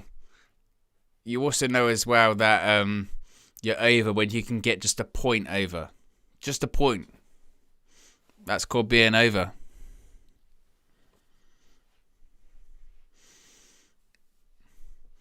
Paul Heyman wearing the brown shoes as well. Don't know about those. Smash a like if you're looking forward to this one.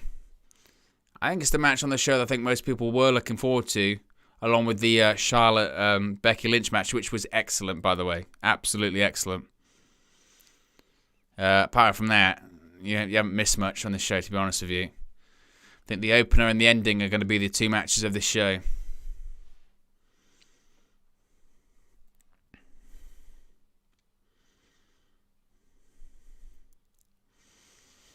But here we go, main event time.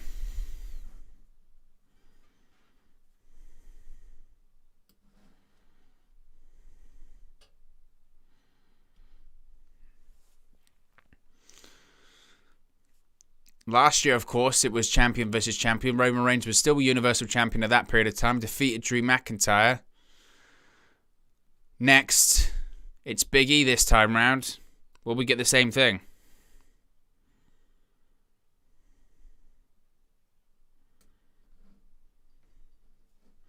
Here we go. Main event is up. The bell has rung and we are underway. It's going to be a big one.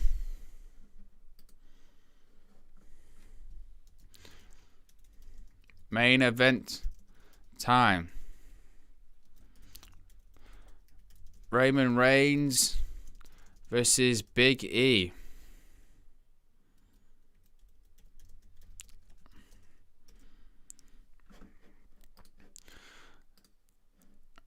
We're getting some dueling chants.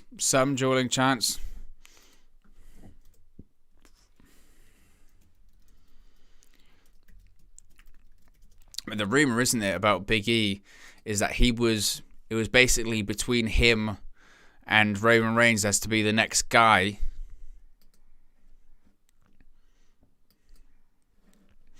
Chance of Rocky as well. Collar and hour tie up and we are underway. Big E shoves the Roman Reigns into the corner.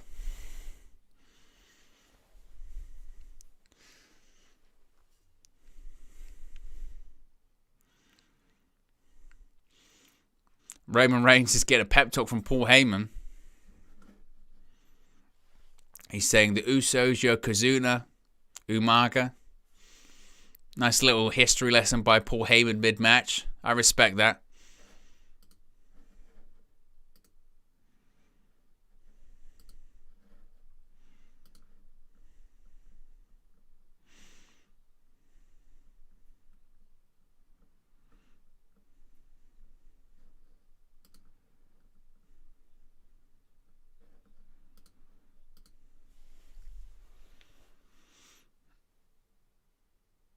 Oh, reverse elbow by Roman Reigns to start this one off.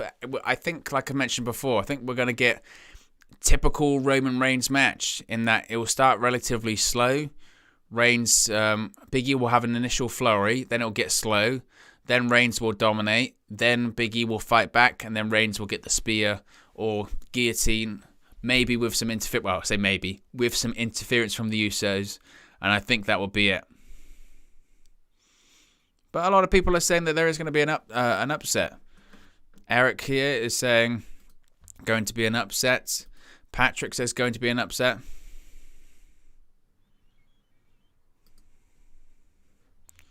We'll have to wait and see. But if you are excited, smash a like on the like button. Be sure to subscribe, bottom right hand corner. We are only 14 subscribers away from the goal. We're getting closer and closer and closer. So if you haven't already, be sure to subscribe. As Roman Reigns, bang, right hands to Big E in the corner. Again, slow, methodical start, which we would expect, to be honest with you.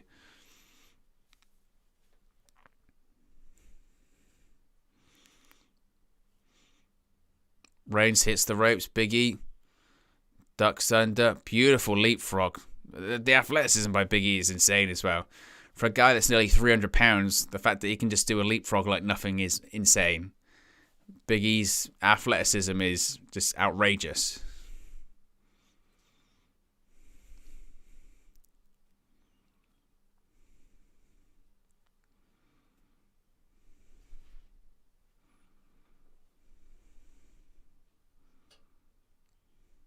It's like It's Nick Khan. You can see Nick Khan at ringside, can't you?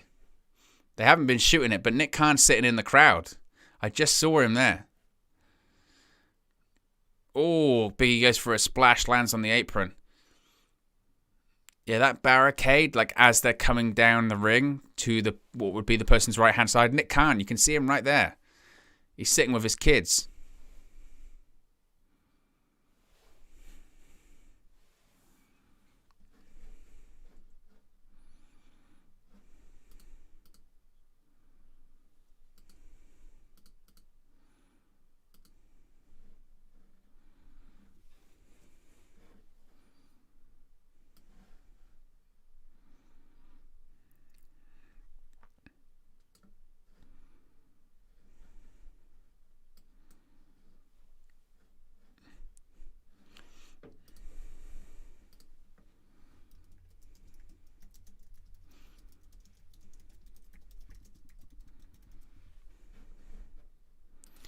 WWE Survivor Series at the Barclays Center in Brooklyn. Maybe it was Nick Khan. Maybe Nick Khan stole the egg. Could you imagine? I'm only joking, of course. That's not literal. Nick Khan didn't steal the egg or anything like that.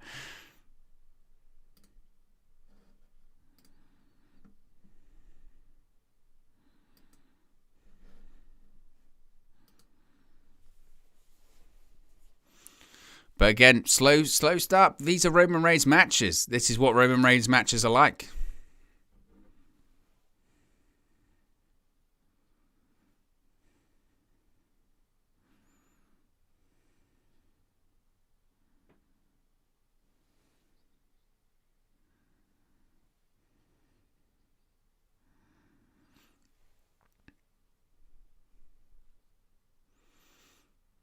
Side headlock by Roman Reigns as well. Again, methodic. That's what Roman Reigns matches are like, though. That's how his matches go.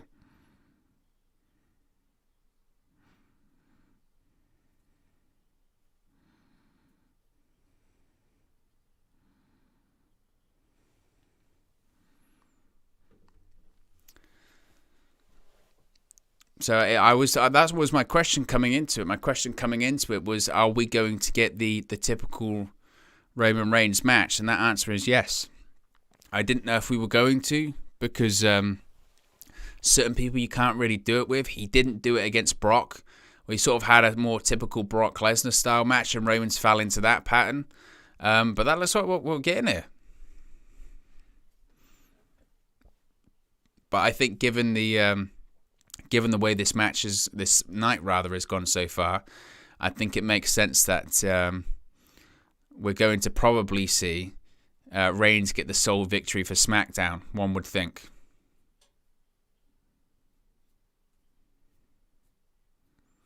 Oof, kicks out.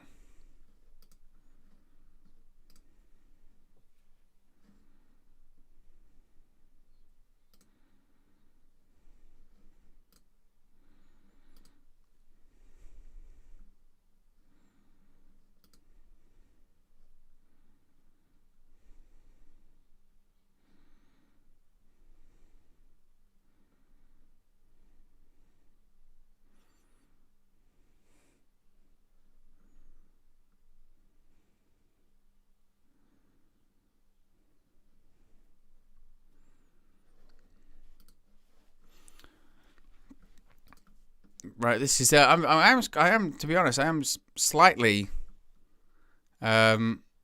surprised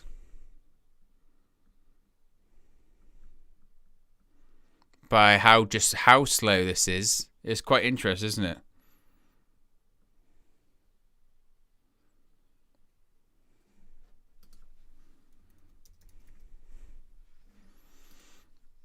It's really slow, isn't it? Surprising.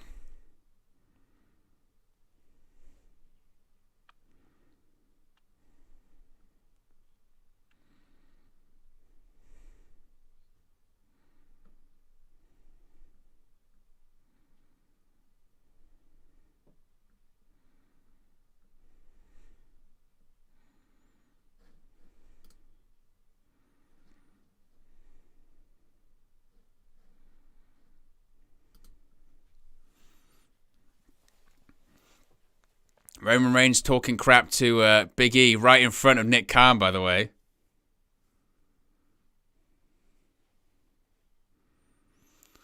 Is Big E's gear related to Seinfeld? I think it's Seinfeld gear, isn't it?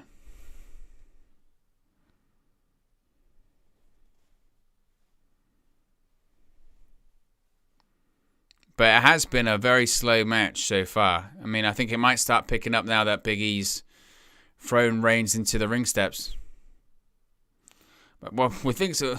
The referee counts to 9, but with the way things are going, I wouldn't even be surprised if this one ended in count out. We've already had 4 of them so far tonight, which is crazy. But yeah, we have literally had 4. Checking the poll. After 80 votes, 62% of you think Roman Reigns is going to win, with only 38% of you thinking that Big E is going to get the victory. I would tend to agree with the majority there. I think Roman Reigns is going to win this one. Belly to belly by Big E to Roman Reigns. And again, another belly to belly.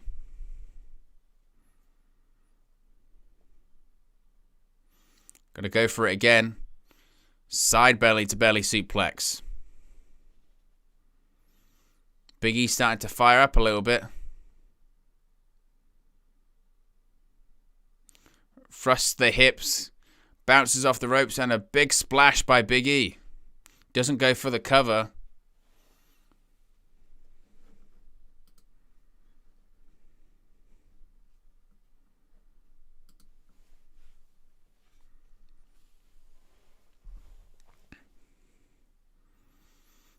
Big E goes for...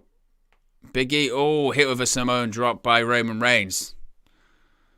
Kicks out at 2. I mean, even though I am willing to give this match the benefit of the doubt because this is what Reigns matches are like, I feel like we go through this same roller coaster every single time, don't we? In the sense that every single time I think we watch a Reigns match, the first 10 minutes we go, man, this match sucks because it's so slow. And then by the end, there's a couple of nice near falls. And we're like, oh, actually, that wasn't as bad as I thought it was. But that's kind of what Reigns matches are, ultimately, at the moment.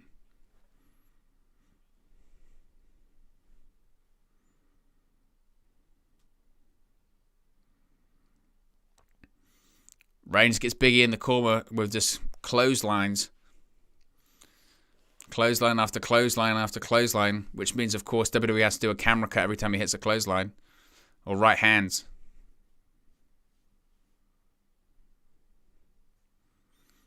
Oh, find another one. You literally saw this, like, the sweat just fly off Biggie when he did that. It was nuts.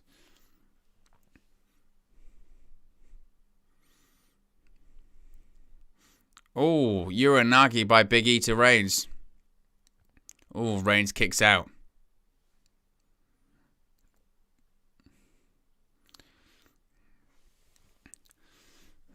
And this is crowd are quiet in this, aren't they? crowd are quiet.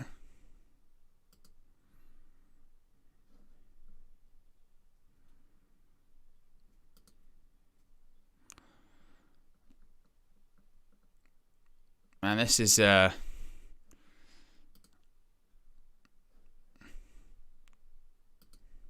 stretch muffler submission by Big E. This crowd is absolutely dead for this main event. WWE are piping in. Reigns going to try and deadlift. Oh, beautiful. Deadlifts Big E. Big E kicks out. I tell you what, this crowd is dead. I'm telling you, this crowd is dead for this main event right now. Really are. And to be honest, can you blame them? It's the show that they've been given. There is this like noise that WWE is trying to pipe in. They're piping in crowd noise like nobody's business. But man,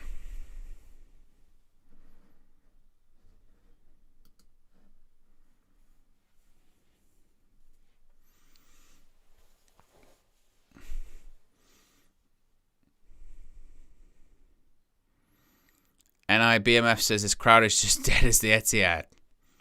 It feels like it, man. It's very, very quiet, isn't it?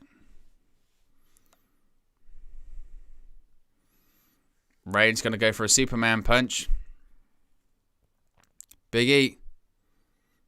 Reigns with a rock bottom. Oh, Big E kicks out.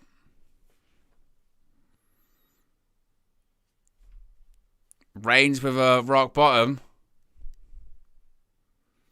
Crowd starts chanting Rocky.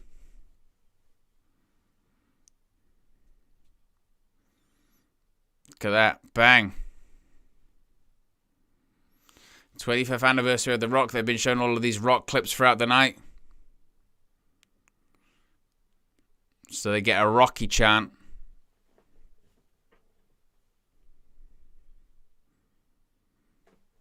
There might be some stuff going on in the crowd again. Some people look distracted. It's one of those shows, isn't it? It's one of those shows. These shows happened quite a lot prior to the pandemic. With all of these crowds in there. And it was just long. And it was just Superman punch by Reigns. Big E goes down to a knee. But only to a knee. Big E looks to be firing back up. Another Superman punch, but Big E's trying to fire up.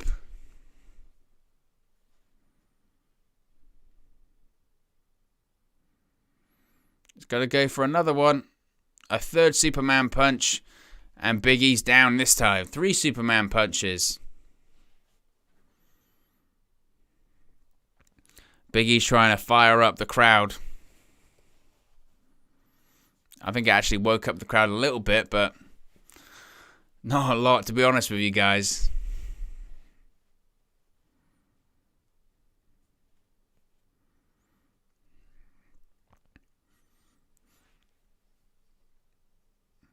He's setting up with the ooh-ah, and Big E's just standing up. Big E's got him up, going for the big ending. Oof. Reigns sent out through the second rope. Oh, Big E's going to do his spear through the...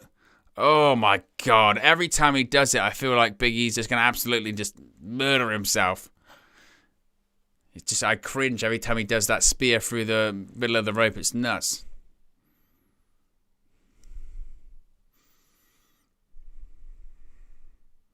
Oh, spear. Spear by Roman Reigns. Is that going to be it? Oh, Big E kicks out. I thought that was it. Roman Reigns in disbelief.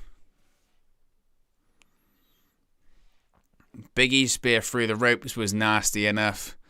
Oh, God. Every time he does it, I feel like he's just going to land on his head, break his neck, rip his quads. I don't know. It always feels like that, doesn't it? Reigns hits the spear. Oh, it's just madness. It's madness, isn't it? It really is. It was a great sequence, though. No doubt about it.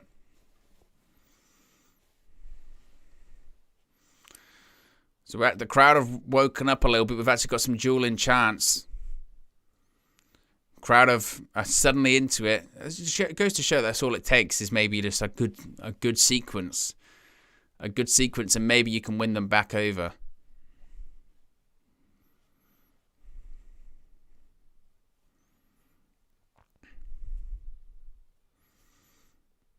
Roman Reigns continuing to talk talk smack to Roman Reigns.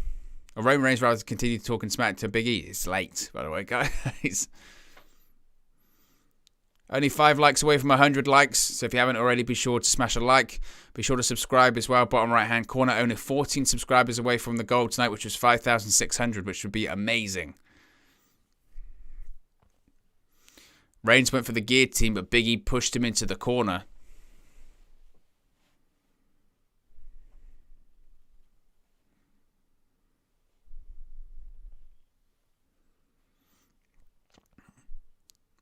Oh, we went for that spear once again, but this time Roman Reigns countered it into the guillotine.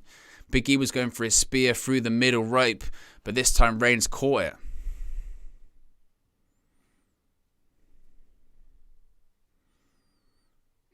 Now he's got it. He's gone for that guillotine once again. Center of the ring. This might be it this time.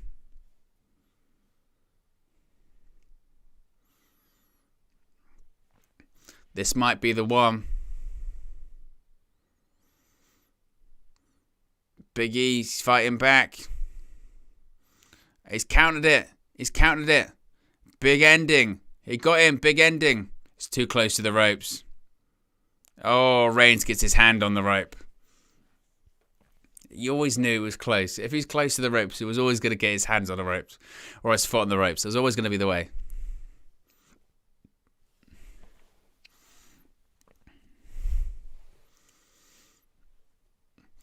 Crowd is getting into this one a little bit now. But it's one of those ones, when you see it, like if you've been watching wrestling long enough, as soon as you see that spot, you're like, crowd are chanting, this is awesome. Hey, fair play to Roman Reigns and Big E. They've won the crowd over in that the crowd just was not interested like 10 minutes ago. But that's what Reigns matches are. They start really slow. Just really, really slow.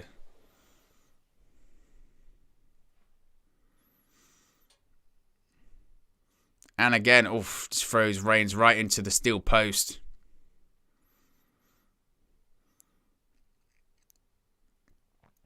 It's again, just throwing Reigns into the barricade.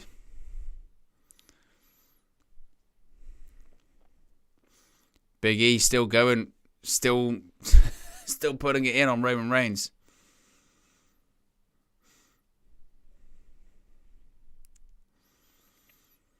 Big E said he's been waiting for this, Roman Reigns.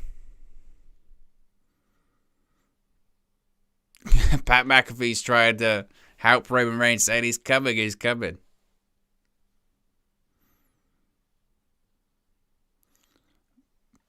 Big E thrown into the steel steps by Roman Reigns.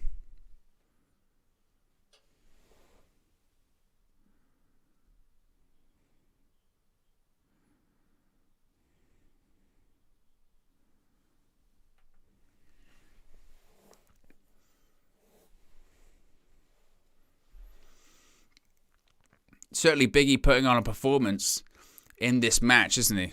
Reigns, Superman punch off the steps.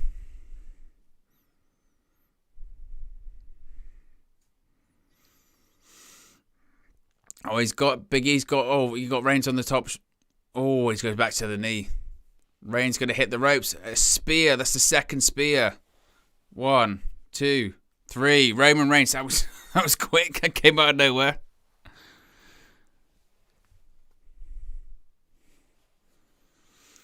Reigns wins clean.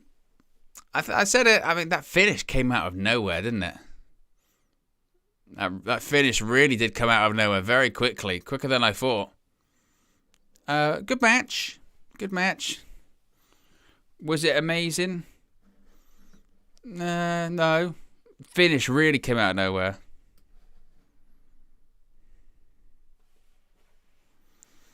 Thought Biggie's performance was good. Thought the match was good. Crowd was really flat for a lot of it. They won him over a bit towards the end. But he literally just kicks the knee spear. That was it.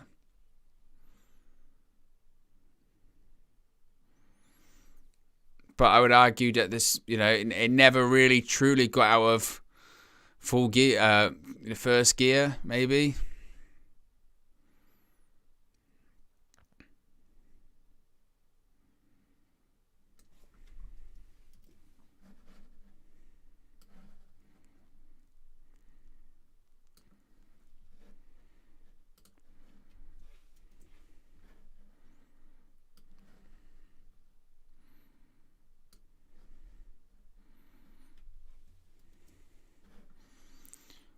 Roman Reigns continues to dominate. Roman Reigns wins again. But that's what he does. Unless we're getting anything else at this point. I don't think we are.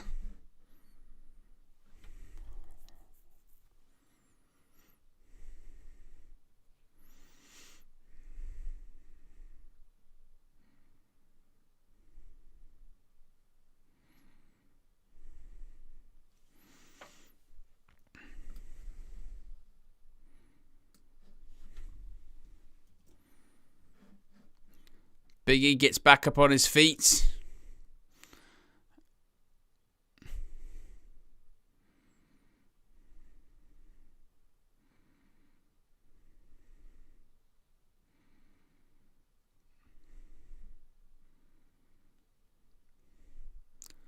That's it. That was it. It was nothing. It was much of a nothingness. I mean, what can you really say about that show? I mean, we'll get into it in the post show. Initial thoughts, like I said, not much really, to be honest. Really, not much really, was it? For a show that didn't have any build, it felt like it. Opening match was probably the best match of the show. Crowd was flat during a lot of it. I wasn't particularly blown away by any stretch of the imagination, I must say. But I guess that's what we have to expect. Am I shocked by that? Not completely, to be honest.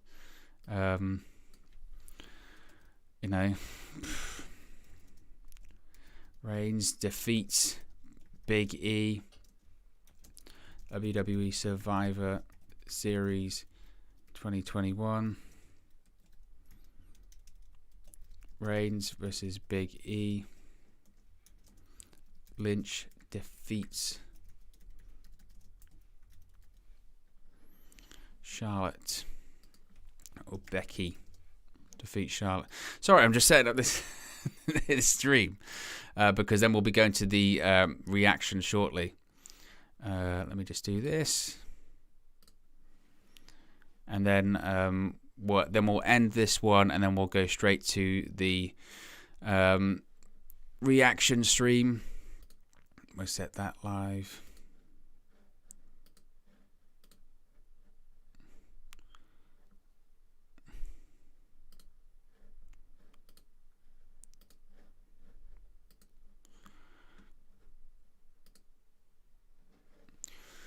Right, that's ready to go, guys. As I said, you won't have to go anywhere. You'll be directed. There's a redirect on this thing, so you won't be redirected. You'll be, you should be anyway, moved to the reaction stream.